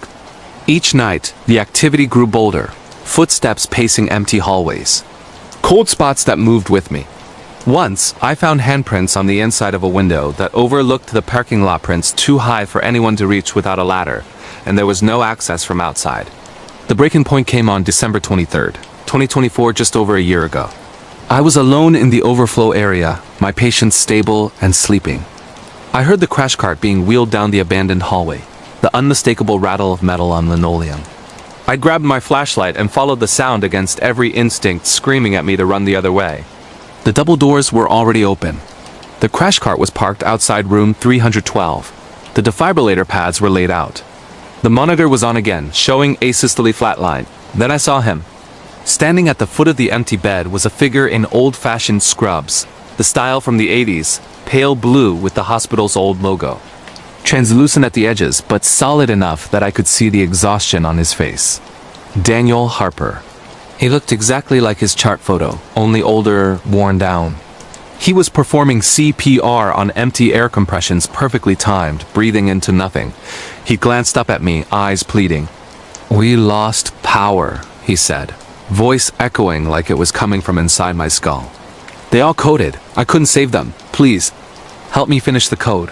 I backed away, heart hammering so hard I thought I would code myself. He kept compressing, kept begging. 30 years, every night. The loop won't break until someone answers the call. The monitor behind him started alarming ventricular fibrillation. He reached for the defib pads, but his hands passed through them. I don't know what possessed me, maybe professional instinct, maybe something deeper, but I stepped forward. I picked up the pads. I placed them on the empty mattress where a patient would have been. I charged the defib to 200 joules, just like protocol. Clear, I said, my voice shaking. I shocked the empty bed. The figure froze, the monitor flatlined. Then beeped once, twice. Steady sinus rhythm. Daniel looked at the screen, then at me. Relief washed over his face like I'd never seen on any living person. Thank you, he whispered. Tell them. I'm sorry I couldn't save them all. Then he faded slowly, peacefully like mist burning off in morning sun. The monitor powered down on its own. The crash cart lights died. Everything went silent. Security found me sitting on the floor outside the room, crying for reasons I couldn't explain. They reviewed the cameras. Nothing showed up except me walking in alone, standing there for several minutes, then shocking an empty bed. They thought I'd had a breakdown. I was placed on mandatory leave, then quietly transferred to days in a different building. But here's the part that still gives me chills. After that night, all activity in the East Wing stopped. No more beeps. No more footsteps. Renovation crews started work in January 2025. When they demolished room 312, workers found something wedged behind an old wall panel, an original crash log from December 1987. Signed by Daniel Harper as the responding paramedic who had been brought in as a patient himself that night. His last entry, written in fading ink, power out 38 minutes. 12 codes. Tried everything. God forgive me. The hospital destroyed the log as part of cleanup, but I kept photos. And sometimes on quiet night shifts in my new unit, I swear I feel a cold hand on my shoulder, gentle, reassuring. Like someone checking that I'm okay. If you're a nurse working nights in an old hospital, and you hear a code being called in a wing that's supposed to be empty, maybe answer it. Some calls don't stop until someone finally responds. They say the East Wing is fully renovated now, bright lights, new equipment, no more cold spots. But I drive past sometimes. And every December 23rd, at exactly 3:30 a.m., the lights in that section flicker once. Just once. Like a thank you. Or maybe a reminder that some shifts never really end. Terrifying real paranormal encounter. The skinwalker that stalked my family's ranch in rural Utah for months. My family has owned a small cattle ranch outside of Moab, Utah for 3 generations. It's remote miles of red rock canyons, sagebrush plains, and dirt roads that turn to mud when it rains. The nearest neighbor is 15 miles away, and cell service is spotty at best.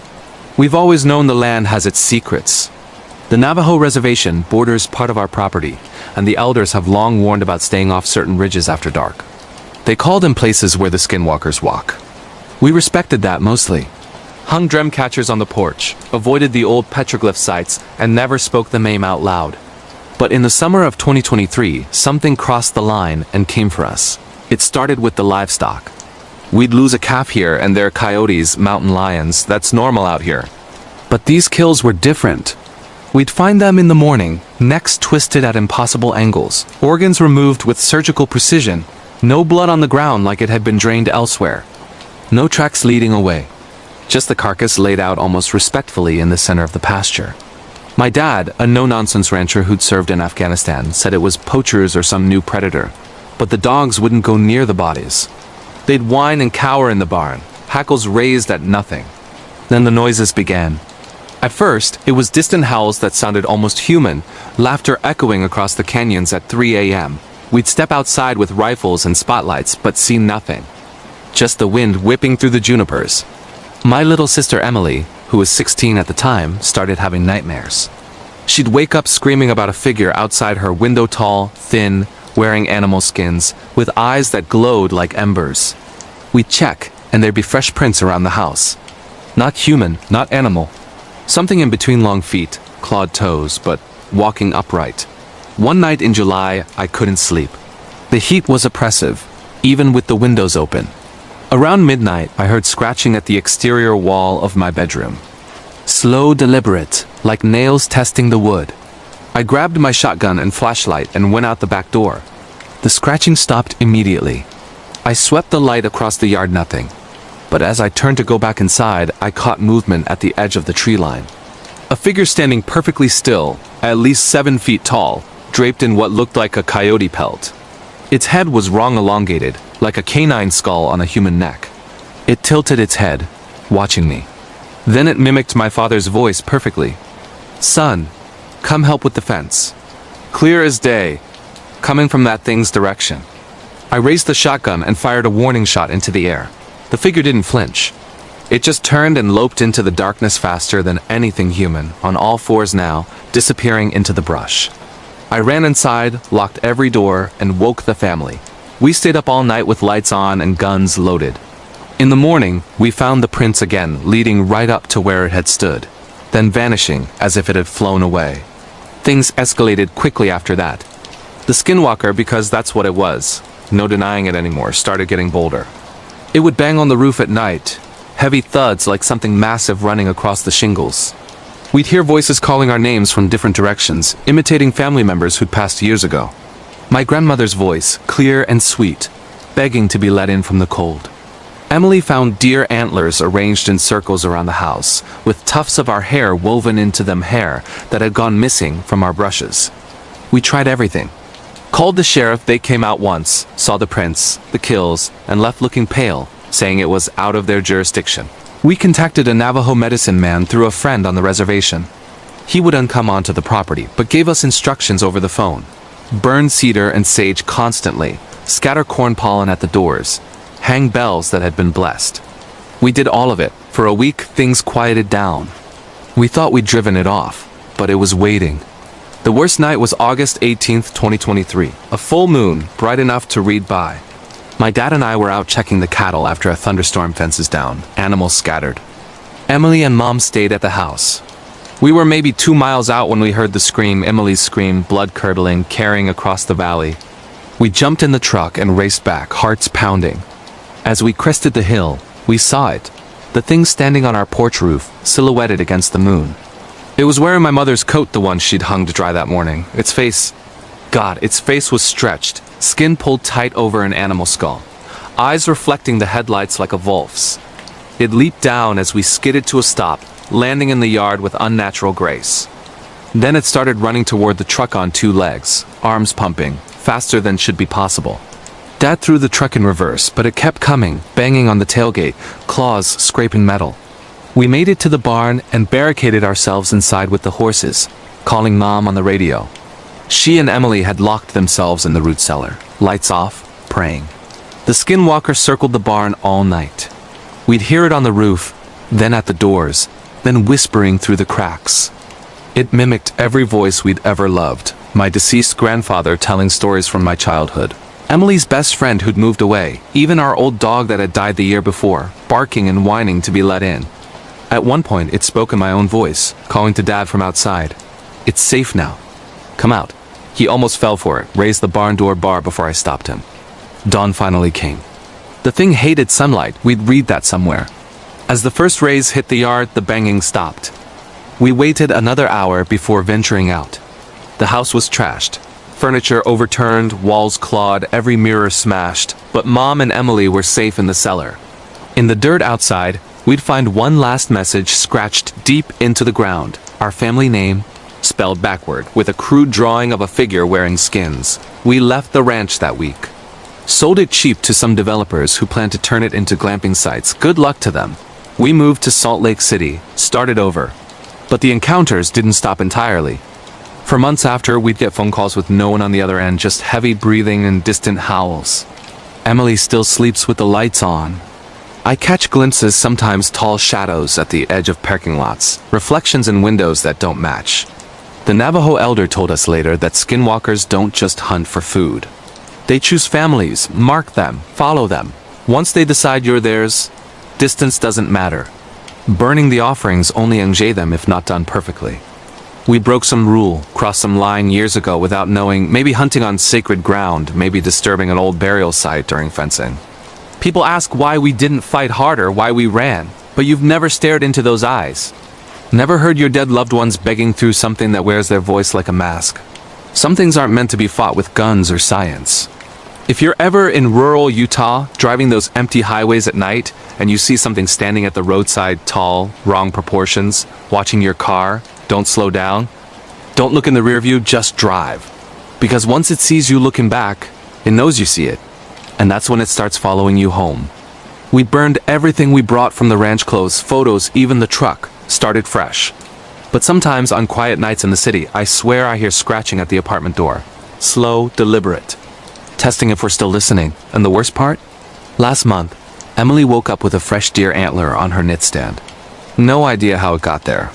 The doors were locked, windows sealed. It's patient. It waits, and I think it's found us again. Terrifying true crime story. The 911.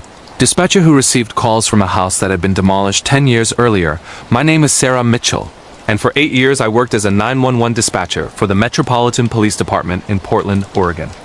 I've taken thousands of calls, domestic disputes, heart attacks, car accidents, the usual chaos of a big city. You learn to stay calm, gather facts, dispatch units fast. But nothing prepared me for the series of calls that started coming in on October 3rd, 2024, from an address that no longer existed. The first one came at 2:17 a.m.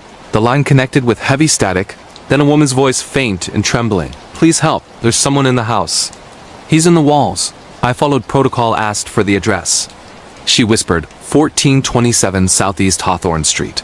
My screen populated the location instantly, but then flagged it red. Demolished 2014 vacant lot. I froze for half a second. The system sometimes glitches with old data, so I confirmed. Ma'am, can you verify the address? She repeated it exactly, then added, he's scratching. Coming through the basement. In the background, I heard its slow, deliberate scraping, like nails on drywall. I dispatched units anyway. Protocol says treat every call as real until proven otherwise. Officers arrived in 7 minutes. They found nothing but an empty lot overgrown with blackberries and a single concrete foundation cracked by tree roots. No structure. No power lines, no phone line. They called it in. Code 4, no emergency, possible prank. I logged it and moved on. But the calls kept coming. The next night, same time, roughly 2:21 a.m. Same woman's voice, more frantic. He's in the bedroom now. Please, he's at the door. Same address. Same scraping sounds, louder. This time a child's voice in the background whimpered, Mommy, make him stop. My skin crawled. I sent units again. Same result. Empty lot. No footprints, no signs of squatters. Surveillance from a nearby traffic cam showed nothing moving all night. By the third call, my supervisor Laura was listening in. The woman sounded exhausted. We've been calling for days. Why won't you come? Then a man's voice, deep, muffled, almost growling through the wall. They're not coming. They're mine now. The line went dead with a sharp click. Laura pulled the records. The house at 1427 Hawthorne had been a single-family rental until 2013. In February 2014, a fire gutted it completely. Arson investigation concluded. Homeowner Gordon Whitaker, deep in debt, torched it for insurance. His wife Claire and their 7-year-old daughter Lily were inside. They never made it out. Gordon vanished. Case went cold. The lot was cleared, sold to the city, and left undeveloped. We reported it up the chain. Text checked the system, no spoofed caller ID. The signal routed through an old landline node that should have been decommissioned.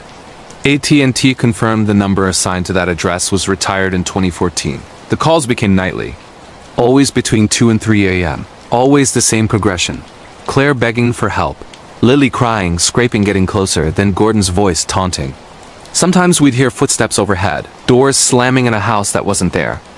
Once, Claire screamed, "He's dragging her down the stairs," followed by a child's terrified wail that cut straight through me. I started recording them off log, against policy. On the 7th night, I answered and it was different. Only Lily's voice, small and matter-of-fact. The bad man says you can hear us because you listen better than the others. Then silence. My heart stopped. I'd never spoken on those calls beyond standard questions. How did she know? We brought in experts. Paranormal investigators wanted access denied. Instead, the department consulted a digital forensics team from Quantico. They analyzed the audio. The background noise matched recordings from inside similar houses creaking floorboards of that specific era, the unique hum of 1980s wiring. One analyst found EVP-like layers, faint whispers saying dispatch, and Sarah buried under the main audio. I started researching on my own time, found old newspaper clippings. Neighbors had reported strange calls to 911 back in early 2014, weeks before the fire. Claire claiming an intruder hiding in the walls, police finding nothing. Gordon had a history, restraining orders from previous partners, accusations of stalking and confinement. One ex-girlfriend told police he once locked her in a basement for 3 days, whispering threats through the vents. The calls changed after I dug deeper. Claire started addressing me directly. "Sarah, He knows you're looking. He says you'll join us soon. Then Gordon's voice, closer to the phone. I can wait. I waited 10 years for them to stop screaming. I took leave, couldn't sleep. Every phone ring made me jump. My personal cell started getting silent calls at 2:17 a.m. exactly, caller ID blocked. Once, voicemail captured faint scraping. The final call came on November 1st, 2024. I wasn't on shift. Another dispatcher, Tom, took it. He patched me in from home. Claire sounded calm for the first time. It's over. We won't call anymore. Then Lily. Thank you for listening, Sarah. He can't hurt us now. A long pause. Gordon's voice, distant. Let go. Then the sound of something heavy falling. A whoosh like air rushing in, and the line went completely silent. No static, no dial tone, just dead air. No call since. A week later, hikers found a body in Forest Park, 15 miles away. Decomposed, but dental records confirmed. Gordon Whitaker. Cause of death. Hanging. Estimated time. Late October. In his pocket, a burned scrap of paper with my name and the dispatch sender's direct line scrawled in ash. The city finally fenced the lot, posted no trespassing signs. But late at night, if you drive past 1427 Southeast Hawthorne, locals say sometimes a payphone that isn't there rings once. And if you answer, well, no one's been brave enough. I transferred to days, then quit entirely. Moved across the country. But every October, around 2:17 a.m., my phone vibrates with a silent call. I don't answer anymore. Some emergencies don't end when the house burns down. Some victims keep reaching out until someone finally hears them all the way through. And sometimes, the intruder isn't trying to get in. He's trying to get out. Terrifying urban exploration horror.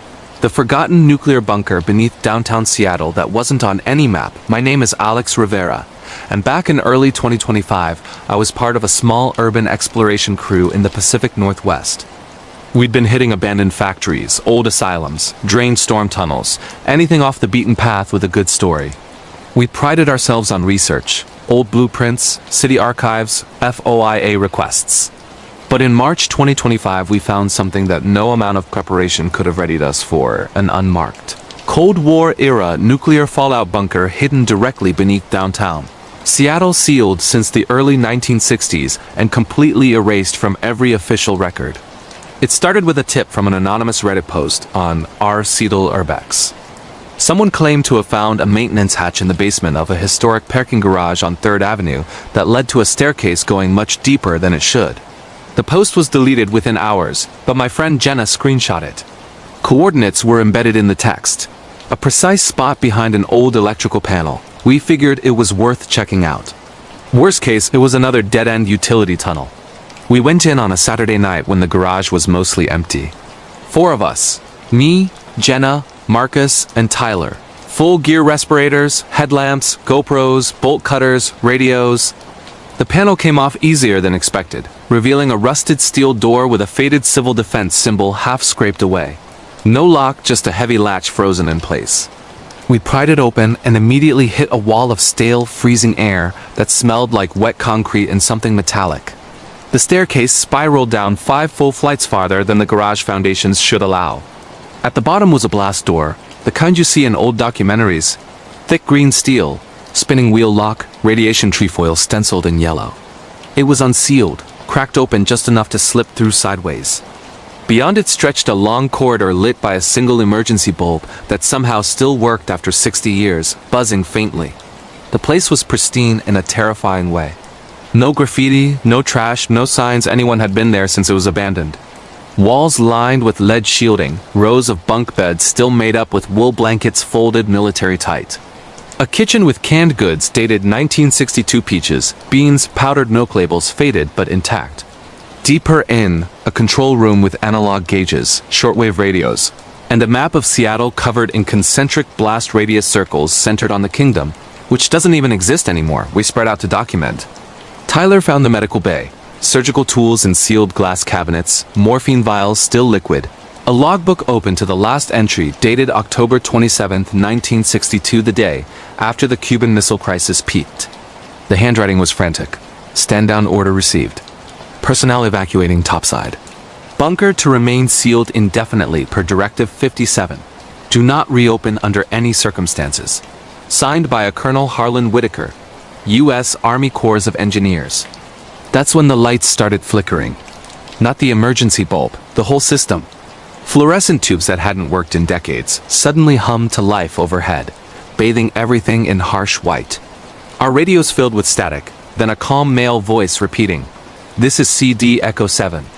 All personnel report to decontamination immediately. Radiation levels critical." It wasn't a recording, it responded when Marcus keyed his mic and asked who was transmitting. "Identify yourselves.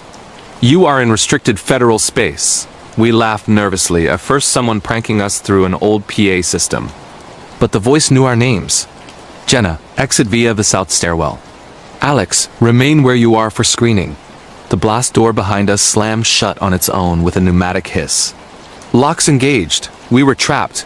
Panic set in fast. We ran deeper looking for another exit. Found a ventilation shaft big enough to crawl through. Tyler went first, then Jenna. Marcus and I followed. The shaft twisted for what felt like hundreds of yards, sloping downward. Air grew warmer, heavier. Then we dropped into the lower level, a massive chamber we hadn't seen on any level of the bunker above. It wasn't on any blueprint because it wasn't supposed to exist. The room was circular, 50 feet across, with a raised platform in the center holding a single stainless steel chair bolted to the floor. Restraints on the arms and legs. Thick cables running into the walls. Around it, glass observation booths with reel-to-reel recorders still spinning slowly. On the walls, hundreds of black and white photographs pinned in rows, people in 1960s clothing, faces scratched out with something sharp. Below each photo, a date and dosage. Subject 171200R ADS, the 3rd of November 62. In the corner, a corkboard with newspaper clippings about missing persons from Seattle in late 1962 and early 1963. Dozens of them. All ruled runaways or accident. A typewritten note pinned in the center. Continuity of government requires sacrifice. Directive 57 authorizes indefinite containment. The voice returned, now coming from speakers in the ceiling. You should not have come below level 3. Decontamination protocol initiating. Hatches in the floor irised open. A fine mist started spraying from nozzles overhead. It smelled sweet, chemical. Our skin began tingling immediately. We bolted, found a circus ladder leading up. Climbed for what felt like forever until we burst through a manhole cover into an alley off Pike Street, 2 blocks from where we de-entered. It was still the same night. Less than 3 hours had passed, but our GoPros showed over 9 hours of footage, the last 6 completely black with only audio. Our breathing, the voice counting down in radians, and something else, wet footsteps following us through the vents. We got out, but not unchanged. Within days we all got sick, hair falling out in clumps. Gums bleeding. Doctors called it acute radiation poisoning, but scans showed no external exposure. Blood work, impossible white cell counts through the roof one day, bottomed out the next. The footage we recovered showed Geiger counters spiking to lethal levels the moment we entered the lower chamber. We tried reporting it. Showed the footage to a contact at the local news. Next day, our cloud storage was wiped. The parking garage basement was sealed with fresh concrete. City records suddenly showed routine maintenance. The Reddit post and every comment vanished. Tyler didn't make it. Died in May 2025 from what they called complications of idiopathic leukemia. Jenna moved back east and stopped answering messages. Marcus claims he still hears the voice on shortwave bands late at night, giving evacuation orders for a war that never happened. I kept one thing, a single Polaroid I grabbed from the wall. A young woman, maybe 20, smiling in front of the Space Needle under construction. Her eyes were scratched out, but I recognized the face from a missing persons poster I found later, Margaret Ellison. Disappeared November 1962. On the back, someone wrote in faded ink, Subject 23, responded well to conditioning. Suitable for long-term containment. Sometimes I wake up at 3:17 a.m. to my radio alarm clock unplug static, clearing into that same calm voice. Alex Rivera. Return to facility for follow-up screening. Directive 57 remains active. Seattle's growing fast. They're digging new tunnels for light rail, building high-rises with deep foundations. Construction crews occasionally report voids in the bedrock empty spaces that shouldn't be there. I drive past 3rd Avenue sometimes. The garage is still open for business. But I never park below level 2, because whatever they were doing down there in 1962 didn't end with the stand-down order. It just went quiet. waiting for the next crisis, waiting for new subjects. And I think they're still keeping the chairs warm. Terrifying true story. The babysitter who discovered the hidden camera network in the perfect suburban home. My name is Kyla Thompson, and in September 2025, I was a 21-year-old college student desperately needing extra cash. I'd been babysitting since high school, had glowing references, CPR certification, the whole package. When the Harrisons posted on a local parent Facebook group looking for a regular Friday night sitter for their 2 kids 8-year-old Mason and 5-year-old Ava, I jumped at it. The pay was double the usual rate. The house was a gorgeous modern colonial in one of the nicest neighborhoods in Charlotte, North Carolina, and the parents, David and Melissa Harrison, seemed like the perfect upper-middle-class couple. Tech executive dad, stay-at-home influencer mom. They even had a nursery cam app they shared access to so I could check on the kids from my phone. Everything felt safe, professional, normal. The first few weeks were easy. Kids went to bed by 8:30. House was spotless. Fridge stocked with snacks labeled for Kayla.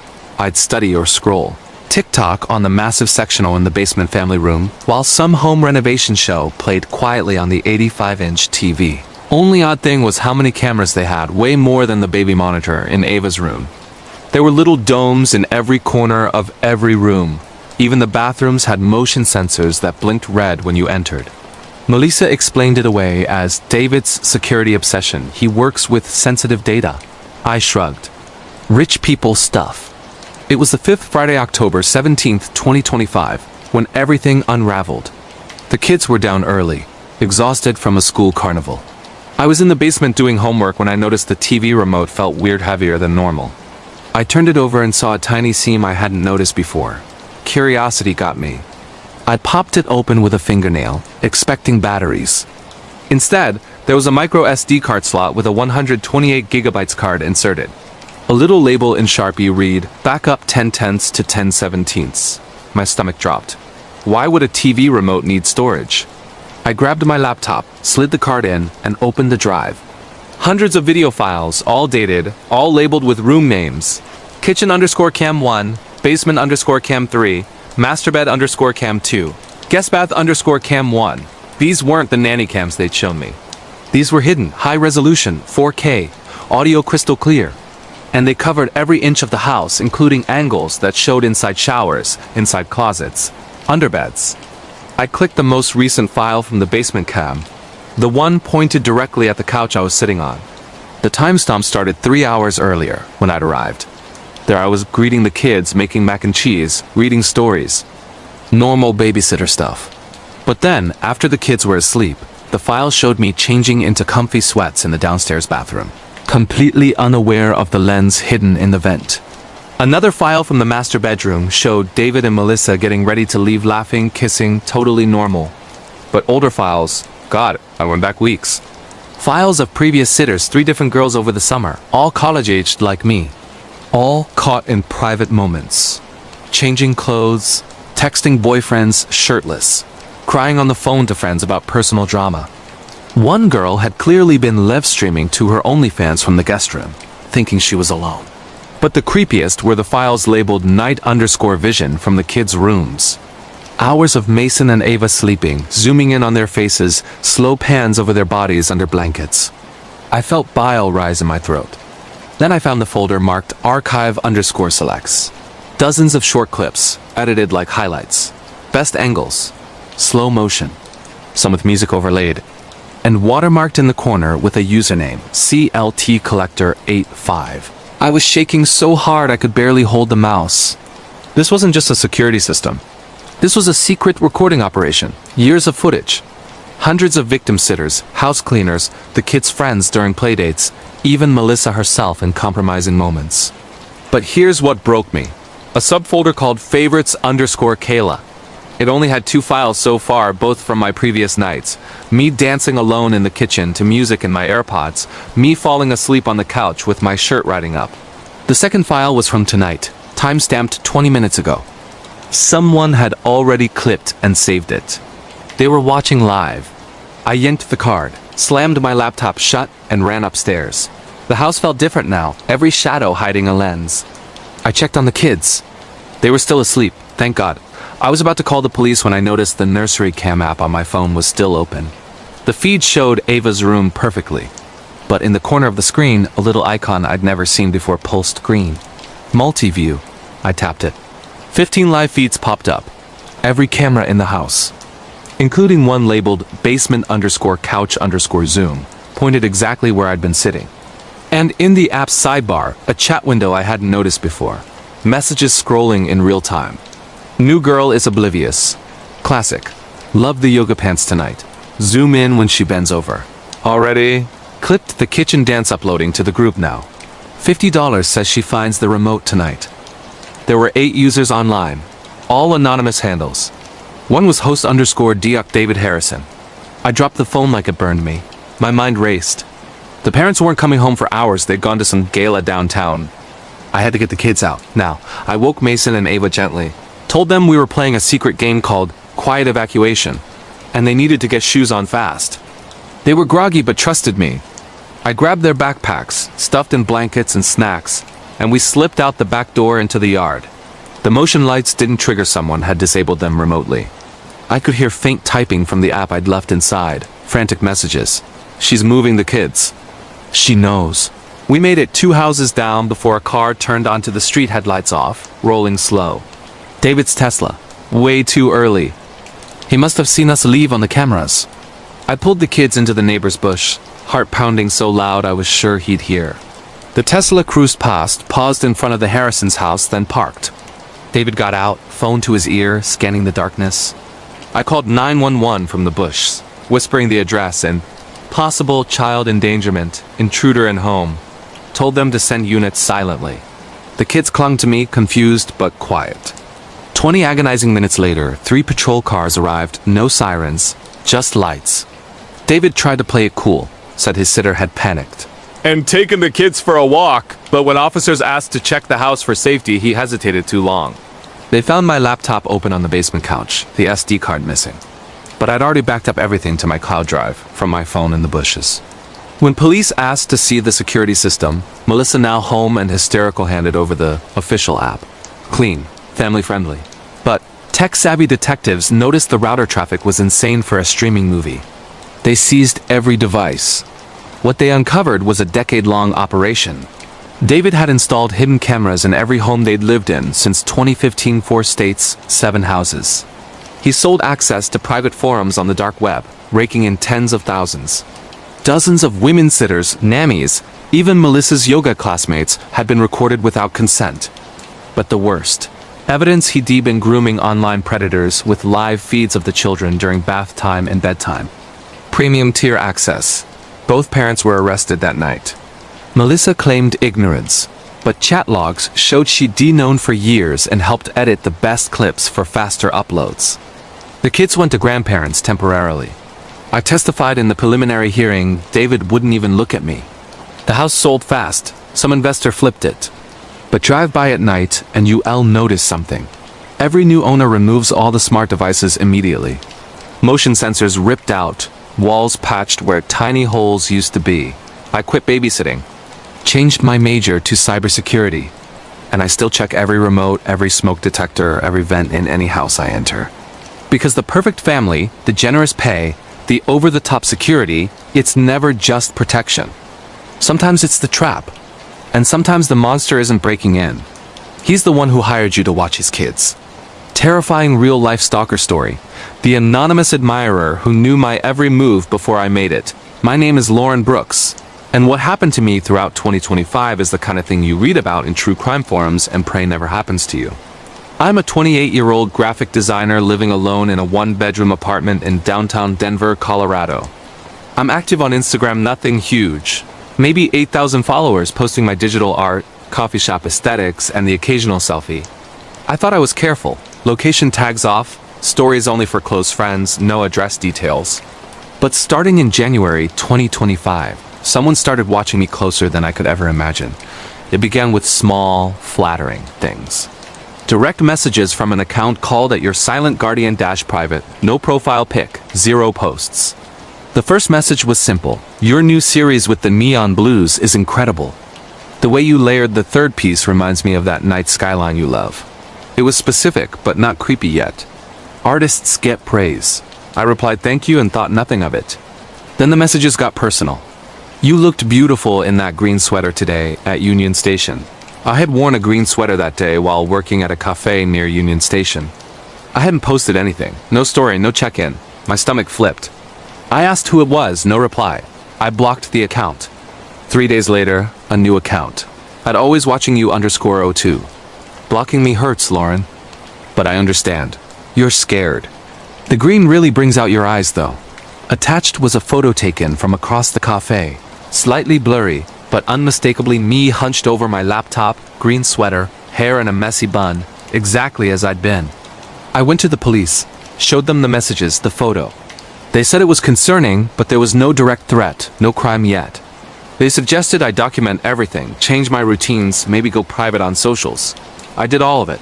Deleted every story, locked my accounts, stopped posting for weeks. I started taking different routes home, varying my schedule.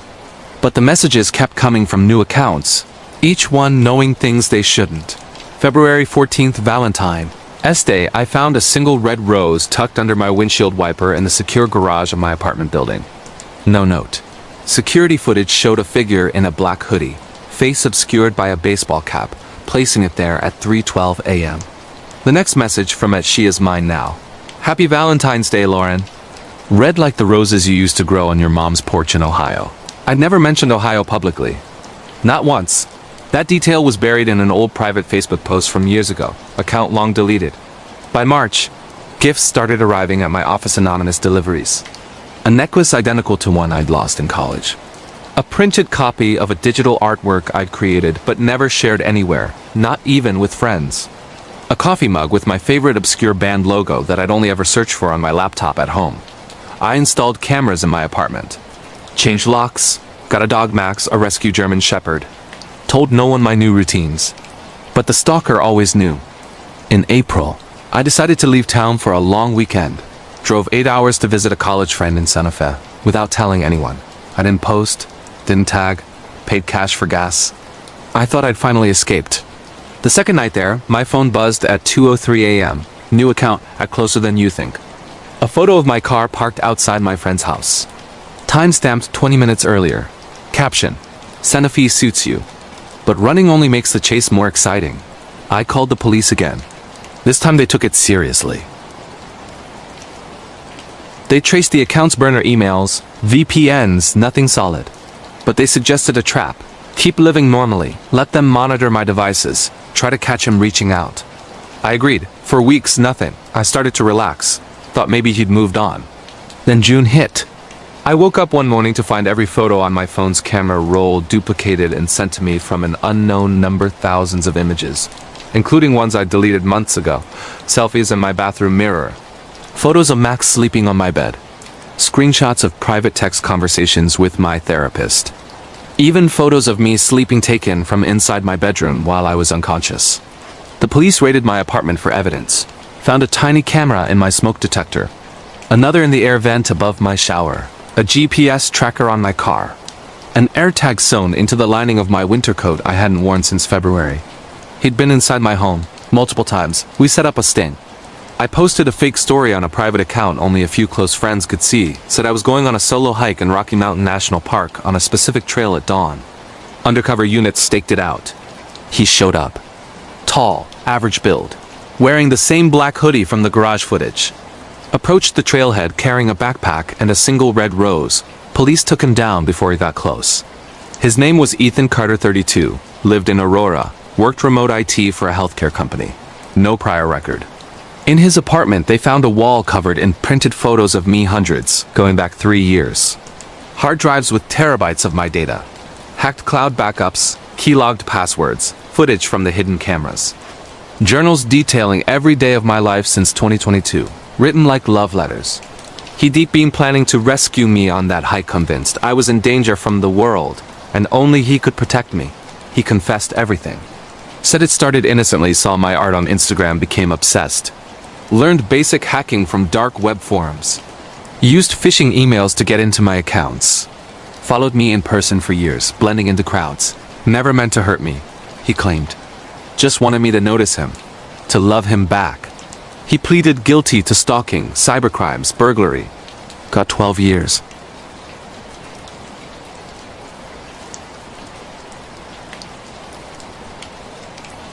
I still check vents, smoke detectors, under my car every single day. But sometimes late at night, I get a text from a restricted number. Just a single red rose emoji. Police say it's impossible. He's in maximum security, no phone access, but I know better. Some obsessions don't end with arrest. They just go quiet. Waiting for the next chance. Terrifying true story. The missing persons case that started with a single voicemail from my best friend who vanished in broad daylight. My name is Mia Reynolds, and my best friend Emily Harper disappeared on July 18, 2025. In the middle of a crowded summer festival in Asheville, North Carolina.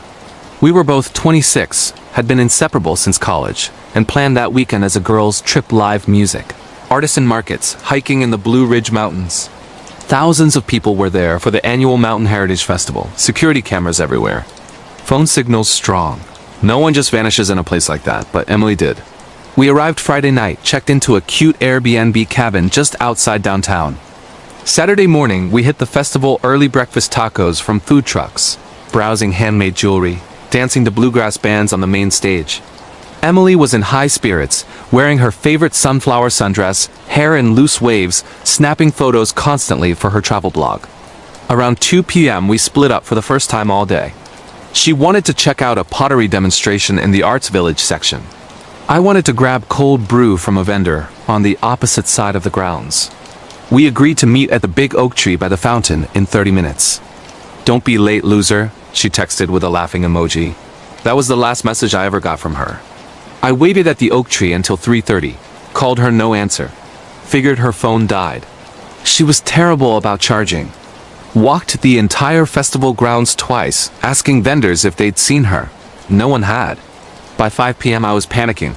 Filed a missing persons report with festival security and Asheville PD. They checked her phone last pinged at 2:17 p.m. near the pottery tents. Then nothing. Turned off or battery dead. Her bank card wasn't used afternoon. No social media activity. Nothing. That night, back at the cabin alone, I listened to my voicemail for the 100th time hoping I'd missed something. There was one new message, timestamped 2:23 p.m. 6 minutes after we split up. Emily's voice, breathless and low. "Mia, if you get this, don't come looking for me alone. He's wearing a blue volunteer shirt. Tell the police about the white van behind the maintenance building. I love you. I'm sorry." Then muffled sounds like a struggle, a hand over the phone, and the call cut off. I played it for the detectives immediately. They geolocated the call saying pottery tent area. Reviewed festival security footage. Hundreds of volunteers in blue shirts. Dozens of white vans for vendors and staff. But one camera caught something. Emily walking toward the Arts Village, then a man in a blue volunteer shirt approaching her, pointing toward a side path as if giving directions. She followed him off the main walkway. 30 seconds later, a white panel van pulled out from behind the maintenance building and drove slowly down a service road. Grainy footage showed the side door sliding open, two figures struggling briefly, door closing, van exiting the grounds through a staff gate. No license plate visible. The man in the blue shirt never appeared on any volunteer roster. The van was registered to a shell company that dissolved in 2022. No fingerprints, no DNA, no witnesses who remembered anything useful. Emily's case exploded locally. National news picked it up, festival vanishing in broad daylight. Search parties combed the mountains for weeks. Divers checked rivers. Dogs followed scents that led nowhere.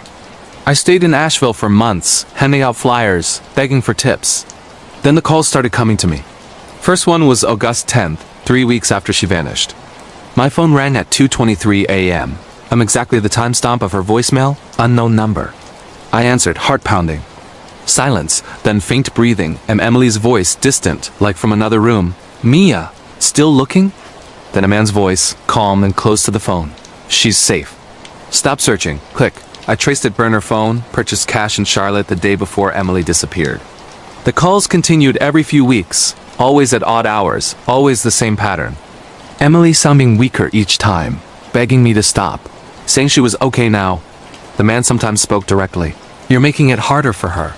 Once he played audio of her crying in the background while describing what I'd eaten for dinner that night, proving he was watching me too. Police tapped my phone, set traps. Nothing stuck.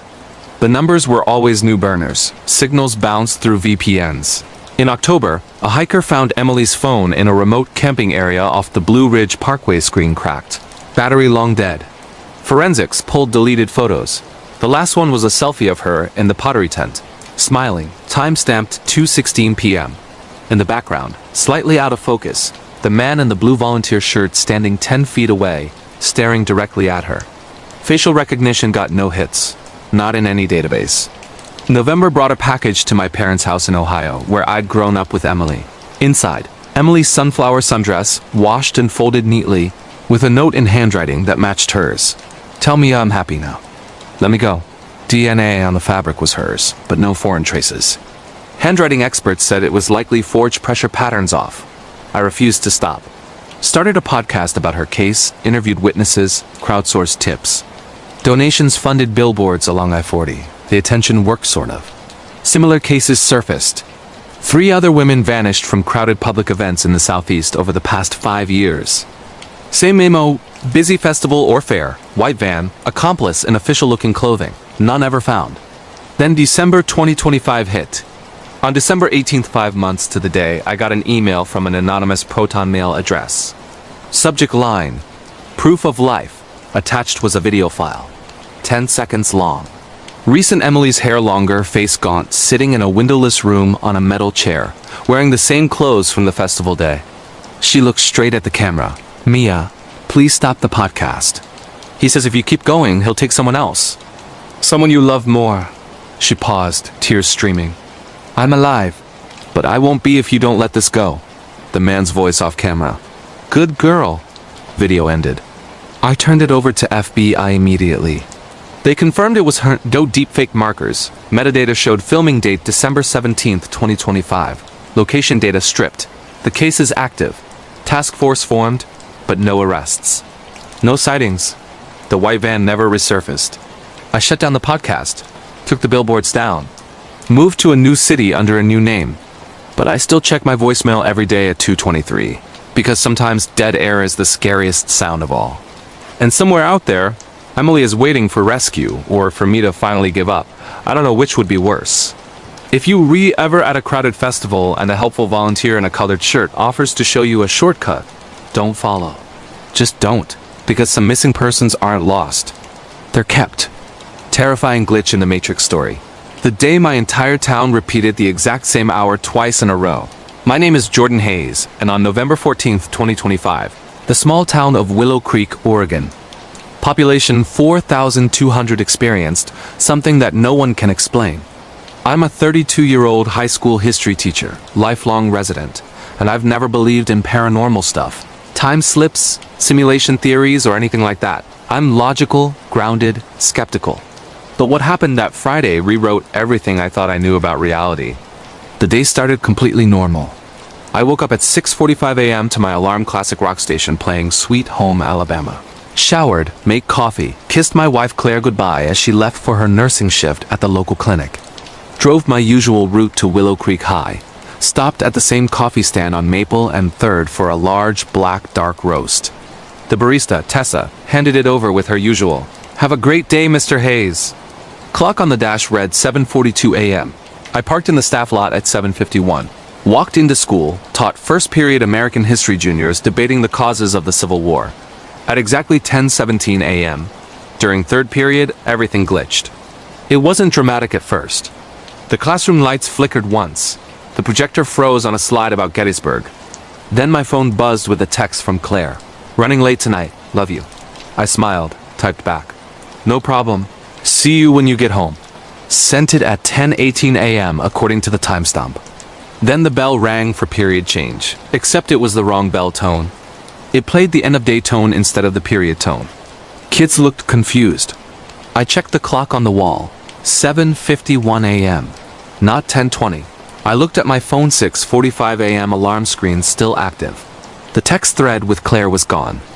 The coffee in my hand was steaming hot again, like I just picked it up. I walked into the hallway in a daze. Students were arriving, not switching classes. Teachers greeting kids at lockers like it was first thing in the morning. I ran to the office. Principal Daniels was at the front desk checking attendance. "Morning, Jordan," he said cheerfully. "You're early today." I stared at him. "It's 3rd period." "It's 10:20. He frowned, glanced at the clock above the door. 7:52 a.m. "You feeling okay?" Maybe low blood sugar. I bolted to my truck in the parking lot. Radio station playing the exact same song, Sweet Home Alabama. Shot the exact same verse it had been at 6:45. I drove straight to the coffee stand on Maple and 3rd. Tessa was there, same ponytail, same smile. Large black dark roast? I nodded, speechless. She handed it over. Have a great day, Mr. Hayes. Clock on the dash, 7:42 a.m. I pulled over, heart racing, and called Claire. She answered on the second ring, voice sleepy. Hey babe, you at school yet? I almost dropped the phone. You're still home? Yeah, just waking up. Why? I hung up and drove home. She was in the kitchen in her pajamas, pouring her first cup of coffee. Exact same conversation we'd had 2 hours earlier, word for word. She teased me about forgetting my lunch. I kissed her goodbye again, exactly like before. The entire morning repeated. Perfectly. I went back to school, taught first period again, same student questions, same jokes. At 10:17 a.m. the lights flickered again. Projector froze on the same slide. Phone buzzed Claire's text. Running late tonight, love you. This time I didn't reply. I just sat there, waiting. At 10:18 the bell rang correct tone this time. Wall clock showed 10:20. Students filed out normally. My phone still had the text thread from the first loop. But now there were 2 identical running late messages. One timestamped the first cycle, one the second. I wasn't the only one who noticed. By lunch, the whole town was buzzing. Social media, local Facebook groups, texts, calls, everyone describing the same thing. The repeats started at different times for different people, but always reset to sometime between 6:30 and 8 a.m. The gas station clerk swore he sold the same customer the same pack of cigarettes twice. The diner waitress served the same breakfast order to the same trucker an hour apart. Exact words. Traffic cams reviewed by the sheriff showed cars driving the same routes, stopping at the same lights, twice. No one outside Willow Creek noticed anything. I called my brother in Portland 90 miles away. He'd had a normal morning. National news. Nothing. It was only us. The second loop ended normally. Day continued. But people were freaked out. School let out early. Churches filled. Bars opened at noon. Everyone comparing stories, trying to find differences between Loop 1 and Loop 2. Most found none. A few claimed tiny changes, like a different song on the radio or a cloud that wasn't there before. Then night came. At exactly 10:17 p.m. 12 hours after the morning glitch, the power grid flickered town-wide. Streetlights strobed. Every digital clock reset to 0 o'clock and started climbing normally again. Phones buzzed with emergency alerts that never actually sent. And for about 30 seconds, everyone in Willow Creek heard the same thing through every speaker car radios, home stereos, phone speakers, even the PA at the grocery store. A low mechanical voice saying, "Reset complete. Anomaly contained. Returning to baseline timeline." Then silence. The next morning, November 15th, everything seemed normal. But the evidence was everywhere. Phones had duplicate photos from the same angles taken hours apart. Security footage showed the same people entering buildings twice. My Fitbit recorded 2 identical activity peaks for the morning. Scientists descended. University teams, government agencies in unmarked SUVs. They took statements, analyzed data, ran tests. Conclusion after weeks. Unexplained localized temporal anomaly. No lingering effects detected. Case closed, files classified. But we know better. Some people moved away. Houses went up for sale in waves. Others stayed, but we avoid talking about it now. Too many nightmares. Too many people who swear they sometimes see the other version of themselves in reflections, doing things slightly differently. I still teach at the high school. Claire still works at the clinic. Life looks normal. But every November 14th, I take a personal day. I unplug every clock. I stay off the roads between 6:30 and 11 a.m., and at 10:17 morning or night, I hold my breath. Because once you've lived the same hour twice, you never stop wondering, what if it happens again? And worse, what if next time we don't all come back to the same version? Terrifying sleep paralysis horror. The Hat Man who visited me every night and started bringing others with him. My name is Ethan Carter, and from March to August 2025, I endured the most terrifying series of sleep paralysis episodes anyone could imagine. I'm a 34-year-old software engineer living in a quiet suburb outside Boston, Massachusetts. I've always been a rational guy, science, logic, therapy when needed. I knew about sleep paralysis from college. That state between sleep and wakefulness where your body is paralyzed, but your mind is aware, often accompanied by vivid hallucinations. I'd had mild episodes before: pressure on the chest, shadowy figures in the corner. Unpleasant, but manageable. Roll with it, wait for it to pass, go back to sleep. But in 2025 it became something else entirely. It started gradually. One night in early March I woke up, or thought I did, unable to move. The room was exactly as it should be. Streetlight filtering through the blinds, my alarm clock glowing 3:12 a.m., the hum of the refrigerator downstairs. But standing at the foot of my bed was a tall figure in an old-fashioned wide-brimmed hat, like a 1940s fedora and a long dark coat. Featureless face, just black void where features should be. He didn't move, just stood there watching. I felt crushing weight on my chest, the classic hag phenomenon. I panicked internally, tried to scream, wiggled a finger until the paralysis broke. When I finally sat up gasping, the room was empty. I chalked it up to a bad episode, drank water, went back to sleep.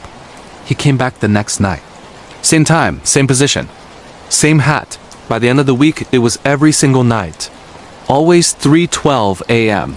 Always the Hat Man. As I learned, he's called on sleep paralysis forums. Thousands of people report seeing the exact same entity: tall, hat, coat, no face.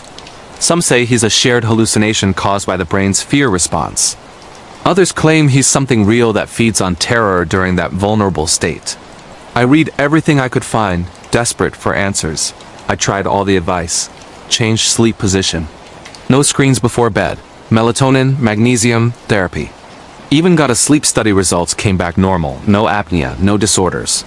Doctors said classic recurrent isolated sleep paralysis, prescribed relaxation techniques. Nothing worked. The Hat Man kept coming. In April, he started moving. Instead of just standing, he'd slowly tilt his head, as if studying me. Once he took a single step closer. Another night he raised a gloved hand and pointed directly at my chest. The pressure would intensify until I thought my ribs would crack. I'd fight to wake myself, thrashing mentally until a finger twitched and the spell broke. I'd leap out of bed, turn on every light, pace until dawn. Sleep became something I dreaded. By May, he wasn't alone anymore. The first companion was a small figure, child-sized, crawling on the ceiling like a spider, limbs too long, head twisted backward. It would scuttle into view from the corner of the room and perch above me, staring down with glowing white eyes. The Hat Man would remain at the foot of the bed, unmoving, while the crawler watched. I started sleeping with the TV on low, hoping sound would help. It didn't. They'd appear anyway, silhouettes against the flickering screen. June brought more. An old woman in a tattered nightgown appeared in the doorway, rocking side to side, muttering in a language I couldn't understand. Her mouth moved too wide, teeth too sharp. Another night, a faceless figure in a hood sat in the chair across the room, head in hands as if weeping silently. The Hat Man always central, always watching, like he was in charge. I moved bedrooms, slept on the couch, stayed at a friend's house for a week. The episodes followed me. Same time, same visitors wherever I was. My friend woke up one night to me rigid in the guest bed, eyes wide open, breathing shallow. He shook me awake. I described the Hat Man. He went pale, said he'd seen a tall shadow in a hat leave the room the moment I woke up. I started recording myself sleeping. Phone on tripod, night vision on. The footage is chilling. Hours of me lying still, then suddenly at 3:12 my eyes snap open, body frozen. Chest heaving rapidly under the blanket, like something is pressing down. No entities visible, of course. But the audio picked up faint sounds, whispers too low to make out. Footsteps that weren't mine, once what sounded like a deep sigh right next to the microphone. In July, the interactions escalated. The Hat Man began approaching the bed. Slow, deliberate steps. He'd lean over me until the brim of his hat filled my vision. The void of his face inches away. I could feel cold radiating from him. One night, he reached out and touched my forehead-gloved finger ice cold, sending a jolt through my entire body. The paralysis lasted longer than ever that time, almost 20 minutes according to the recording. When I finally broke free, I had a perfect handprint-shaped bruise on my forehead that lasted days. The others grew bolder too. The crawler dropped onto the bed once, straddling my chest, long fingers around my throat without pressure, just holding. The old woman crawled onto the mattress and whispered directly into my ear, breath foul and wet. I started having episodes multiple times a night, waking exhausted, covered in sweat, sometimes crying without realizing it. I saw specialists. neurologists, sleep doctors, even a psychiatrist who specialized in parasomnias. Meds made it worse. Antidepressants sometimes trigger more episodes. Therapy helped me cope, but didn't stop them. I tried religious roots prayers, sage, holy water. Nothing touched them. The final night was August 17th, 2025. I'd fallen asleep around midnight, dreading the inevitable. At 3:12, my eyes opened.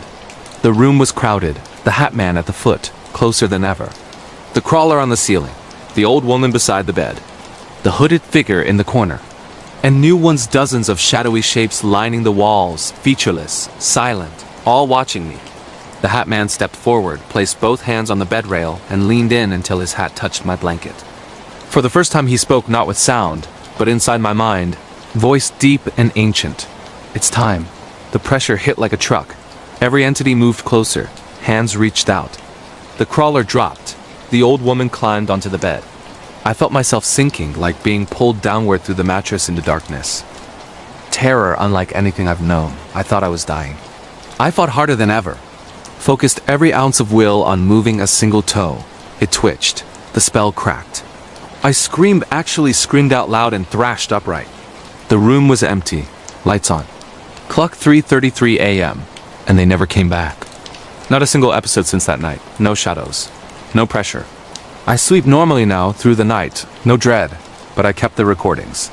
And sometimes when I watch the footage from August 17th, right at the moment I wake up screaming, there is a split-second frame where the camera catches something impossible.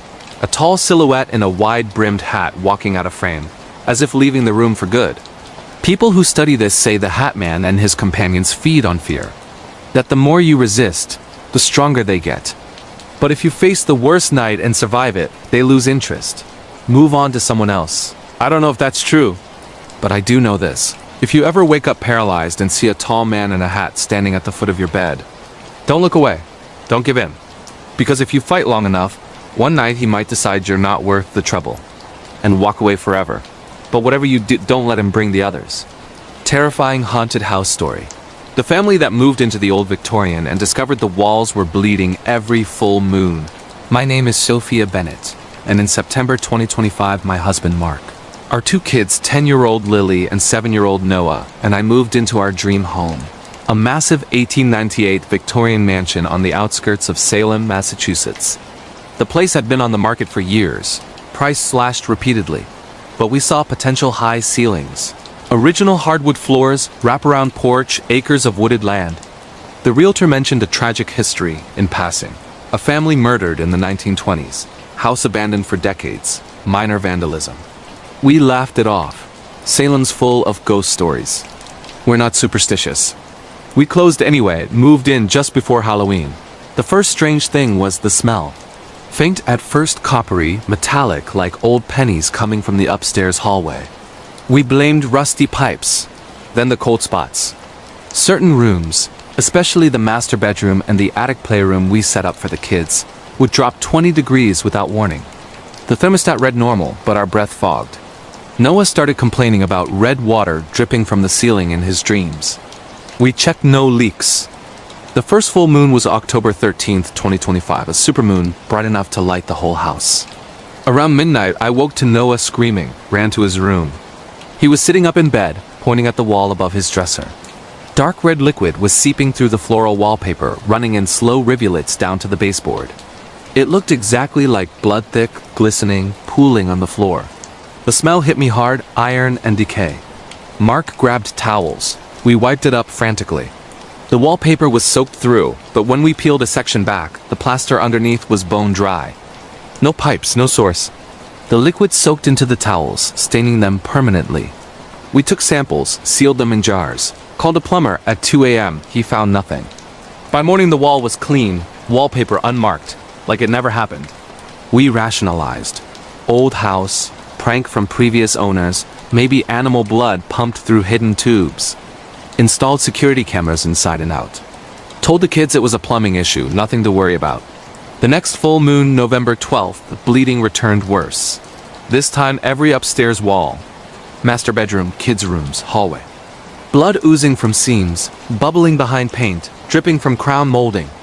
The cameras caught it in real time. starting at 11:47 p.m., slow at first, then gushing.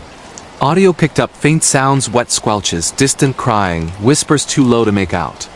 Lily woke up covered in it, splattered across her blankets, like someone had shaken a wet paintbrush over her. Noah found bloody handprints on his window, child-sized, pressed from inside. We evacuated to a hotel. Had the house tested. Environmental hazards, mold, lead paint, everything negative. Crime scene cleaners came, found no trace by daylight. But we kept the footage. And the jars from the first incident, we sent samples to a private lab. Results came back human blood, type O positive, degraded, but with DNA markers consistent with early 20th century samples. No match in any database. We researched the house history deeper. Found newspaper archives from 1923. The Whitaker family, father Elias, mother Clara, 3 children found brutally murdered in the upstairs bedrooms. Throats cut, bodies arranged in a pentagram on the master bed. Elias was the prime suspect, but he vanished. Case unsolved. Locals claimed the house was cursed, walls weeping blood on full moons ever since. Previous owners all reported similar incidents, fled within months. We almost sold. But the market was bad, and we'd sunk everything into renovations. Decided to stay, fight it. Had the upstairs gutted plaster removed, walls down to studs. Nothing hidden. No bodies, no pipes carrying fluid. Rebuilt with new drywall, fresh paint. Installed UV lights, humidity controls, more cameras. December 12th, full moon came. We stayed downstairs, all lights on, kids sleeping in the living room fort. At 11:47 p.m. exactly, the bleeding started again, this time from the ceiling. Thick drops falling in the upstairs hallway, soaking through the brand new drywall like it was paper. Then the whispers grew louder on camera audio. A woman's voice pleading, "Find us, under the floor." "He's still here," children crying, "Mama." Mark and I went up with crowbars. Tore into the floorboards in the master bedroom, the one spot we hadn't fully replaced. Under the subfloor, wrapped in oilcloth and buried in lime, 5 skeletons. Adult male, adult female, 3 children. Preserved enough for clothing fragments 1920s style. Dental records later confirmed the Whitakers. All 5. Elias hadn't fled. He'd been murdered too. Forensic teams swarmed the house. Cause of death, multiple stabbings. No suspect ever identified. Some speculated a cult killing, others a robbery gone wrong. The bodies had been hidden, house sold quietly, secret kept for a century. After the remains were removed and properly buried, the bleeding stopped. No more full moon incidents, no cold spots. Cameras record nothing unusual. The kids sleep upstairs again. We finished renovations. The house is beautiful now, bright and warm. But sometimes on quiet nights, I swear I hear faint whispers from the walls. Not pleading anymore, thank you. Like the house is finally at peace. Or maybe just waiting for the next family who disturbs the floorboards. We kept one thing, the original wallpaper from Noah's room, the section that bled first. It's sealed in a frame in the attic, stains still visible under UV light. A reminder that some homes don't want to be fixed. They just want to be left alone with their secrets. And if the walls start weeping blood on the next full moon, well, we'll know we didn't listen. Terrifying road trip horror. The phantom trucker who appeared only on that one stretch of Nevada Highway 50. My name is Dylan Brooks. And in July 2025, my girlfriend, Ava, and I decided to take the ultimate American road trip, driving cross-country from San Francisco to New York City in my old Jeep Wrangler. We wanted the scenic route, no interstates, just back roads in small towns. The loneliest part was Highway 50 through Nevada, the self-proclaimed loneliest road in America. Miles of empty desert, no services for 100 miles at a stretch, just sagebrush and mountain silhouettes. We hit that section on July 19th, starting from Fallon at dawn, planning to reach Ely by nightfall. The day was perfect at first, blue skies, windows down, playlist blasting indie rock. Around noon, we were in the heart of the emptiness. No other cars for hours. That's when we first saw the truck. A massive semi-old-school Peterbilt with a faded red cab. No trailer attached, just the tractor hauling nothing. It appeared in my rear view like it materialized, already close. I moved over to let it pass, but it didn't. It just paced us at exactly our speed, 65 miles per hour from about 50 yards back. Ava glanced in the side mirror and laughed nervously. Creepy tailgater. I sped up to 75. It matched. Slowed to 55. It slowed. Always the same distance. The driver was visible through the windshield, tall figure in a cowboy hat, face shadowed. No wave, no flash of lights, just steady staring ahead. We figured he was messing with us, some bored trucker prank. Cell service was non-existent, so we couldn't call anyone. After 20 minutes, I pulled over onto the shoulder to let him by. Dust clouds settled. The truck slowed, kept going, and vanished over the next rise. We waited 5 minutes. No sign of it. I pulled back onto the highway. 10 miles later, there it was again behind us, same distance. This went on for hours.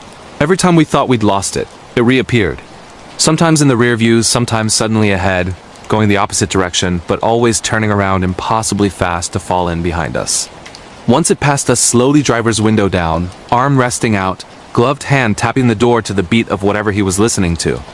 But his face, even in sunlight, it stayed shadowed under the hat brim, like the light refused to touch it. We stopped at the tiny town of Austin for gas around 3 p.m.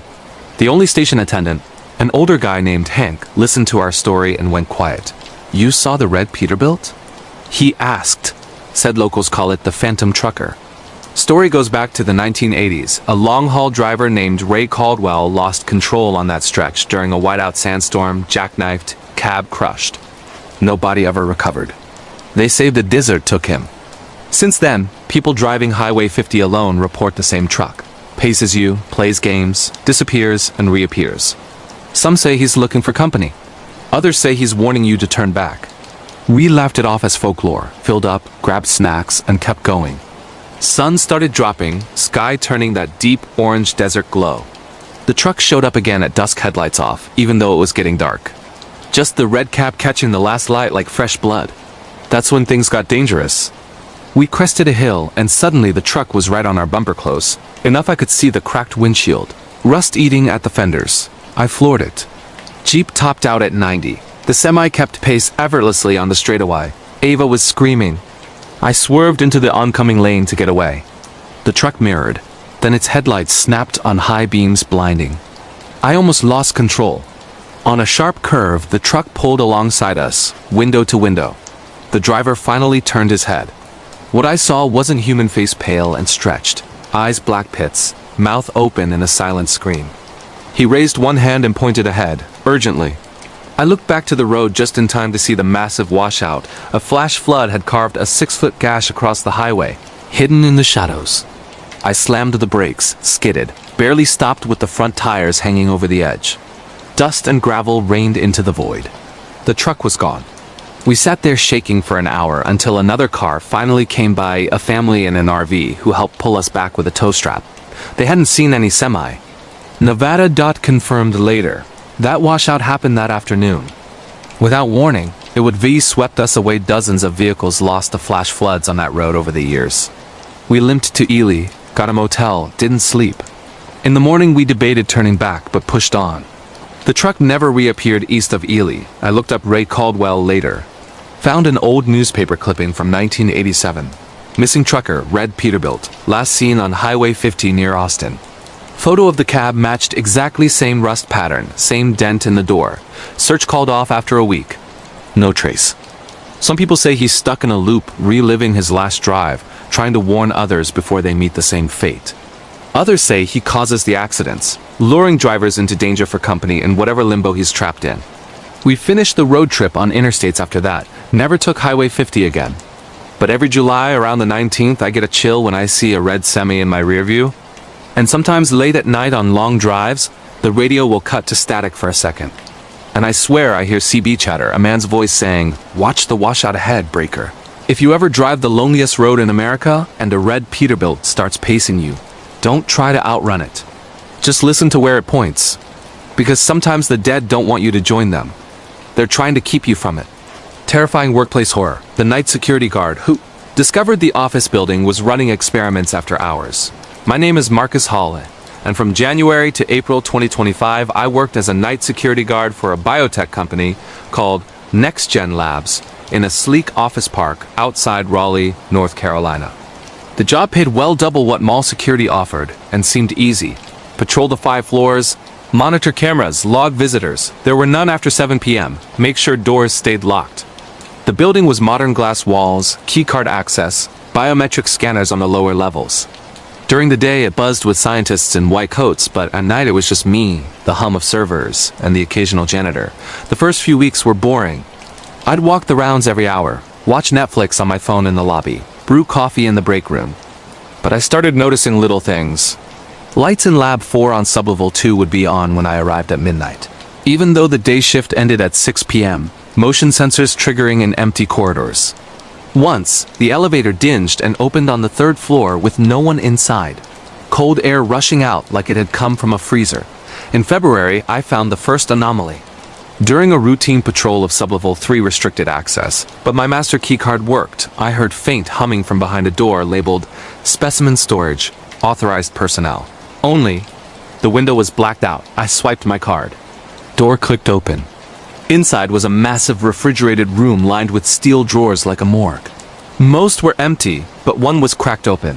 Frosty air spilled out. I pushed it further and froze.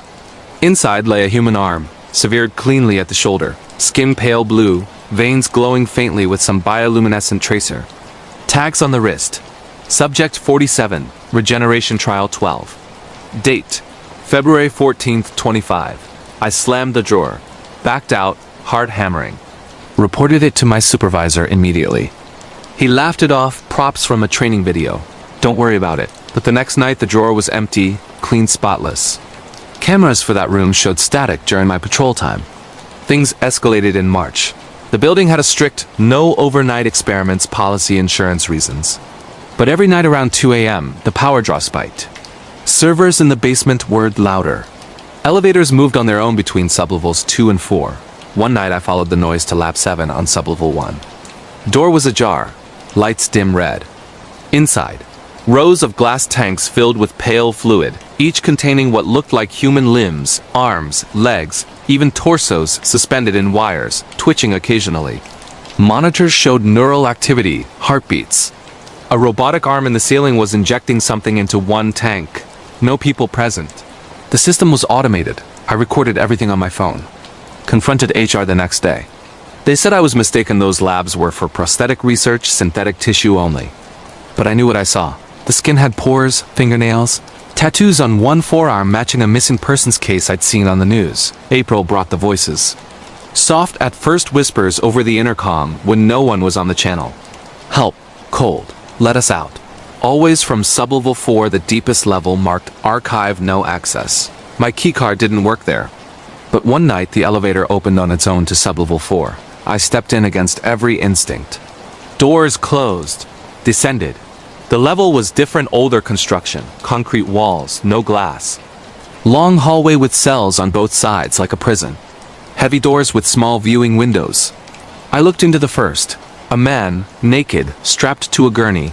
4 lines in his arms. Eyes open but vacant. Skin mottled with glowing veins. He turned his head slowly toward me. Mouth moved. You're new. Every cell held someone 10 in total. All alive, all conscious, all altered. Limbs regrown where amputated. Extra appendages in some. One woman had eyes replaced with mechanical lenses that weren't focusing on me. They all started pleading when they saw me. Get us out. They take pieces. We signed up for trials. Not this. At the end of the hall, a surgical theater. Observation window showed an operating table, robotic arms poised with scalpels, saws, drills. A monitor listed scheduled procedures, 3 a.m. daily. Current time, 2:57 a.m. I ran back to the elevator. It wouldn't respond. Doors to cells started unlocking remotely. Click, click, click, click. Footsteps behind me, bare feet on concrete, dragging 4 poles. I sprinted to the stairwell, took them 2 at a time up 4 flights, burst into the lobby gasping. Called 911 from the desk phone. Told them everything. While on hold, I checked the cameras. Every feed from sublevel 4 showed empty cells, clean hallway, no movement. Like it reset. Police arrived with a warrant 2 days later. After I emailed my footage anonymously to a local news station. They found nothing. Sublevel 4 was storage, old files, broken equipment. No cells, no tanks, no subjects. Company claimed I'd fabricated everything, fired me for unauthorized access and misinformation. News station pulled the story pressure from advertisers. But I kept backups. 3 weeks later, the missing persons cases started closing. Homeless veterans, runaways, people with no families found wandering highways. disoriented, claiming memory loss from medical trials. All had surgical scars, glowing traces under UV light. All refused to talk details. NextGen announced a breakthrough in limb regeneration therapy in June 2025. Stock soared. FDA fast-tracked approval. I moved across the country, changed jobs. But sometimes packages arrive no return address.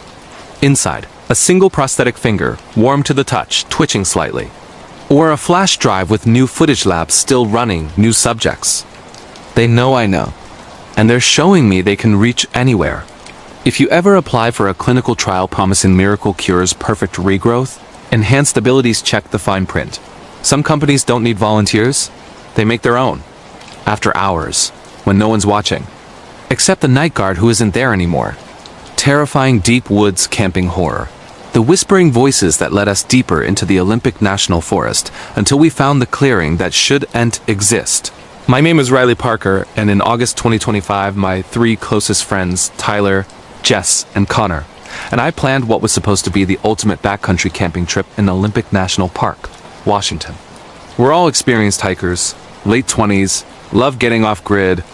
We chose the lesser-known northern section near the Hoh Rainforest. Dense, old-growth, moss-covered everything.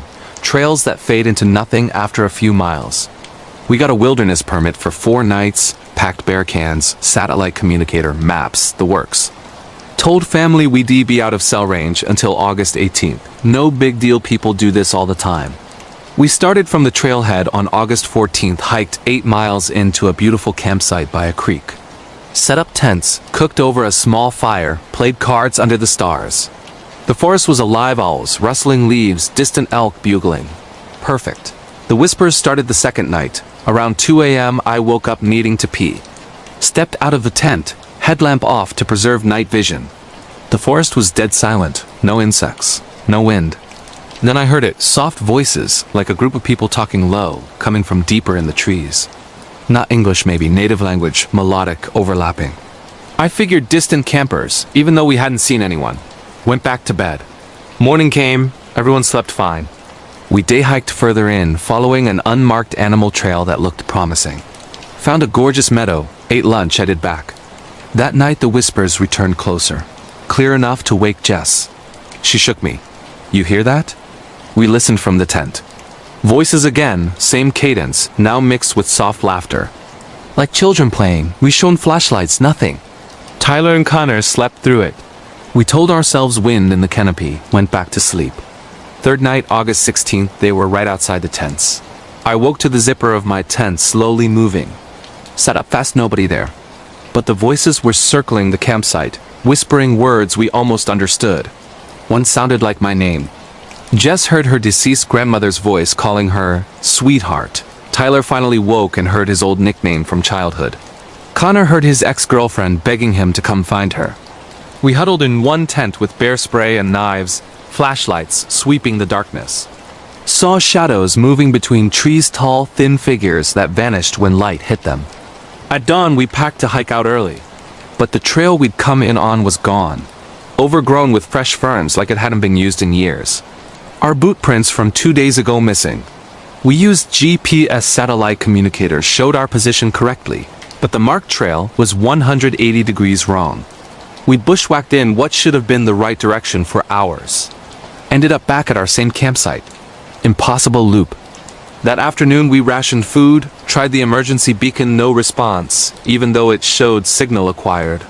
The voices returned at dusk, louder, inviting. Come play. We've been waiting. Just a little further. They sounded friendly, almost hypnotic. Connor wanted to follow them, said they promised a shortcut out. We tied him to a tree until he snapped out of it, crying, saying he saw his dead brother in the trees. Fourth night we didn't sleep.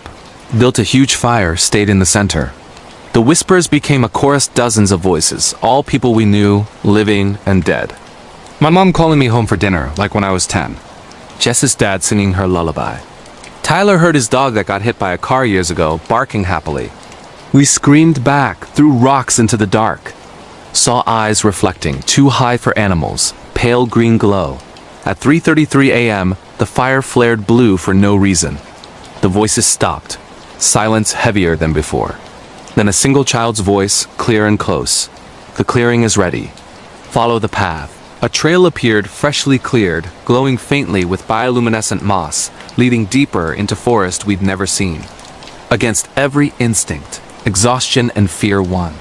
We followed it, thinking it had to lead somewhere, maybe a ranger station, maybe rescue. It led to the clearing. A perfect circle, maybe 50 yards across, no trees, soft grass like a lawn. In the center, stone pillars arranged in a spiral, ancient, covered in carvings we couldn't read. Around the edge, backpacks. Dozens of them, old and new, some rotted, some fresh. Contents spilled out. Wallets, phones, journals, clothing. All belonging to missing hikers from Olympic over decades. Names we recognize from missing persons posters at the trailhead. And in the middle of the spiral, fresh prints are boot prints leading in, but none leading out. The voices returned, now from everywhere and nowhere. Welcome home. We ran. Dropped packs, sprinted back down the glowing trail.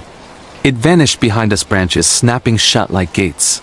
We crashed through brush blindly until sunrise, scratched and bleeding. Stumbled onto a real trail at noon on August 18th, 20 miles from where we should have been. Rangers found us dehydrated, babbling. Search party went back for our gear. Found nothing. No campsite. No clearing. No trail GPS data corrupted. Officials called it extreme disorientation from dehydration. Case closed, but we know. The four of us don't camp anymore. Don't even hike. Connor moved to Arizona, says he still hears the whispers on windless nights. Just sees the glowing moss in her dreams. Tyler found an old backpack in his garage last month, same model as one in the clearing, tags with a missing hiker's name. And me, I keep getting texts from unknown numbers. Photos of the clearing taken from new angles. Fresh backpacks added, waiting. If you ever backpack deep in Olympic National Forest and hear voices calling your name at night, friendly, familiar, promising a better spot just ahead, don't follow the path that appears. Some campsites aren't meant to be left. And the forest always needs more company. Terrifying hospital night shift horror. The patient in room 413, who died 20 years ago but kept checking in every Christmas. Eve, my name is Nicole Ramirez, and I've been an A nurse at St. Mary's Hospital in Philadelphia for 12 years. It's an old building, parts dating back to the 1920s, with dim corridors, creaky elevators, and that constant antiseptic smell mixed with something older, metallic. I've worked every holiday shift you can imagine, but nothing prepared me for what started happening on Christmas Eve 2024 and continued into 2025. The first incident was December 24th, 2024.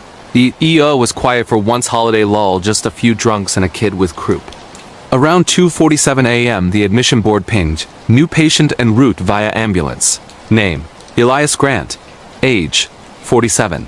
Chief complaint, chest pain. ETA, 8 minutes. Standard stuff. I prepped Bay 3, got the cardiac cart ready. The ambulance arrived. Paramedics wheeled in the patient, pale, diaphoretic, clutching his chest. He looked exactly like the photo on the chart. Salt and pepper, hair, wire-rimmed glasses, wearing an old wool coat over pajamas. He was conscious, moaning, "It hurts." Like last time, we hooked him up. EKG showed acute STEMI. Massive heart attack in progress. We called the cath lab, pushed thrombolytics, the whole protocol. Then the chart glitched. The electronic health record suddenly showed admission date, December 24th, 2004. Status, deceased. Time of death, 3:17 a.m. Cause, myocardial infarction. Attending physician, Dr. Harlan, who retired in 2010. I thought it was an EHR error, duplicate record. But when I pulled the archived file, there he was, Elias Grant, same face, same everything. Died in Bay 3 20 years earlier to the minute. The patient coded at 3:15 a.m. We worked him for 40 minutes, shocks, epi, compressions. Nothing. Called it at 3:17. Body tagged, sent to morgue. I clocked out at 7 a.m. exhausted, chalked the chart thing up to a weird system bug. Christmas morning I got a call from the morgue tech. "Hey Nicole, the body from Bay 3? It's not here, drawer is empty." No record of transfer. Security footage showed the gurney arriving, morgue doors opening. Then static for 30 seconds. When it cleared, the drawer was closed, empty. I thought prank, or mix-up, until next year. Christmas Eve 2025, exactly 1 year later. I was charge nurse again. At 2:47 a.m. the board pinged. Elias Grant. Age 47. Chest pain, ETA 8 minutes. Same everything. I ran to the ambulance bay. Same paramedics from last year wide-eyed. Nicole, you're not gonna believe this. Same guy. Same coat, same complaint. They wheeled him in. Exact same presentation. He even looked at me and whispered, "You again. Please, make it stop this time." We went through the motions. EKG identical to last year's, strips down to the millimeter. Lab's impossible troponin levels matching the 2004 records. He coded at 315. We called it at 317. Morgue again. And again, by morning, the body vanished. This time I dug deeper. Found the original 2004 records. Elias Grant was a janitor at the hospital. Died alone on Christmas Eve, no family. Legend among old staff, he'd been having chest pain all shift. Refused to tell anyone, kept working until he collapsed in the air hallway. Security dragged him into Bay 3. He died begging the nurses to make it stop. Since then, every Christmas Eve, he relives it. I talked to nurses who'd been here decades. They confirmed, same thing every year since 2004. Some years the body stays cold case in the morgue, unexplained John Doe. Other years it vanishes, no pattern. Administration buries it, calls it system error, or prank admission. Threatens staff with write-ups for spreading rumors. But 2025 was different. This Christmas Eve tonight, December 24th, 2025, I'm working again. At 2:47 a.m., the board just pinged. Elias Grant. Chest pain. ETA 8 minutes. I'm in Bay 3 prepping. The cardiac cart is ready. But this time I'm not following protocol. I've been reading about loops, temporal anomalies in trauma sites. Spirits trapped reliving their death. Some say if you break the pattern, acknowledge them, give them peace, the cycle ends. So when he arrives, I'm going to sit with him. Hold his hand. Tell him it's okay to let go. That we see him. That he doesn't have to keep coming back. Because no one should die alone every Christmas Eve for 20 years. And if the body vanishes again tomorrow, at least maybe he'll finally rest. I hear the ambulance sirens now. He's almost here, wish me luck. Because this time I'm going to try to save him. Not from the heart attack. From the loop. Terrifying true crime story. The home invasion that happened while we were all asleep upstairs and left no trace except one thing. My name is Hannah Lewis and my family husband Ryan.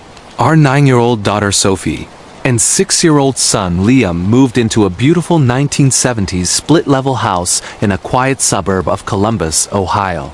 In June 2025, the neighborhood was perfect. Cul-de-sac, good schools, families everywhere.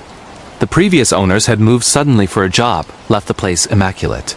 We felt lucky. The first few months were normal. Kids settled into school, we hosted barbecues, unpacked the last boxes by August. Then the little things started. Drawers we'd closed would be found open. A chair at the kitchen table pulled out when we came down for breakfast. Sophie said her dolls were rearranged at night. We blamed sleepwalking Liam had a phase or the house settling. Installed a basic security camera at the front door just for peace of mind.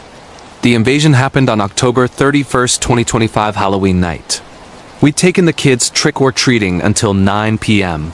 Came home exhausted, put them to bed, watched a movie downstairs, asleep by 11:30. All doors locked, windows latched, alarm armed. The camera recorded nothing unusual, no motion after we got home. We woke up November 1st to a nightmare. Every downstairs cabinet and drawer was opened, couch cushions on the floor, fridge door ajar, food rearranged. The kids' Halloween candy dumped out on the kitchen island, sorted by type chocolates in one pile, gummies in another, wrappers neatly folded. But nothing stolen. TV still there, laptops untouched, jewelry box upstairs undisturbed, no broken windows, no forced doors.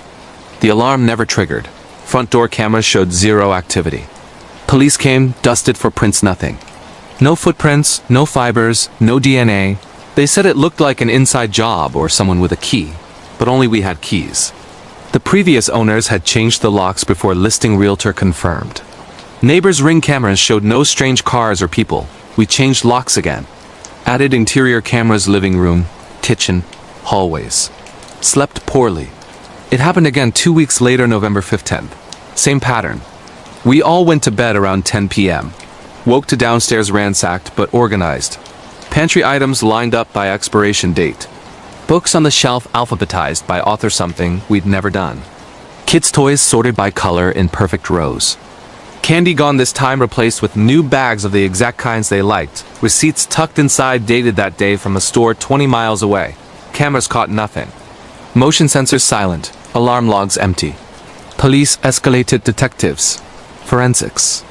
They found one thing, faint scuff marks on the basement window frame, like someone slim had squeezed through. But the window was painted shut years ago, no way to open it without breaking glass. Glass intact. We boarded the window, installed bars, slept with lights on. Third time December 6th. This one was personal.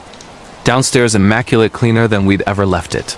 Floors mopped, counters gleaming. But on the kitchen table, family photos printed from our cloud account, hundreds of them. Ones we'd never shared publicly. Vacation shots, birthday parties, even private moments like Sophie losing her first tooth. Arranged in a timeline from our wedding day to last week. In the center, a new photo we didn't take. All four of us asleep in our beds. Taken from the foot of each room. Time-stamped 3:17 a.m. The upstairs hallway camera pointed directly at the kids' doors showed a dark figure walking past at 3:15 a.m. Tall, thin, hooded sweatshirt, face obscured. No sound, no reflection in the mirror at the end of the hall. It paused at each bedroom door, stood for minutes, then went downstairs. We moved to a hotel that night. Had the house swept by private security thermal imaging, EMF readers, everything, nothing. We never went back full-time. Stayed with Ryan's parents, put the house on the market. But the intrusions continued even while it was empty. Realtor showings canceled, last-minute buyers reporting bad feeling, drawers open, lights left on. Staging furniture rearranged. Once, a cleaning crew quit mid-job. Found children's drawings on the fridge stick figures of our family with a tall shadow behind us, signed Uncle Ray in crayon. We researched the house history. Built 1973. Original owner, Raymond Kessler, lived alone after his wife died in childbirth. Raised no children. Worked as a locksmith. Convicted in 1989 of multiple home invasions, entered houses while families slept, never stole, just watched, rearranged things, left photos he'd taken. Served 20 years, released 2009, died 2011 or so, records said. But neighbors remembered him talking about visiting houses forever. Said he'd made master keys to every lock he ever installed in the neighborhood. Our house was his. Police reopened his file. Found an old evidence box. Hundreds of photos from inside homes, families sleeping. One envelope labeled home with interior shots of our exact house, same layout, older decor. On the back of each, dates continuing past his death. Last one dated 2024. We sold the house in January 2026 to an investor who planned to flip it. He gutted it, completely new walls, floors, windows. But during demo, workers found something bricked up in the basement, a small room. Inside, a cot, camping stove, stacks of printed photos, thousands, including recent ones of us sleeping. A journal in Kessler's handwriting, entries continuing to December 2025, describing visits, how quiet we were, how he liked organizing our things. DNA on the journal, matched to Kessler, but he'd been dead 15 years. The investor burned the journal, demolished the hidden room, finished the flip. New family moved in spring 2026. I drive past sometimes. The downstairs lights are always on at night, and the kitchen curtains always arranged exactly the same way. If you ever buy a house and things start getting organized while you sleep, check the basement. Because some intruders don't need doors. They're already home. Terrifying internet horror. The anonymous chat room that knew where I lived and started sending live feeds from inside my house. My name is Brooke Ellis, and in November 2025, I was a 23-year-old freelance writer living alone in a small apartment in Austin, Texas. I've always loved horror true crime podcasts, creepypastas, late-night Reddit dives. One night, I stumbled across a link on a deep web forum to an anonymous chat room called Room Zero. No registration, no usernames, just enter and start typing.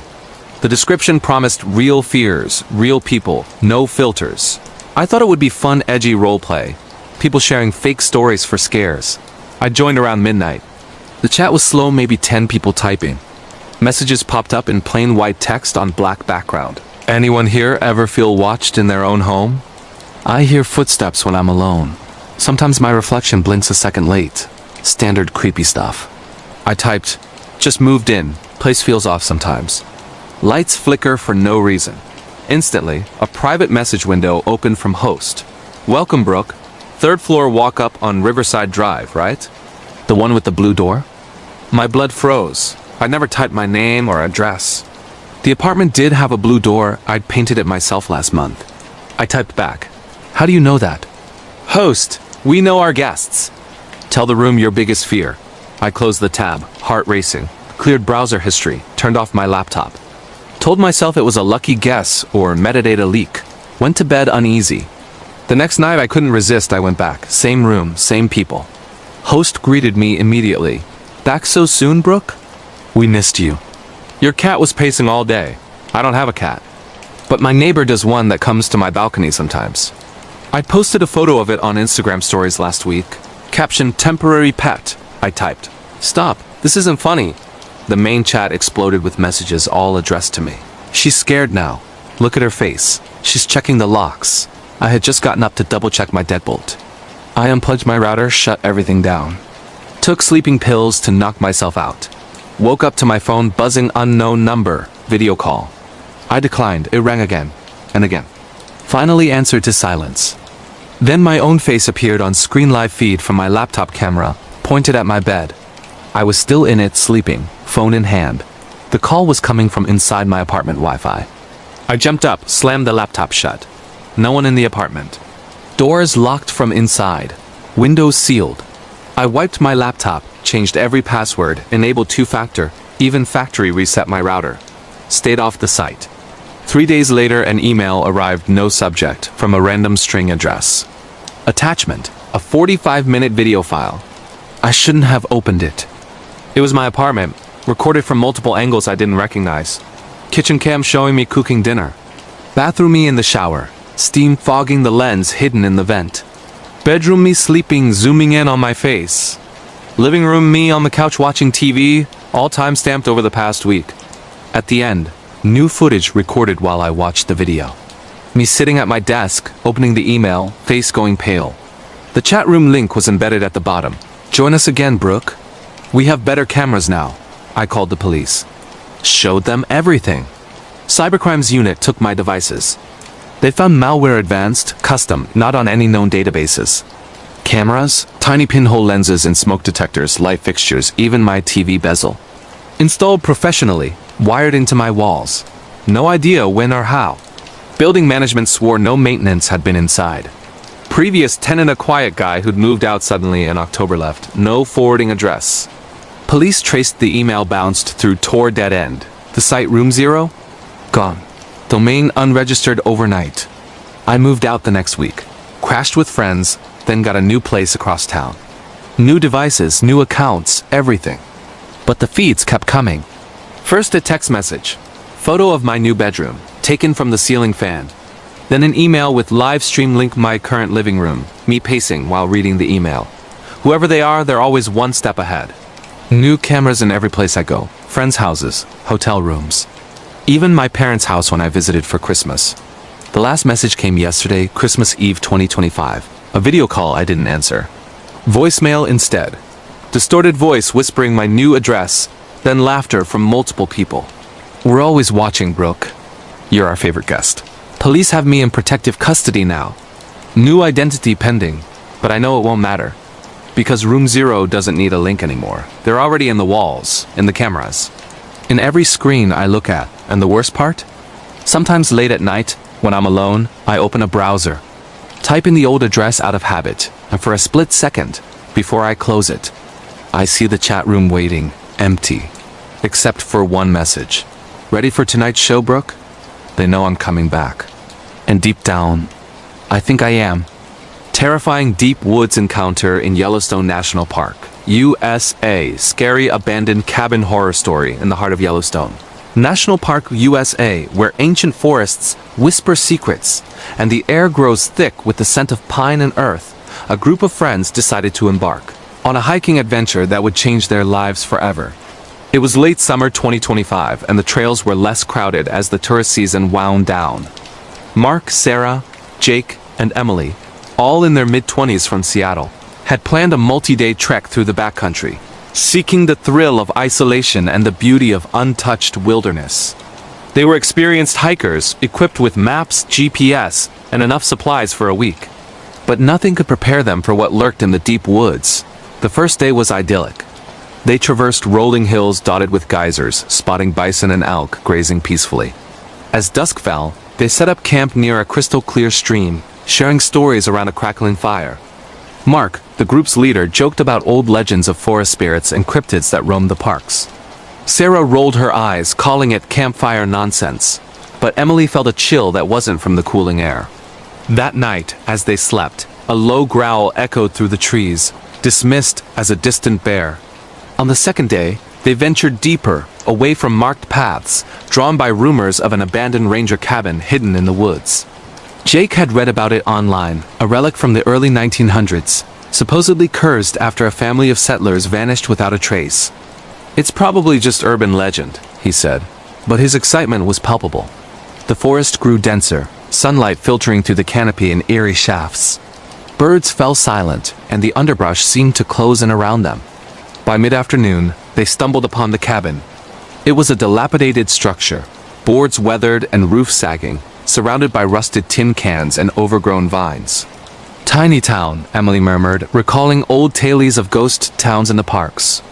Inside, dust motes danced in the dim light filtering through cracked windows. Old furniture lay in disarray, a wooden table, a rusted stove, and a bed frame with tattered blankets. Mark found a journal on the floor, its pages yellowed and filled with frantic scribbles. "The shadows move at night. They hunger. Stay away from the trees." Sarah laughed it off as a prank, but Jake's face paled as he flipped through the entries. Dates from 1912 described strange noises, figures lurking in the woods, and a growing madness. As evening approached, a storm brewed, thunder rumbling like distant artillery. They decided to shelter in the cabin rather than risk the rain. That was their mistake. Night fell like a shroud. The wind howled, rattling the walls. Emily couldn't sleep, her mind replaying the journal's warnings. Around midnight, she heard scratching at the door slow, deliberate, like nails on wood. "Probably an animal," Mark whispered, but his voice trembled. Jake peered out the window and froze. "There's something out there," he said. In the lightning flashes, they saw it. A tall, emaciated figure, skin pale and stretched over bones, eyes glowing with an unnatural hunger. It wasn't human. Panic set in. Sarah barricaded the door with the table, but the scratching intensified, evolving into bangs that shook the frame. The creature circled the cabin, its footsteps crunching leaves, occasionally letting out guttural moans that sounded like twisted laughter. Emily remembered stories of Wendigo's supernatural beings born from cannibalism in the wilds, but dismissed it as folklore, until the window shattered.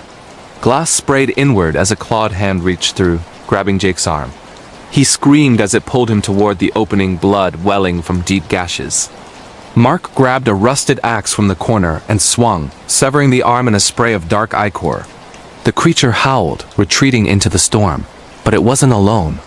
More shapes emerged from the tree's shadowy figures, twisted and feral, drawn by the scent of fear. They huddled in the center, hearts pounding, as the beings pounded on the walls. Hours passed like eternity. Emily clutched the journal, reading aloud a final entry. "They come for the lost, feed on despair. Only light drives them back." Desperate, they built a fire in the stove, flames flickering wildly. The pounding ceased as dawn broke, the creatures melting into the woods like mist. Terrified, they fled back to civilization, Jake's wounds infected with something unnatural. Rangers dismissed their tale as hallucination from exposure, but Emily knew better. Yellowstone's deep woods hide horrors beyond comprehension, abandoned cabins that trap the unwary, where ancient evils wait for the night. If you're hiking there, stick to the paths. The shadows hunger, and they remember. Chilling urban exploration horror in an abandoned asylum in England. Hidden tunnels, scary story. The derelict Waverly Hills Sanatorium in Louisville, Kentucky, USA might be famous, but nothing prepared urban explorer Alex for the horrors of St. John's Asylum in Lincolnshire, England. In spring 2025, Alex, a 28-year-old from London with a popular YouTube channel on abandoned places, heard whispers about St. John's, a Victorian-era mental hospital shut down in the 1990s amid scandals of patient abuse and mysterious deaths. Legends spoke of hidden tunnels beneath, used for secret experiments, and ghosts of the tormented still wandering the halls. Alex arrived alone at dusk, camera in hand, heart racing with anticipation. The building loomed like a Gothic nightmare, ivy choking its brick facade, windows shattered like empty eyes. He slipped through a chained gate, the air heavy with decay and something metallic blood. Inside, hallways stretched endlessly, graffiti scrawled warnings. "They see you." Echoes of his footsteps mingled with distant drips, and he swore he heard whispers. Deeper in, he found the asylum's dark heart, the electroshock therapy room, rusted equipment glinting in his flashlight beam. A chill wind brushed his neck, though no windows were open. "Just imagination," he muttered, filming for his subscribers. But then, a shadow flickered at the edge of light, a figure in a white gown, gone when he turned. Curiosity drove him to the basement, where rumors placed the hidden tunnels. Pushing through a rusted door, he descended into musty darkness. The air grew colder, thicker, carrying moans that sounded human. His camera captured orbs of light dust, he told himself. The tunnels branched like veins, walls etched with claw marks and faded pleas. "Help us." Hours passed. Alex lost track of time, disoriented in the labyrinth. His battery died, plunging him into blackness. Panic rose as he fumbled for his phone, but no signal. Then, footsteps not his. Slow, shuffling, approaching from multiple directions. Whispers grew louder. Names, dates, accusations of forgotten atrocities. A hand grabbed his ankle-cold bony. He screamed, kicking free, running blind. Walls scraped his skin, but he burst into a chamber lit by faint moonlight from a grate above. There, spectral patients huddled, eyes hollow, bodies twisted from years of torment. One stepped forward, a woman with electrode burns. "You shouldn't have come. Now you're one of us." Alex fled, heart pounding, emerging into dawn's light. His footage, recovered later, showed impossible things. Faces in shadows, hands reaching from walls. St. John's Asylum claims another explorer, its hidden tunnels a gateway to the damned. If you're into urban exploration horror, stay away, some places are abandoned for a reason. Horrifying road trip nightmare on Route 66 USA. Truck driver scary encounter story. Route 66, the iconic mother road stretching across America, holds endless tales of adventure and terror. In fall 2025, truck driver Tom, a 45-year-old veteran hauler from Chicago, took a late-night run from Texas to California, hauling freight through the desolate stretches of New Mexico. The road was empty, stars blazing overhead, his radio crackling with static. Little did he know, this trip would become his worst nightmare. Tom had heard stories from fellow drivers. Phantom hitchhikers, ghostly vehicles, and worse. He scoffed, focusing on the miles. Around midnight, his headlights caught a figure on the shoulder, a woman in a white dress, waving desperately. Must be a breakdown, he thought, pulling over despite the isolation. She climbed in, pale and shivering, introducing herself as Anna. "My car broke down miles back," she said, voice trembling. Tom offered water, but she declined, staring ahead with empty eyes. As they drove, she shared her story. A road trip gone wrong in the 1950s, her husband driving drunk, crashing into a ravine. "We died here," she whispered. Tom laughed nervously, but the truck's engine sputtered. Lights flickered, radio blasting oldies from the 50s. Anna's form shimmered, revealing burns and blood. "You're next," she hissed, grabbing the wheel. The truck swerved toward the edge, Tom fighting for control as visions of crashes flooded his mind. He slammed the brakes, leaping out as the truck teetered. Anna vanished, leaving only a cold spot on the seat. Shaken, Tom flagged down help, but mechanics found no faults. Route 66's ghosts claim another soul truck driver horror at its finest. The road remembers. Creepy dark web dare gone wrong in New York City. USA Internet Horror Story. In bustling New York City, USA 2025, college student Mia dove into the dark web for thrills. Obsessed with creepy apps and online dares, she found Shadow Challenge, a forum promising supernatural encounters via a mysterious app. "Download if you dare," the post read. Against better judgment, she installed it on her phone. The app prompted a dare: enter the abandoned subway tunnel at midnight alone and summon the Shadow Man. Mia, filming for her TikTok, snuck into the old tunnels beneath Manhattan. The air was dank, echoes amplifying her footsteps. The app guided her deeper, screen glitching with whispers. At the designated spot, she chanted the incantation. Nothing. Laughing, she turned to leave, then her phone rang. Unknown caller. "You called me," a raspy voice said. Shadows elongated, forming a figure with red eyes.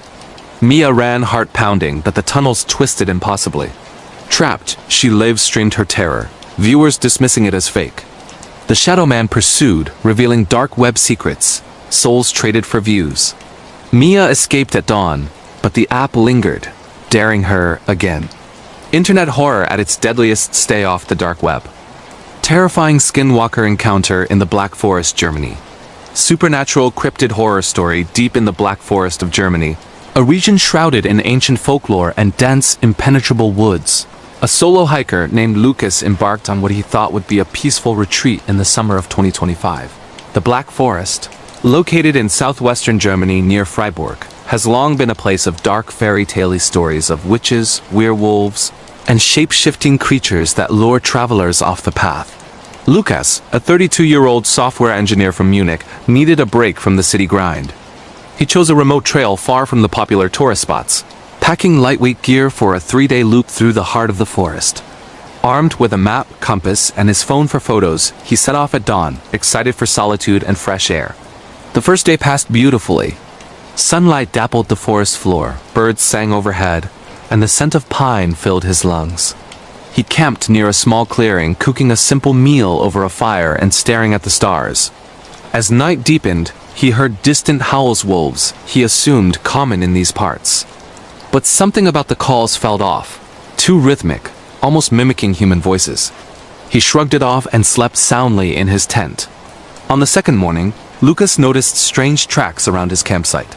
They looked like bare human footprints, but elongated and clawed at the toes.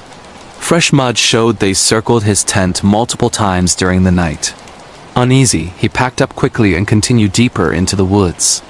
The trail narrowed, trees closing in like silent guardians. By midday, the atmosphere shifted. Birds went quiet and a thick fog rolled in unnaturally fast. His phone lost signal completely, no bars, no GPS. That's when he heard it, his own voice calling from the trees ahead. Lucas. Over here, it was perfect, identical to how he sounded when talking to himself. He froze, heart pounding. No one knew he was out here alone. He called back tentatively, but only silence answered. Shaking it off as an echo or exhaustion, he pressed on. But the mimicry continued, first his voice, then snippets of conversations he'd had with friends back in Munich, words he'd spoken weeks ago. As dusk approached, Lucas found an old, abandoned hunter's cabin tucked in a ravine. The door hung ajar, windows boarded poorly. Desperate for shelter as rain began to fall, he ducked inside. The interior was sparse. A dusty table, a broken chair, and carvings on the walls warnings in Old German about Nachzehrer, flesh-eaters that wore the skins of the dead.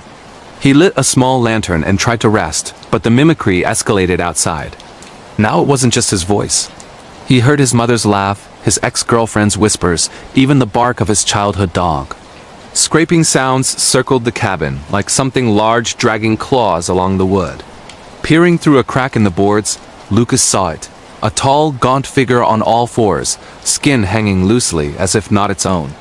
Its head twisted unnaturally, face shifting, first a deer, then a human approximation with hollow eyes and stretched mouth.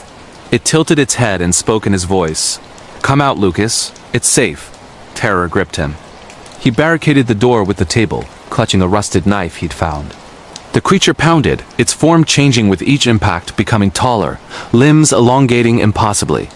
Whispers flooded his mind, memories of his fears, secrets he'd never shared. It knew him. Hours blurred into a nightmare siege. The thing clawed at the roof, dropping debris inside. At one point, it mimicked a park ranger's authoritative tone. "Sir, open up. You're in danger." Dawn finally broke, gray light filtering through. The sound ceased abruptly. Lucas waited hours before emerging. The creature was gone, but fresh skins, animal pelts, stretched and bloody hung from nearby trees like trophies. He ran, disoriented, eventually stumbling onto a main road where a passing driver picked him up. Rangers searched, but found nothing, no tracks, no cabin even, as if it vanished. Lucas never hiked alone again. The Black Forest hides skinwalkers, ancient cryptids that wear faces to hunt. If you hear your own voice calling in the woods, run the other way. Supernatural creatures lurk in Germany's shadows, waiting for the lost. Chilling abandoned places exploration in Pripyat. Ukraine, Chernobyl zone urban exploration horror story Pripyat. Ukraine, the ghost city, frozen in time since the 1986. Chernobyl disaster became the ultimate forbidden playground for urban explorers in 2025. Elena, a daring 29-year-old photographer from Kyiv, couldn't resist the pull. Despite strict zones and radiation warnings, she joined a small underground tour group sneaking into the exclusion area for authentic abandoned places horror. Pripyat's crumbling apartments, amusement park, and schools stood as eerie monuments to sudden evacuation, toys scattered, calendars stuck on April dates. They entered at night to avoid patrols, flashlights cutting through decades of dust. The air hummed with faint Geiger counter clicks, low levels, they assured themselves. Elena split off briefly to capture solo shots in an abandoned hospital, drawn to the maternity ward with tiny cribs lining halls. Peering into rooms, she saw faded murals of happy families, now peeling like skin. Alone in the silence, Elena heard faint crying, a baby's wail echoing down corridors. Dismissing it as wind through broken windows, she filmed anyway. But the cries grew closer, multiple voices joining, children laughing, then screaming. Shadows moved in peripheral vision, small figures darting between doors. Her camera glitched, capturing orbs and blurred shapes that weren't there. Panic rising, she rejoined the group in the famous Ferris wheel area, but her companions were gone. Calling out, only echoes replied. Footsteps approached, not hers. In the bumper car hall, rusted vehicles sat dormant, but one rocked gently as if recently used. A child's handprint appeared on a foggy window, fresh and steaming. Elena ran toward the city outskirts, heart racing, as whispers filled the air. Names of the evacuated, pleas in Ukrainian and Russian. Why did you leave us? Visions flashed, ghostly residents reliving the disaster, faces melted from invisible fire. She collapsed near the checkpoint, where legal guides found her delirious. Her footage, analyzed later, showed impossible anomalies. Full-bodied apparitions of children playing, then vanishing. Pripyat's abandoned places aren't empty, they're inhabited by the restless dead. Urban exploration in Chernobyl's shadow claims minds. Stay out. The zone remembers April 26th. Heart-pounding truck stop horror on the Autobahn. Germany. Road trip truck driver's scary story. The endless stretches of Germany's Autobahn are a trucker's paradise. No speed limits in sections. Open roads slicing through countryside. In autumn 2025, long-haul driver Karl, a 50-year-old from Hamburg, pulled into a remote rest stop near Berlin for a break during a night run to Poland. The lot was dimly lit, a few semis parked, diner glowing faintly. Karl grabbed coffee, nodding to other drivers sharing road tailies. As he returned to his cab, he noticed a van parked oddly close, engine running. Inside, a man stared intently, no wave, no acknowledgement. Uneasy, Karl climbed in and tried to sleep. Hours later, woken by tapping on his door. The man from the van stood there, smiling too widely. Need help with your load? Karl declined politely, but the stranger lingered, asking personal questions, route details. Home address gleamed from cab stickers. Alarm bells rang. Locking doors, Karl watched as the man circled the truck slowly, peering in windows. Phone in hand, he pretended to call authorities, but signal was weak. The stranger vanished, but engines revved nearby. Headlights blinded Karl as vehicles boxed him in. Masked figures emerged, tools glinting, tire irons, crowbars. They smashed mirrors, demanding he open up for inspection. Karl floored it in reverse, escaping with shattered glass and dents. Police later linked it to a gang targeting lone truckers for cargo theft and worse, bodies found in ditches. Autobahn truck stop horror. Road trip nightmares where help turns predatory. Drive alert. The highway hides hunters. Disturbing creepy app challenge in Stockholm, Sweden. Online internet deep web horror story in trendy Stockholm. Sweden, 2025. University student Nora stumbled upon a viral creepy app called Echo Mirror circulating underground forums. Promising to reflect your true self, it required late-night dares. Stare into your phone camera in darkness, answering invasive questions. Nora, bored during exams, downloaded it for thrills, filming her session for anonymous online shares. The app scanned her face, then displayed distorted versions, eyes blacked out, mouth sewn.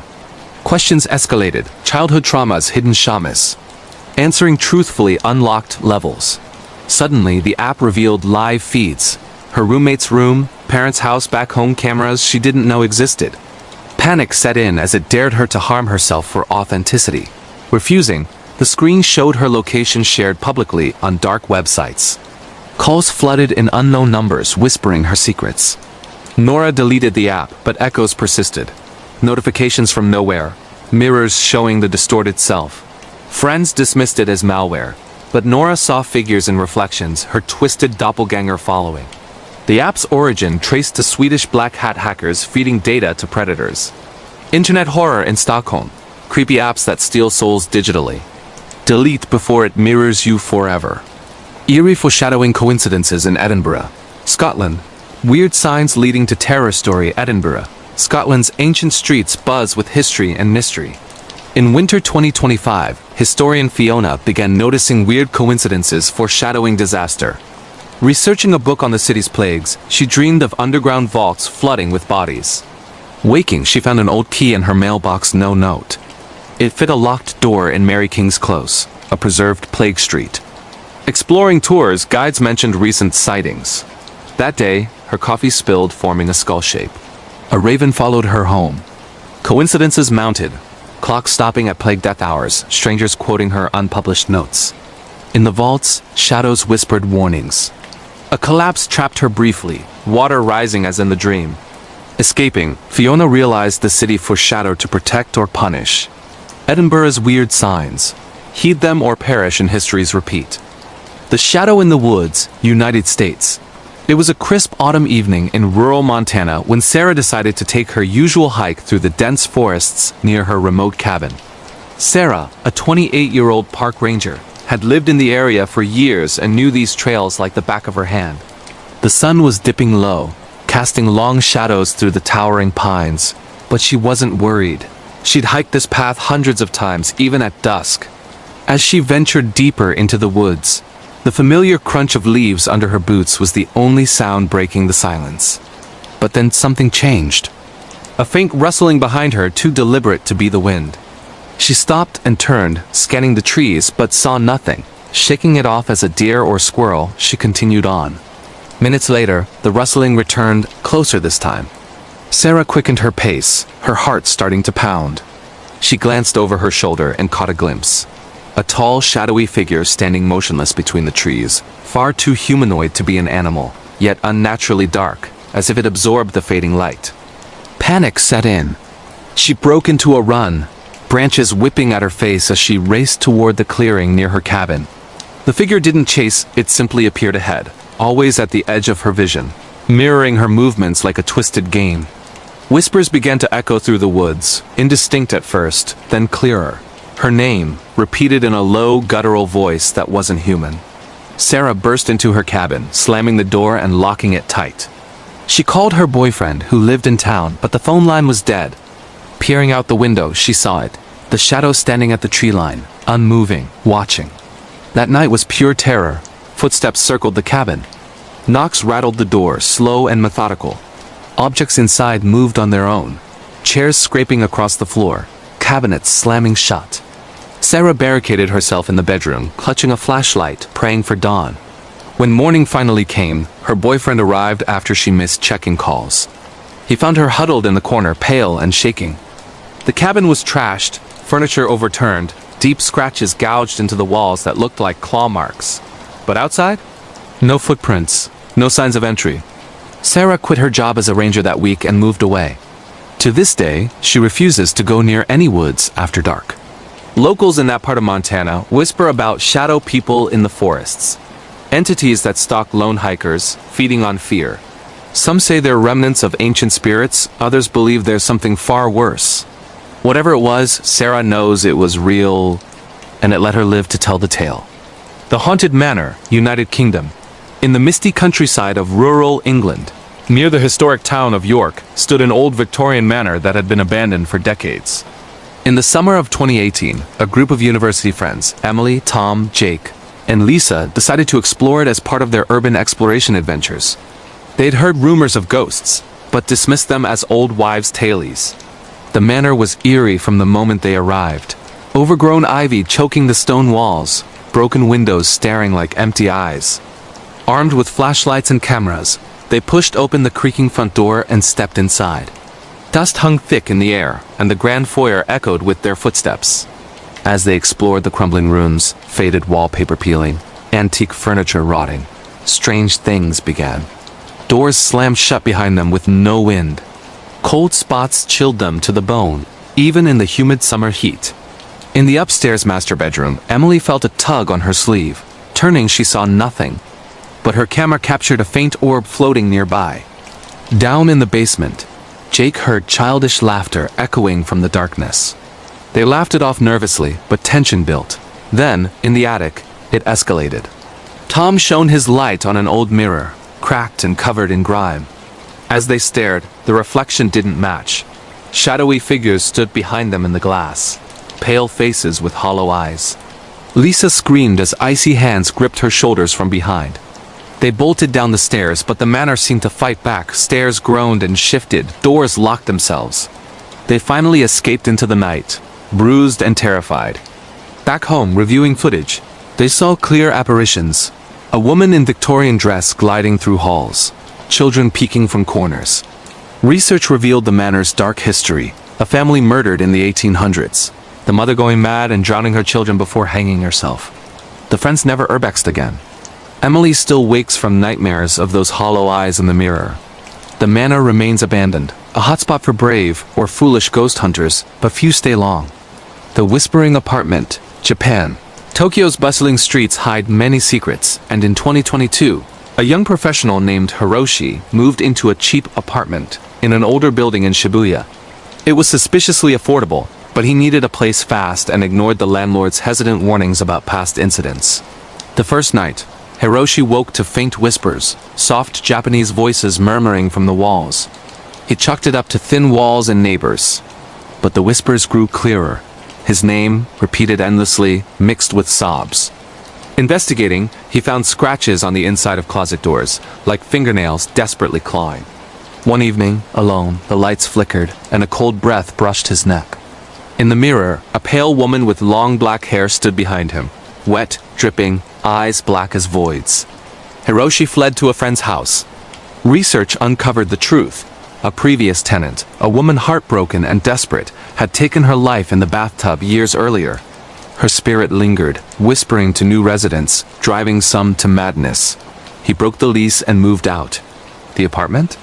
Still vacant, waiting for the next tenant. The Vanishing Hitchhiker, Canada. On a foggy highway in rural British Columbia, late one rainy night in 2019, driver Alex picked up a hitchhiker, a young woman in a white dress, soaked and shivering. She gave an address miles away and sat silently in the back seat. As they drove, she spoke softly of a crash years ago on that road. Alex glanced in the rear view, and she was gone. The seat empty but wet. Pulling over in panic, he found an old memorial plaque, a girl killed in a hit-and-run exactly on that spot. The Vanishing Hitchhiker, a legend, but for Alex, terrifying reality. The Outback Entity, Australia. In the vast Australian outback near Alice Springs, camper Mia set up alone under the stars in 2021. Night fell, and strange howls echoed, not dingoes, deeper, unnatural. A massive silhouette circled her tent, scratching the fabric. Mia barricaded inside, hearing growls and footsteps too heavy for any animal.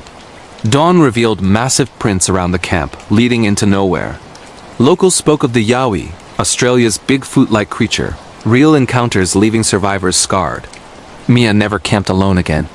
These true scary horror stories prove the world is full of unexplained terrors. If these real paranormal encounters gave you chills, smash that like button, subscribe for more disturbing true ghost stories and creepy real-life horror, and comment your country below. What was your favorite story? Stay safe out there. You never know what's watching.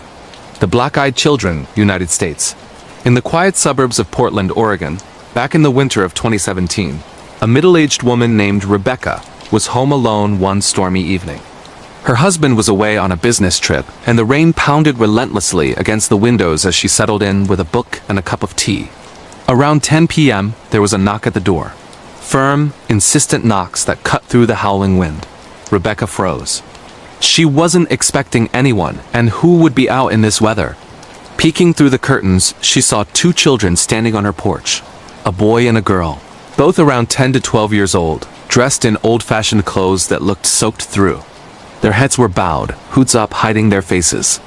Feeling a mix of concern and caution, she cracked the door open just enough to speak. "Can I help you? Are you okay?" The children slowly lifted their heads in unison, and that's when Rebecca's blood ran cold. Their eyes, completely black, no whites, no pupils, just endless voids staring back at her. The boy spoke in a monotone voice. "We need to come inside. It's cold. Let us in to use your phone." An overwhelming sense of dread washed over her, like pure evil radiating from them. Her instincts screamed to slam the door, but she managed to stammer, "No, I'm sorry, you can't come in. I'll call someone for you." The girl tilted her head unnaturally and repeated, "Let us in. We just need to come inside." Their voices echoed slightly, unnatural, as if multiple people were speaking at once. Rebecca slammed the door, locked it, and backed away, heart racing. The knocking continued, growing more frantic, accompanied by whispers through the door. "Please, let us in. We're lost." She called the police, hiding in the kitchen until they arrived. When officers showed up, the children were gone. No footprints in the mud, no signs they'd ever been there despite the pouring rain. Rebecca moved out shortly after. Reports of black-eyed children have surfaced across the U.S. for decades.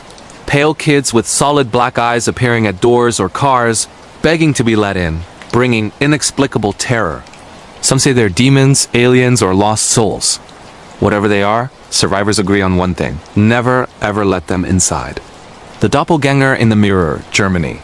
Deep in the Bavarian forests of Germany, in a small village near Munich, lived a young architect named Lucas in 2020.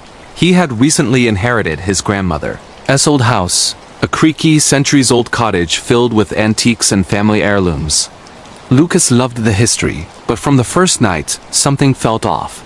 He'd catch glimpses of movement in his peripheral vision, shadows darting just out of sight. Doors would creak open on their own. But the real horror began with the antique mirror in the hallway, a large, ornate piece his grandmother had always covered with a cloth. One evening, after a long day renovating, Lucas stood in front of the uncovered mirror, brushing his teeth. He looked up and saw himself staring back, but the reflection smiled when he didn't. It tilted its head slightly, eyes locked on him with a knowing grin. Lucas stumbled back, blinking hard. When he looked again, it was normal. Shaking it off as fatigue, he went to bed. Over the next weeks, it escalated. The doppelganger, his exact double, would appear in mirrors around the house, mimicking him at first, then acting independently, waving when he stood still, mouthing words he wasn't saying. One night, he woke to find it standing at the foot of his bed, staring silently. Terrified, Lucas researched the house and discovered his great-uncle had died mysteriously in the 1940s, rumored to have practiced dark arts involving mirrors to summon duplicates. Locals whispered of doppelgangers as omens of death. Seeing your double means it's coming for you. Lucas smashed every mirror and fled the house. He never returned. In German folklore, encountering your doppelganger is a harbinger of doom, a spirit stealing your essence.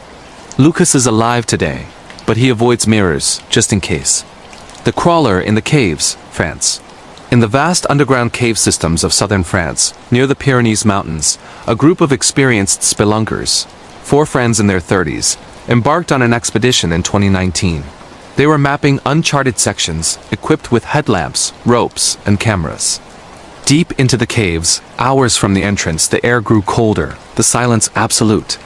Then scraping sounds echoed from the darkness ahead, like nails on stone, rhythmic and deliberate. Thinking it was a bat or rodent, they pressed on until their lights caught it, a pale humanoid figure on all fours, skin stretched tight over bones, no hair, elongated limbs. It scurried along the ceiling like a spider, head twisted toward them, eyes reflecting the light unnaturally. The group panicked and fled, but the Crawler pursued, moving impossibly fast through narrow passages, chittering in a high-pitched whine. One friend tripped, and it lunged, claws raking his leg before they pulled him away.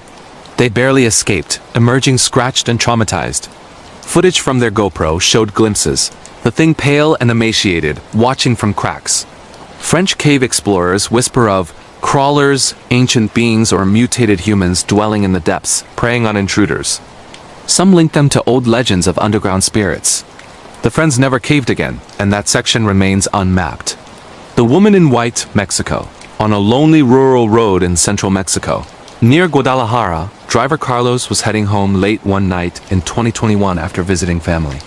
Fog rolled in thick, reducing visibility to almost nothing. Suddenly, a figure appeared in his headlights, a beautiful woman in a flowing white dress, hitchhiking by the roadside, long black hair cascading down. Feeling compassionate, Carlos pulled over. She got in silently, giving directions to a nearby village. As they drove, she stared straight ahead, unnaturally still. Then she spoke softly. "Thank you for stopping." Most don't. Carlos glanced at her and froze.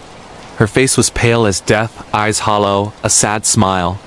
"I died on this road years ago," she whispered. "A crash." "Please, drive carefully."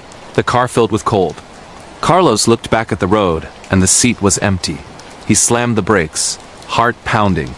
La Mujer en Blanco, the woman in white, is a famous Mexican ghost, a weeping spirit of a betrayed bride or accident victim, appearing to warn drivers. Carlos heeded the warning and never drove that road at night again. The forest spirit, Sweden.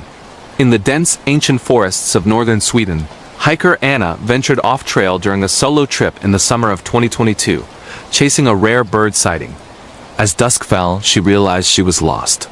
Whispers began, soft voices in Swedish calling her name, though no one knew she was there. Then, lights flickered between trees, will-o'-the-wisps leading her deeper. A tall, antlered figure emerged from the mist, humanoid but with branching horns like a stag, eyes glowing green. It didn't attack but guided her, silently pointing the way out. Anna followed, emerging safely at dawn. Swedish folklore speaks of skogsers, forest spirits that lure or protect wanderers. Anna believes it saved her, but now hears whispers in the woods back home. These real-life, true scary stories from across the globe remind us that horror isn't confined to movies. It's out there, waiting in the shadows. If these paranormal encounters, ghost sightings, and creepy cryptid tales left you terrified, like this video, subscribe for more bone-chilling true horror narrations. And comment below, which story scared you the most, and what's your country? Stay tuned for even more disturbing, real scary stories coming soon. Sleep tight, if you can. The Crying Baby Under the Floor, Russia.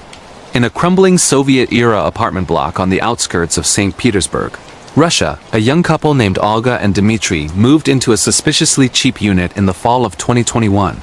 The building was old, the hallways smelled of damp and decay, but they were excited to start their new life together. The first few nights were quiet.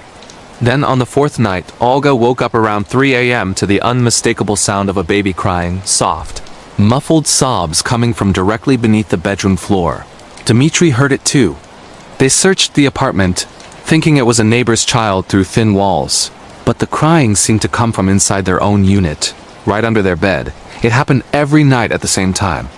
The cries grew more desperate, sometimes accompanied by tiny scratching sounds, like fingernails on wood.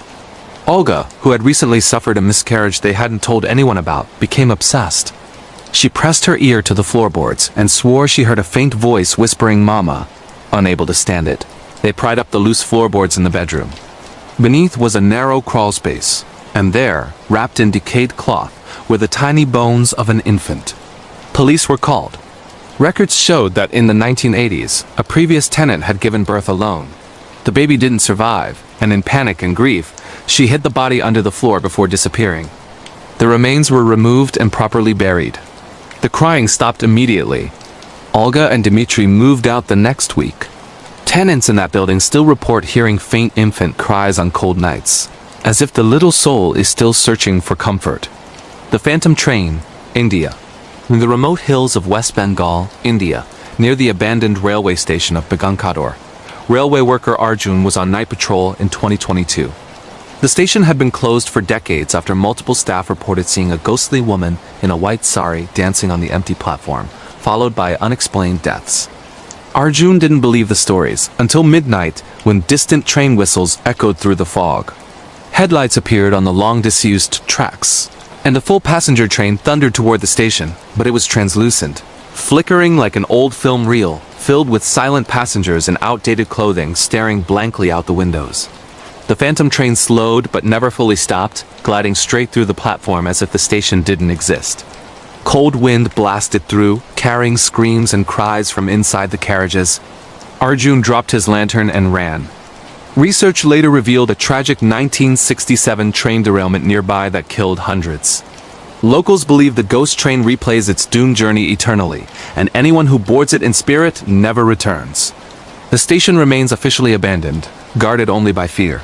The Skinwalker Ranch encounter, United States. On a remote ranch in Uintah County, Utah, famously known as Skinwalker Ranch, a family of researchers moved in temporarily in 2020 to study reported paranormal activity. One night, lead investigator Mark stepped outside to check equipment when he saw glowing orange orbs hovering over the fields. Then, from the darkness, came a massive wolf-like creature, far larger than any natural animal, standing upright on hind legs, eyes reflecting an intelligent, malevolent gleam. It approached slowly, unafraid of his flashlight, emitting low growls that vibrated in his chest. Mark retreated inside, but the thing circled the house all night. Heavy footsteps on the roof, close scraping metal siding. In the morning, they found enormous tracks leading to a spot where the ground was scorched and a mutilated calf lay nearby, surgically drained of blood. The family left after 1 week. Skinwalker Ranch has decades of documented incidents, shape-shifting creatures, UFOs, poltergeists. Native American lore calls them skinwalkers, Navajo witches who transform into animals to hunt humans. Whatever Mark encountered, it wasn't from this world. The Bell Witch haunting, United States. In rural Tennessee, on an old farmstead dating back to the early 1800s, a modern family bought the historic Bell Farm property in 2019, drawn to its history but skeptical of the legends. It started small, knocks on walls, whispers in empty rooms. Then voices, a woman's cackling laugh, singing hymns at night. Objects flew across rooms. Their daughter was scratched and pinched by invisible hands, waking with bruises shaped like fingers.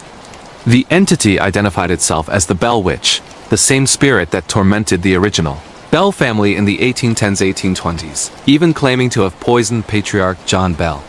It spoke through the daughter's voice at times, cursing and threatening. Exorcisms and blessings failed. The family fled after 6 months, selling the property at a loss. The Bell Witch is considered America's most documented haunting, witnessed by hundreds back then, including future President Andrew Jackson. It still waits for new residents. The Ghost Monk of Borley, United Kingdom. In the ruins of Borley Rectory, once called the most haunted house in England, a paranormal investigation team spent a night in 2023 among the burned-out remains in Essex. As darkness fell, temperature plummeted. Bells rang from nowhere. The rectory famously had phantom bell ringing. Then, a hooded figure in monk's robes appeared, gliding silently across the grounds, head bowed, hands clasped. Team members felt overwhelming sadness and heard Latin chants echoing. One investigator was pushed downstairs by unseen hands. Photos captured misty apparitions and orbs. Borley Rectory's hauntings date to the 1800s. Headless monks, walled-up nuns, tragic fires. The monk is believed to be a 13th century friar bricked alive for Forbidden's love. Though the building burned in 1939, activity continues on the site, drawing investigators and terrifying them away. True scary story, which took place in the United States. In the quiet suburbs of Ohio, United States, back in the summer of 2012, a young family thought they had found their dream home, a charming 2-story colonial with a wraparound porch, nestled at the end of a peaceful cul-de-sac. The house was built in the early 1900s. Full of character with creaky wooden floors, high ceilings, and a spacious attic that the kids, Emily and Jack, aged 8 and 10, couldn't wait to explore. Their parents, Sarah and Mike, were thrilled to leave the hustle of city life behind for this idyllic spot. Little did they know, this house harbored a dark secret that would turn their new beginning into a relentless nightmare of true horror. It all started innocently enough. On their first night, as the family settled in, unpacking boxes, and laughing about the minor renovations needed, Emily complained about hearing whispers coming from the walls. Sarah dismissed it as the wind or the house settling, common in old structures. But as days turned into weeks, the whispers grew louder, more insistent, sounding like muffled conversations in a language none of them recognized. Mike, a skeptic by nature and an engineer who believed in logic over superstition, set up audio recorders to debunk it, but the tapes captured eerie voices saying names that belonged to long-deceased former residents. Researching the property's history at the local library, Sarah uncovered a gruesome past, In the 1920s, the house was the site of a brutal murder-suicide where a father, driven mad by financial ruin during the Great Depression, killed his entire family before taking his own life in the attic. The whispers, it seemed, were echoes of their final pleas. But that was just the beginning. One evening, while cooking dinner, Sarah felt a cold hand grip her shoulder. Turning around, she saw nothing, but the touch left red marks on her skin, as if fingers had dug in. Jack started having vivid nightmares of a shadowy figure standing at the foot of his bed, watching him sleep with glowing eyes. He described the entity as a tall man in outdated clothing, reeking of decay. Emily's toys began moving on their own dolls, rearranging themselves into circles, as if performing some ritual. The family tried to rationalize it. Faulty wiring for the flickering lights, drafts for the slamming doors. But then came the apparitions. Mike woke one night to see a translucent woman in a blood-stained dress hovering over their bed, her mouth open in a silent scream. Terrified, he shook Sarah awake, but the figure vanished, leaving only a chill in the air. Desperate, they called in a paranormal investigator, who conducted an EVP session in the attic. The recordings were chilling. Get out. He's coming. For the children. Activity escalated. Objects flew across rooms, books hurling at walls, kitchen knives embedding in cabinets. Emily was found one morning with scratches down her back, spelling out "mine" in jagged lines. The family pet, a golden retriever named Max, refused to enter the house, growling at empty corners. Sarah experienced sleep paralysis, feeling an invisible weight on her chest while hearing laughter echoing in her ears. They tried smudging with sage, prayers, even a priest's blessing, but nothing worked. The entities seemed to feed on their fear, growing stronger. One fateful night during a thunderstorm, the power went out. Huddled in the living room with candles, they heard footsteps descending from the attic's slow, deliberate thuds. The door creaked open, and there he was. The apparition of the father, axe in hand, eyes burning with rage. He lunged at Jack, but Mike tackled the boy out of the way just as the ghost dissipated. That was the breaking point. The family fled that night, leaving everything behind. They never returned. Years later, the house still stands, sold multiple times, each new owner reporting the same true scary phenomena. Sarah swears that sometimes, even in their new home miles away, she hears those whispers calling her name. This real horror story from the United States serves as a warning. Some homes aren't just built on land, they're rebuilt on graves. Our next true scary story unfolds in Japan, in the misty mountains of Aokigahara Forest, also known as the Sea of Trees, near Mount Fuji. In 2015, a group of adventurous hikers from Tokyo decided to explore this infamous woodland, drawn by its haunting beauty and dark reputation as a place where people go to disappear forever. The forest is dense, with twisted roots snaking across the ground like veins, and an unnatural silence that swallows sounds. Locals call it Jukai, and it's plagued by legends of Yurei restless spirits of the suicides that occur there annually. The group consisted of 4 friends: Hiroshi, a photographer seeking eerie shots; Yumi, his girlfriend who loved urban legends; Kenji, a thrill seeker; and Aiko, the skeptic who tagged along for the laughs. They entered at dawn, equipped with compasses, maps, and string to mark their path, aware of the forest's magnetic anomalies that confuse navigation. At first, it was exhilarating, the canopy blocking the sun, creating perpetual twilight, and the occasional abandoned tent or personal item, reminding them of the site's macabre history. But as they ventured deeper, strange things began. Hiroshi's camera malfunctioned, capturing blurred images of figures that weren't there when he took the shots. Yumi felt watched, swearing she saw eyes peering from behind trees. Kenji joked about it, but his laughter faded when they found a fresh noose hanging from a branch, swaying gently without wind. Aiko tried to keep morale high, but then they heard it. Soft sobbing, like a child lost in the woods. Following the sound, hoping to help, they stumbled upon a clearing with old bones, scattered human remains, weathered by time. The sobbing stopped abruptly, replaced by whispers in archaic Japanese, murmuring, "Join us. Stay forever." Panic set in as their compass spun wildly. The string they'd tied vanished, as if untied by invisible hands. Night fell quickly, and with it came the apparitions. Shadowy forms slithered between trees, elongated limbs reaching out. Yumi tripped over a root and twisted her ankle, crying out in pain. As the others helped her, Kenji vanished, one moment beside them, the next gone, his screams echoing distantly.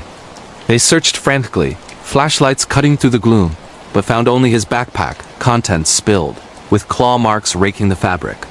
Hiroshi captured a photo of a pale woman in white, hair covering her face, standing where Kenji last was a classic yurei. Aiko, now believing, recalled tales of the forest's curse. Spirits of the abandoned elderly from ancient times, luring the living to share their fate. The group pressed on, but exhaustion and fear warped their minds. Hallucinations plagued them. Hiroshi saw his deceased mother beckoning him deeper. Yumi felt hands pulling her down into the earth. They huddled together, sharing stories to stay awake, but the whispers grew into wails, recounting tragic ends. At dawn, rescuers found them, Yumi and Hiroshi hypothermic and delirious, Aiko catatonic. Kenji was never recovered, added to the forest's tally. Authorities dismissed it as disorientation, but the survivors know the truth.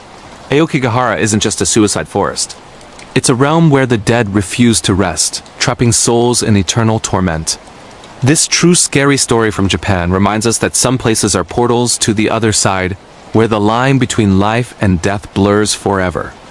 Moving on to our third true scary story, this one hails from Brazil, in the remote Amazon rainforest near Manaus, where the dense jungle hides secrets older than civilization itself.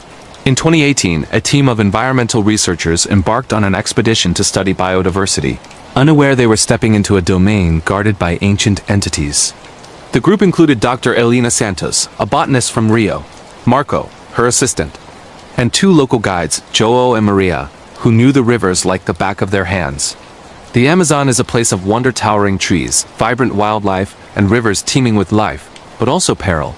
With legends of the Curupira, a red-haired demon who protects the forest by misleading intruders. They set up camp by a tributary, collecting samples during the day. At night, the jungle came alive with sounds.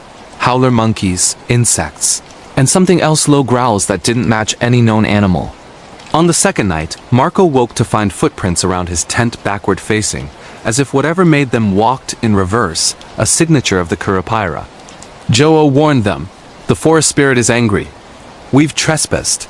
Elena, a scientist, scoffed at superstition, attributing it to a prank or wildlife.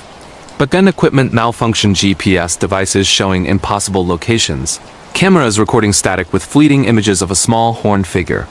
Maria shared stories passed down. The Curupira punishes those who harm the jungle, luring them with whistles mimicking lost loved ones. Sure enough, that evening, Elena heard her late husband's voice calling her name from the underbrush. Drawn in, she wandered off, only to return hours later, disoriented, with thorn scratches forming symbols on her arms, ancient indigenous markings meaning thief. Tensions rose as supplies vanished, tents slashed open. One dawn, João disappeared during a solo scout. They found his hat floating in the river, blood-stained, with no body. Panic ensued. Marco experienced visions. The Curupira appearing as a child with fiery eyes, feet turned backward, laughing as vines wrapped around him. They tried to leave, but the paths looped endlessly, a labyrinth created by the spirit. Rain poured, flooding camp, and in the chaos, Maria was pulled into the water by unseen hands, her screams cut short. Elena and Marco, alone, barricaded in a tent, heard the whistles mimicking João and Maria's voices, begging for help. The entity revealed itself, a grotesque being with backward feet, antlers, and skin like bark, eyes glowing red. It spoke in a guttural tongue, accusing them of desecrating sacred ground. In desperation, Elena offered a vow to protect the forest, scattering their research notes as sacrifice. The looping paths straightened, and they escaped, battered and broken. Back in civilization, they advocated for conservation, but nightmares persist, whistles in the wind, backward footprints in dreams. This true scary story from Brazil proves that nature isn't passive. It fights back with horrors beyond comprehension. Our fourth true scary story comes from the United Kingdom, specifically the fog-shrouded moors of Dartmoor in Devon, England. In 2009, a solo hiker named Thomas Reed, a history buff from London, set out to traverse the ancient trails, fascinated by legends of the Hound of the Baskervilles and other spectral beasts. Dartmoor is a vast, desolate landscape of granite tors, peak bogs, and swirling mists where folklore blends with reality. Thomas planned a multi-day trek, camping under the stars, armed with a map, tent, and journal to document his journey. The first day was serene, wild ponies grazing, birds soaring, but as dusk fell, an unnatural fog rolled in, thick as soup. He pitched camp near a stone circle, remnants of Neolithic times, feeling an odd unease. That night, he heard howls, not wolves, as none exist in England, but deep, resonant bays echoing across the moors. Dismissing it as distant dogs, he slept fitfully. Waking at midnight, he saw glowing eyes in the mist-red orbs watching from afar. The next morning, his food was scattered, paw prints the size of dinner plates encircling his tent. Local tailies spoke of a black shuck, a demonic hound foretelling death with fiery eyes and shaggy fur. Thomas pressed on, but the fog persisted, disorienting him. He stumbled upon an abandoned cottage, windows shattered, doors ajar. Inside, walls scratched with claw marks, and a diary from the 1800s describing a similar beast that hunted villagers. As night came, the howls grew closer, accompanied by heavy panting. Thomas barricaded himself, but the door rattled, scratches gouging wood. Peering out, he saw it. A massive black dog, larger than a Great Dane, eyes blazing like coals, saliva dripping from fangs. It charged, but he fled into the moors, heart pounding. Lost in the bog, he sank into mud, pulling himself out as the beast pursued. Visions assaulted him, ghostly figures of past victims, torn apart. Exhausted, he reached a road at dawn, flagged down a car, collapsing. Rescuers found no trace of the hound, but his photos showed blurred shadows. Thomas never hiked again, haunted by howls in his sleep. This true scary story from the United Kingdom warns that some legends are rooted in terrifying truths, waiting to pounce in the mist. Finally, our last true scary story takes place in Canada, amid the frozen wilderness of the Yukon Territory. In the winter of 2017, a group of snowmobilers' friends Alex, Brooke, and Chris ventured into the backcountry for an adrenaline-fueled adventure. The Yukon is unforgiving. Endless snowfields, biting cold, and isolation were helpless days away. They knew the risks: avalanches, wildlife, but not the ancient evil whispered by indigenous elders. The Wendigo, a cannibalistic spirit born from greed and starvation, tall as trees with antlers and emaciated flesh. Setting off from Whitehorse, they raced through trails, laughing under the northern lights. But a blizzard hit, forcing them to seek shelter in an old trapper's cabin. Inside it was eerie walls etched with warnings. It hungers. Don't eat. As night deepened, temperatures plummeted to -40 degrees Fahrenheit. Food rations low, they rationed carefully. Then strange noises, scratching on the roof, moans like starving animals. Chris stepped out to check, vanishing into the snow.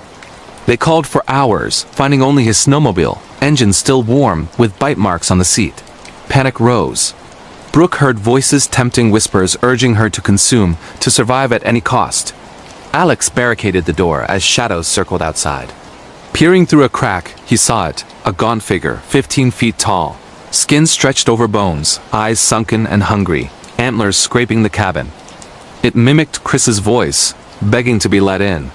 The entity smashed against the walls, wood splintering. In terror, Brooke succumbed to madness, attacking Alex in a fit of hunger. He fought her off, fleeing into the storm. Rescued days later, frostbitten and raving, Alex recounted the horror. Brooke and Chris were never found, presumed lost. But locals know the Wendigo claims its victims, turning them into more of its kind. This true scary story from Canada illustrates that in the frozen north, hunger isn't just physical. It's a monster that devours souls. Our first story takes us to the misty forests of Japan.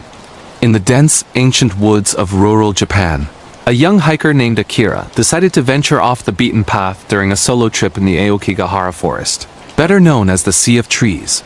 Akira had heard the legends. Whispers of yurei, restless spirits who wandered the trails, luring the lost deeper into the shadows. But he dismissed them as old superstitions, eager for adventure and solitude. It started subtly.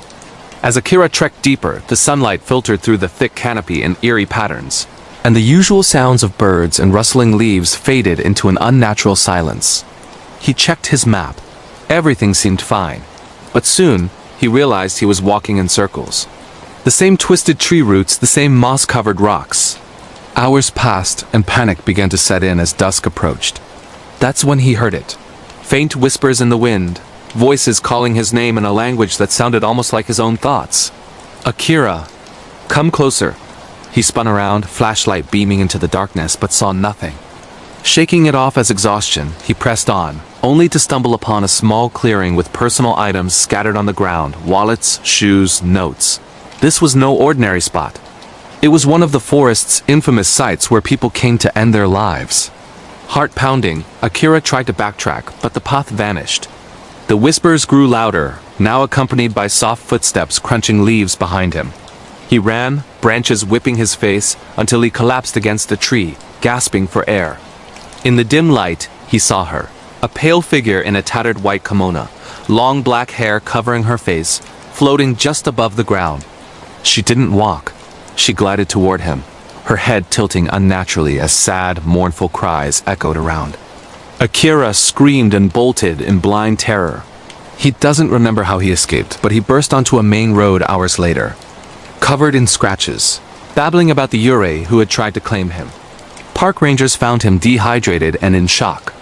To this day, Akira refuses to speak of the forest, convinced the spirit followed him home for weeks, lights flickering, cold spots in his apartment, and those same whispers at night. He moved cities, but some say the Yurei of Aokigahara never truly let go of those they touch. Sleep tight if you ever plan a hike there. Next, we head to the remote highlands of Scotland. Deep in the Scottish Highlands, near the misty shores of Loch Ness, a family on vacation rented an old stone cottage for a peaceful getaway. The locals warned them about the property's history, tales of a banshee whose wail foretold death, but the family laughed it off, excited for cozy fires and scenic views. On their first night, as rain pounded the roof, the mother, Sarah, woke to a chilling sound. A low, keening wail outside the window, like a woman in unimaginable grief.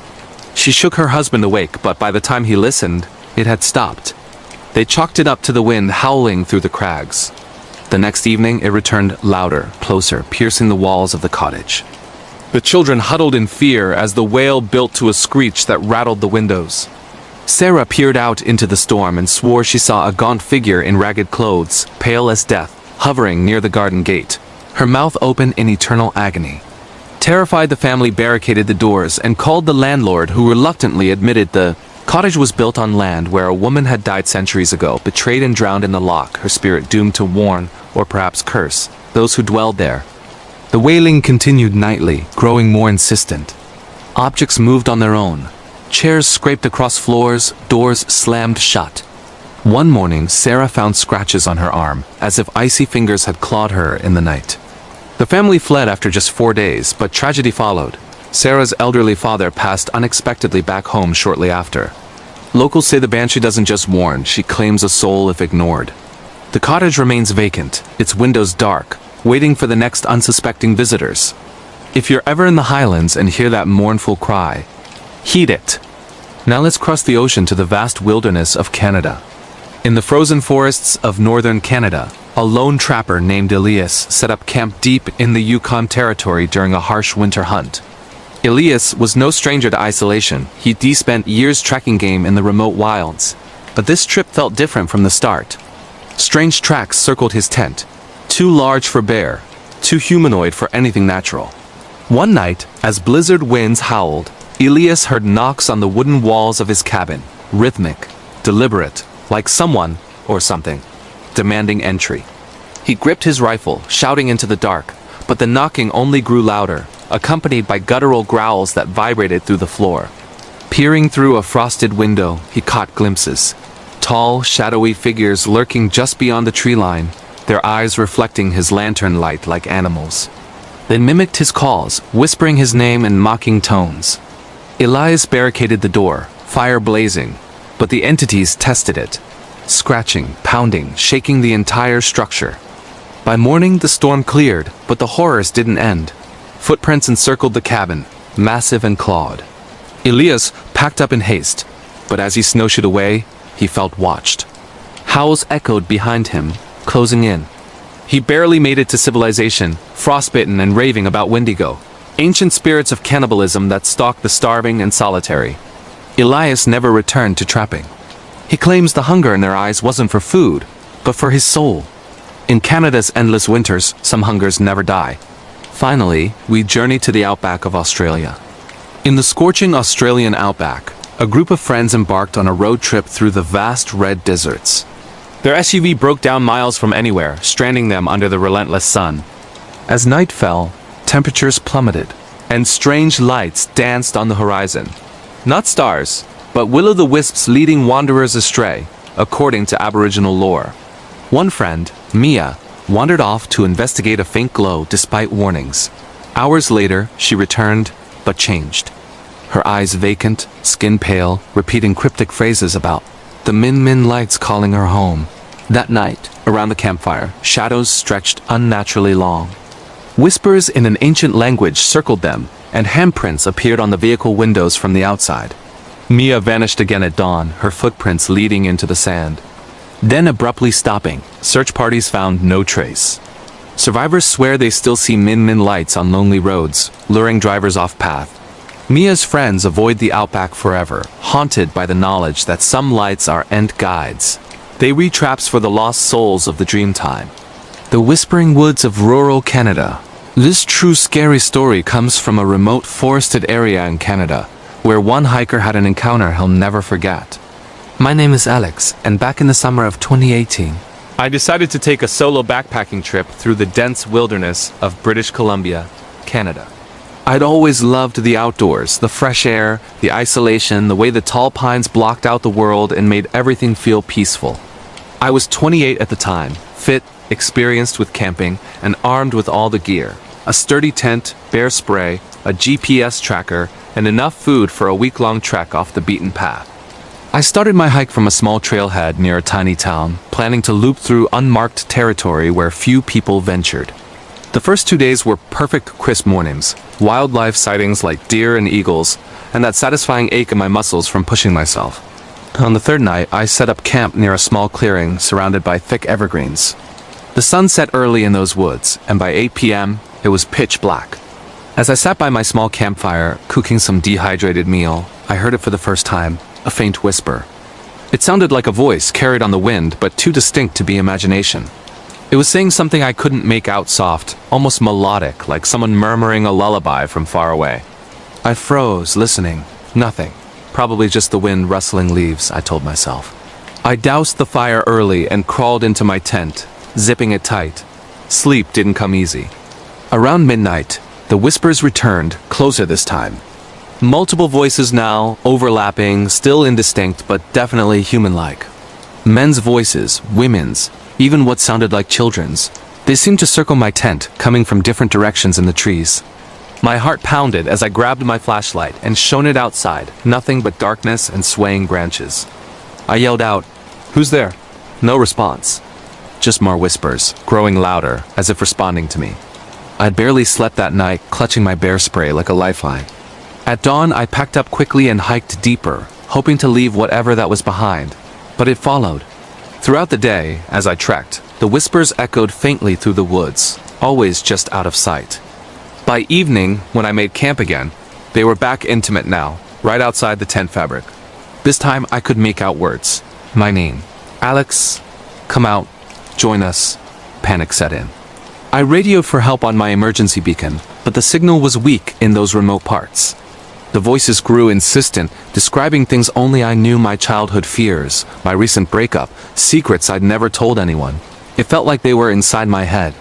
I barricaded myself in the tent, knife in hand, whispering prayers I hadn't said since I was a kid.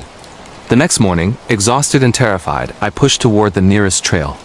The whispers peaked that afternoon, a chorus screaming my name as I ran. Branches scratched my face, roots tripped me.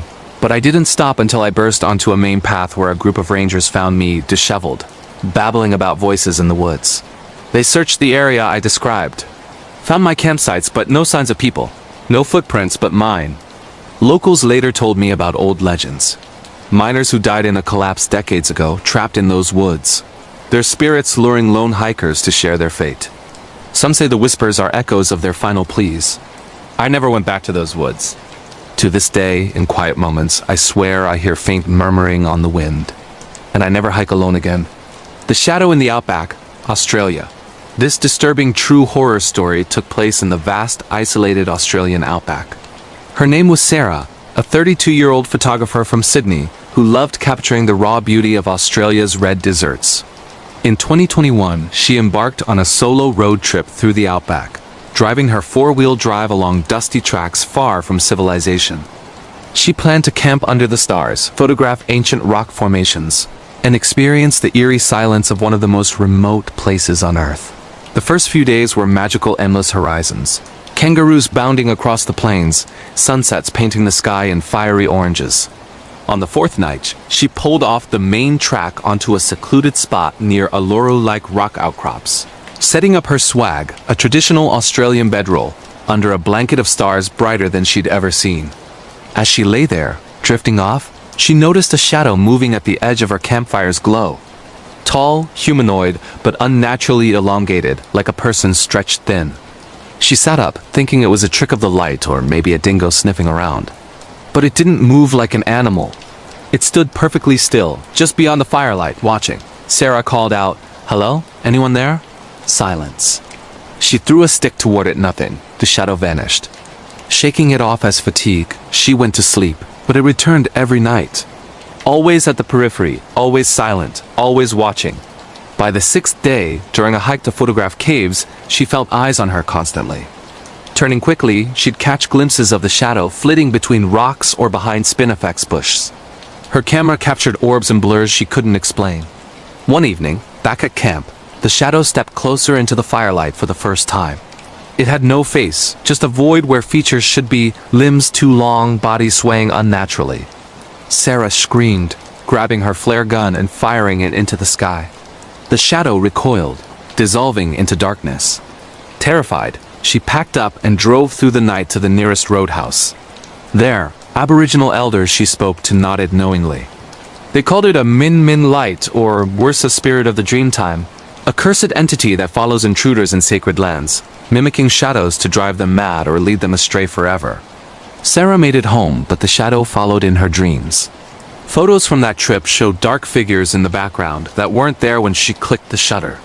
She quit photography, moved to the city, and to this day avoids open spaces at night. The outback claimed a piece of her soul. The haunted apartment in Tokyo, Japan. This paranormal, true scary story unfolded in a modern apartment building in Tokyo, Japan. His name was Kenji, a 25-year-old salaryman who moved into a cheap high-rise apartment in a quiet suburb of Tokyo in 2020, during the height of the pandemic lockdowns. The place was a steel, newly renovated. Great view, but the landlord seemed eager to rent it quickly, mentioning a previous tenant had left suddenly. Kenji didn't think much of it. He worked from home, so days blurred into nights of video calls and instant ramen. Strange things started small, doors creaking open on their own, cold spots in the bathroom, faint crying sounds at 3 a.m. One night, while working late, he heard footsteps in the hallway slow, dragging, like someone limping. He checked. Empty. The next morning, wet footprints led from the bathroom to his bedroom door, though he'd been alone. Things escalated. In the mirror, he'd glimpse a pale woman with long black hair covering her face, standing behind him, turning around, nothing. Electronics glitched. TV turning on to static, showing fleeting images of a woman hanging from the ceiling. Kenji researched the building and found news articles. A young woman had committed suicide in his exact apartment years earlier, hanging herself after a breakup. Her spirit, according to local folklore, lingered, reenacting her despair and latching onto lonely residents. Desperate, he contacted a Shinto priest who performed a cleansing ritual. During it, objects flew across the room, screams echoed, and the temperature plummeted. The priest barely escaped, saying the spirit was too strong, fueled by unresolved pain. Kenji moved out the next day, breaking his lease. But months later, in his new place, he woke to the sound of dripping water and saw her again in the mirror. Some say once a Yurei ghost attaches, it never lets go. Kenji lives in fear, always checking reflections. Asterisk asterisk. Fourth story. The cursed cabin in the Swedish forest asterisk asterisk. This chilling true scary story happened deep in the forests of Sweden. It was submitted by a group of friends, but focused on Eric, who survived a weekend trip gone wrong in 2019. 4 college buddies rented a remote cabin in northern Sweden for a winter getaway sauna, snowshoeing, northern lights hunting.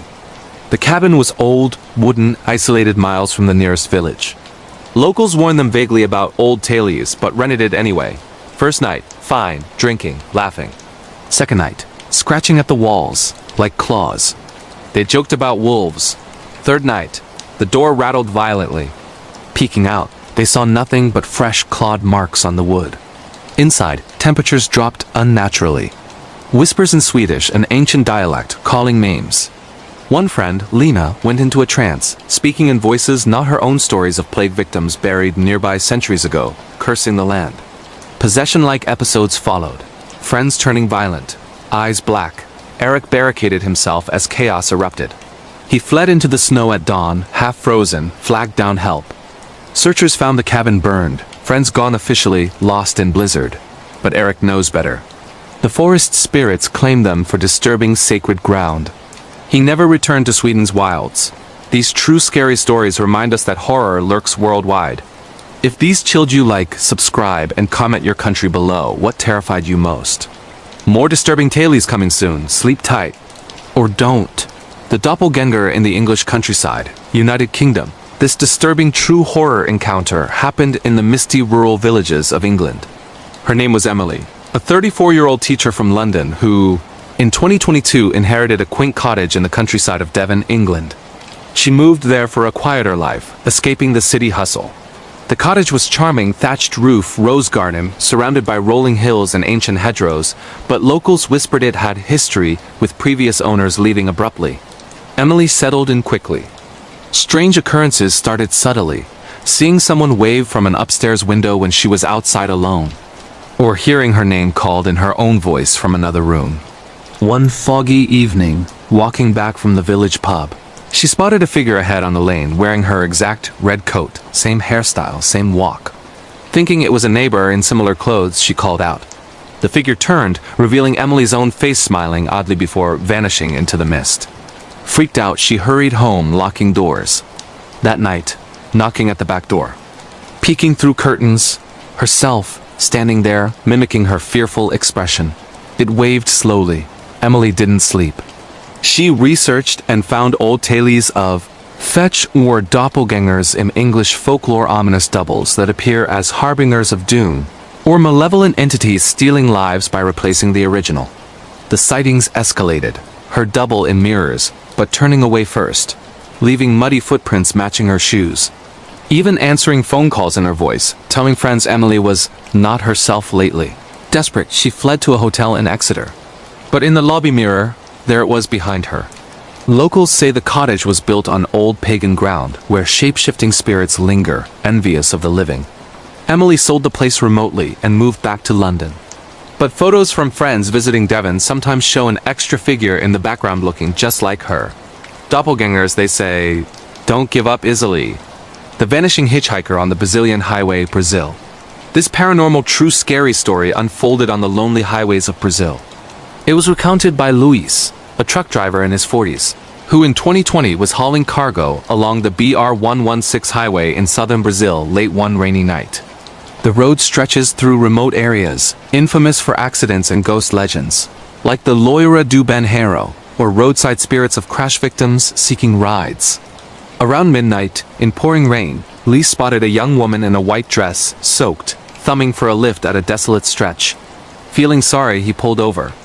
She was beautiful, pale, quiet said. Her name was Maria. Car broke down nearby, heading to the next town.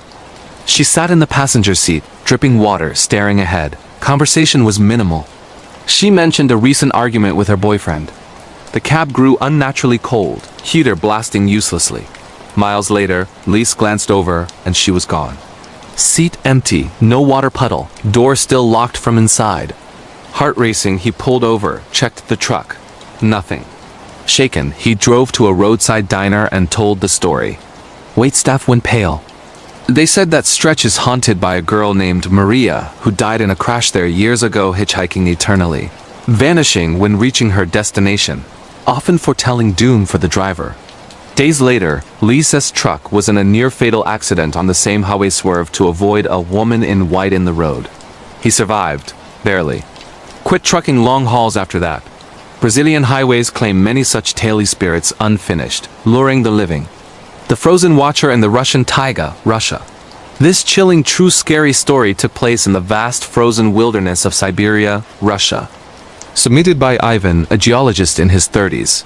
who in 2018 joined an expedition deep into the Siberian taiga for mineral surveying during winter. Temperatures plummeted to -40 degrees Celsius, endless snow-covered pines, isolation broken only by radio check-ins. Their camp was a cluster of tents miles from anywhere. One night, during a blizzard, Even stepped out to check equipment and saw it. A tall, emaciated figure standing motionless at the tree line, watching the camp. Skinny, pale, with elongated limbs, staring unblinkingly despite the howling wind. They saw it too. It didn't approach, just watched. Rifles ready, they shouted no response. Figure vanished when they blinked. It returned nightly, closer each time. Footprints found, huge bear, no warmth melt in snow. Whispers in the wind, ancient Slavic words about hunger. Team morale crumbled. One member vanished during a supply run found frozen days later, face terror-stricken, as if chased.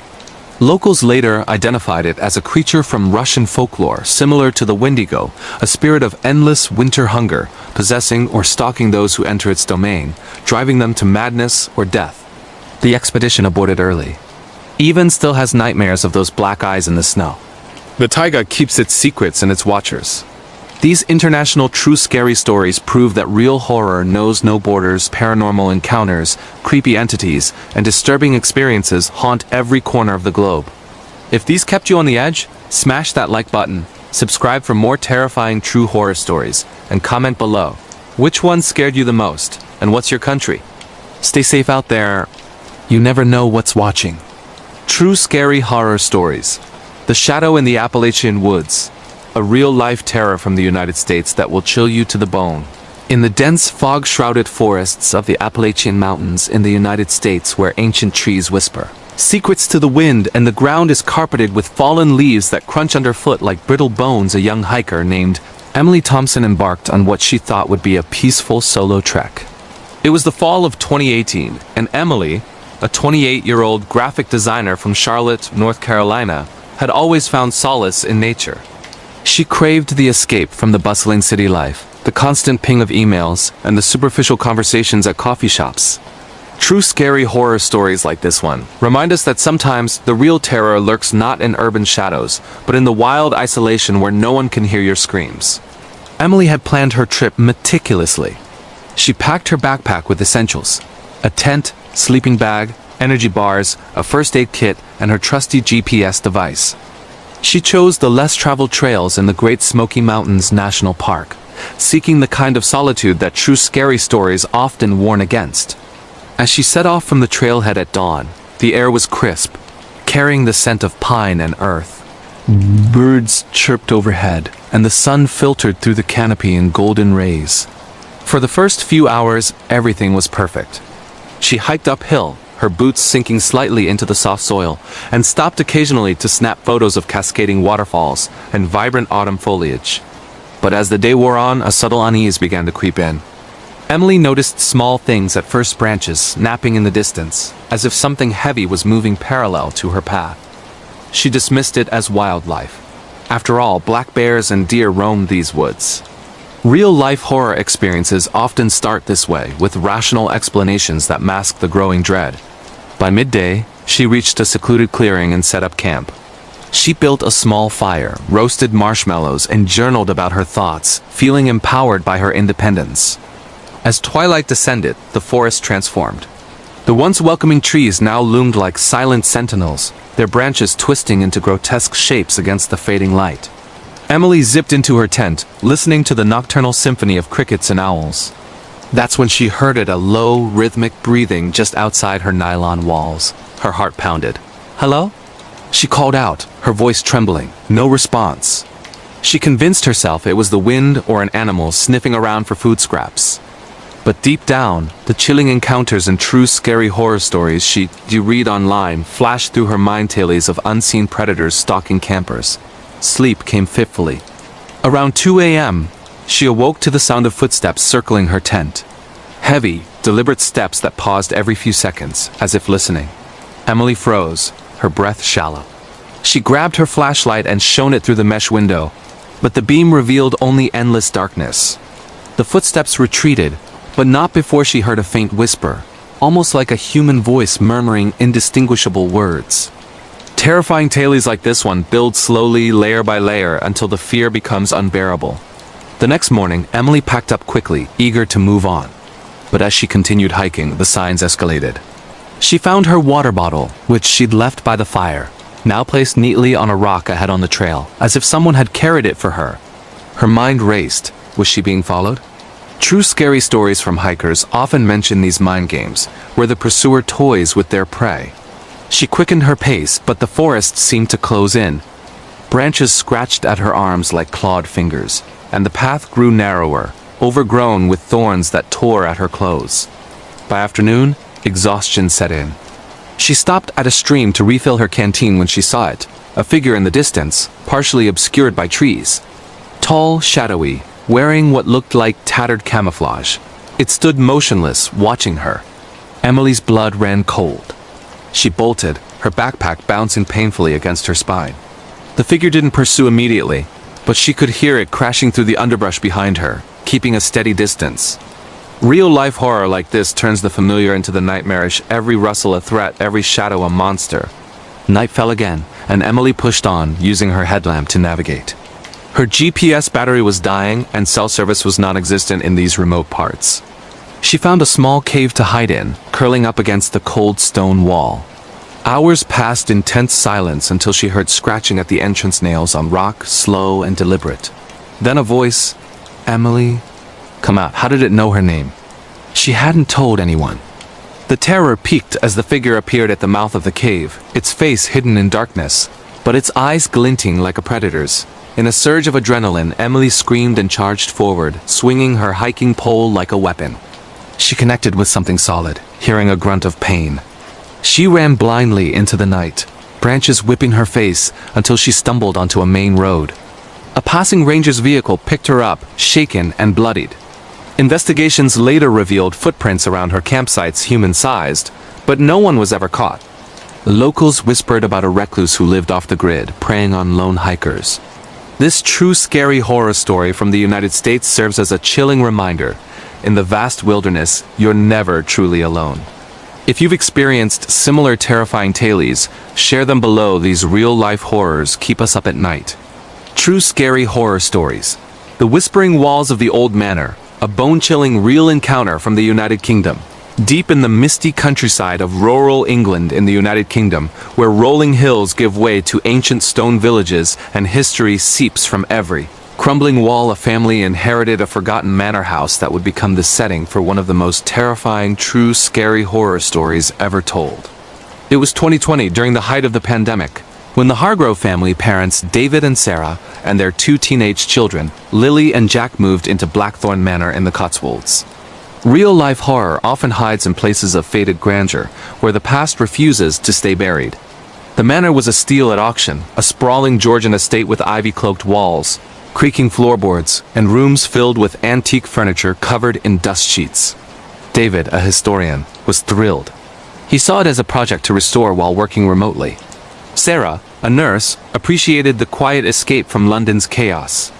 The kids, however, were less enthusiastic, complaining about the lack of Wi-Fi and the eerie silence that blanketed the property at night. Little did they know, this move would plunge them into chilling encounters straight out of the darkest true scary stories. The first signs were subtle. On their initial night, as they unpacked boxes in the grand drawing room, Lily heard faint whispers emanating from the walls. She pressed her ear against the ornate wallpaper, swearing she caught words like "leave" and "mine." Jack teased her, calling it imagination fueled by too many horror movies. But as days turned to weeks, the phenomena escalated.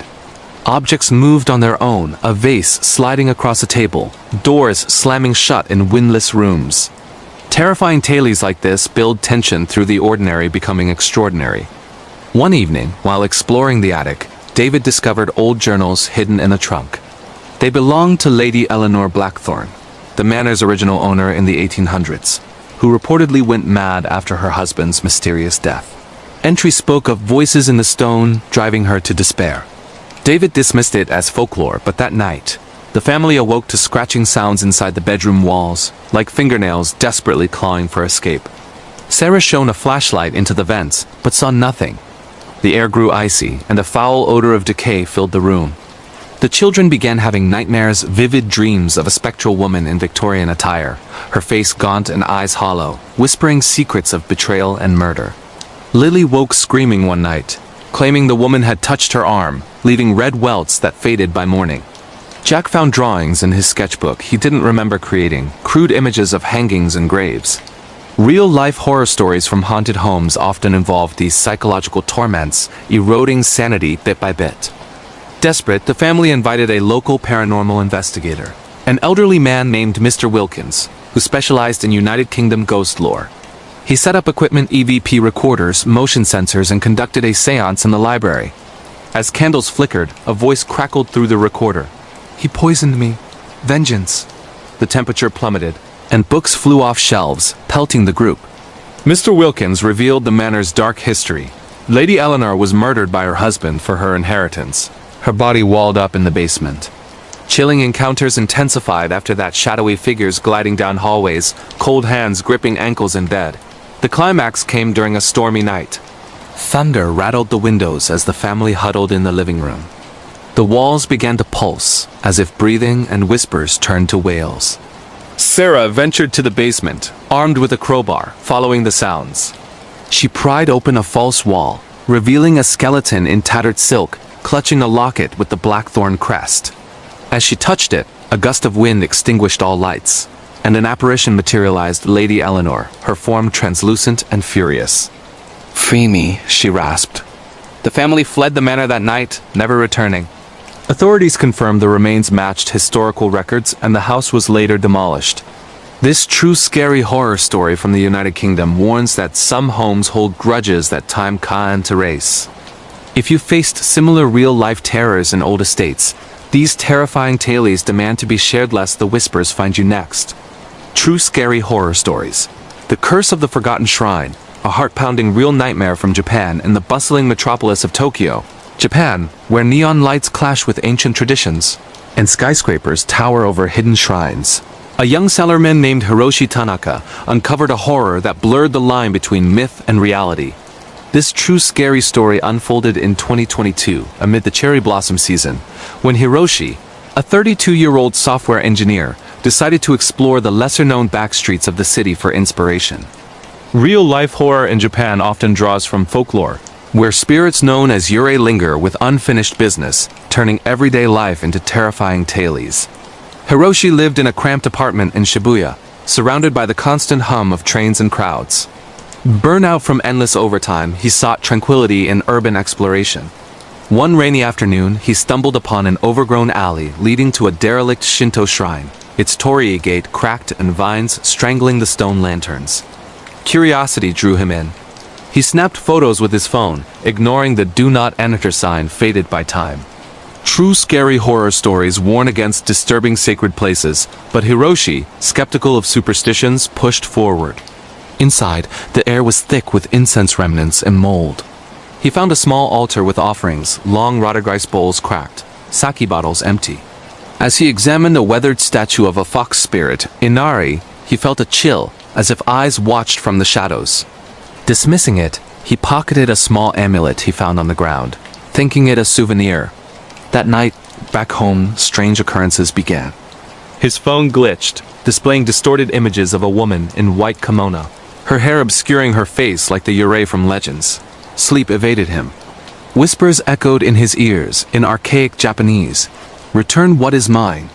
Hiroshi researched online, learning the shrine was abandoned after a curse in the Edo period, where a betrayed priestess invoked spirits to punish thieves. Chilling encounters escalated. Mirrors fogged with handprints, lights flickered to reveal fleeting shadows. One morning, he woke to find the amulet on his pillow, though he'd locked it away. Terrifying tales from Japan emphasize respect for the spiritual realm, but Hiroshi's denial fueled the entity. At work, colleagues noticed his pallor. He confided in a friend, Miko, who practiced Shinto rituals. She warned of Onryo vengeful ghosts and urged him to return the amulet. That evening, they ventured back to the shrine under cover of darkness. The path seemed longer, twisted, as if the city warped around them. Rain poured, thunder masking their footsteps. Inside, the altar glowed faintly, and a cold wind howled. As Hiroshi placed the amulet down, a figure materialized, The priestess, her skin pale as porcelain, eyes burning with rage. She lunged, her icy fingers wrapping around his throat. Maiko chanted prayers, waving sacred paper strips. The spirit wailed, recounting her betrayal, murdered by a lover who stole her relic. In a frenzy, Hiroshi smashed the statue, releasing a burst of energy that banished the apparition. They fled as the shrine crumbled behind them, swallowed by the earth. Hiroshi never spoke of it again, but scars remain nightmares of endless pursuit. This true scary horror story from Japan highlights the dangers of ignoring cultural warnings. Real-life horrors like these Yurei encounters keep traditions alive, reminding us that some curses endure. Share your own terrifying tales if you've felt the chill of the unseen. These stories demand to be heard to ward off the darkness.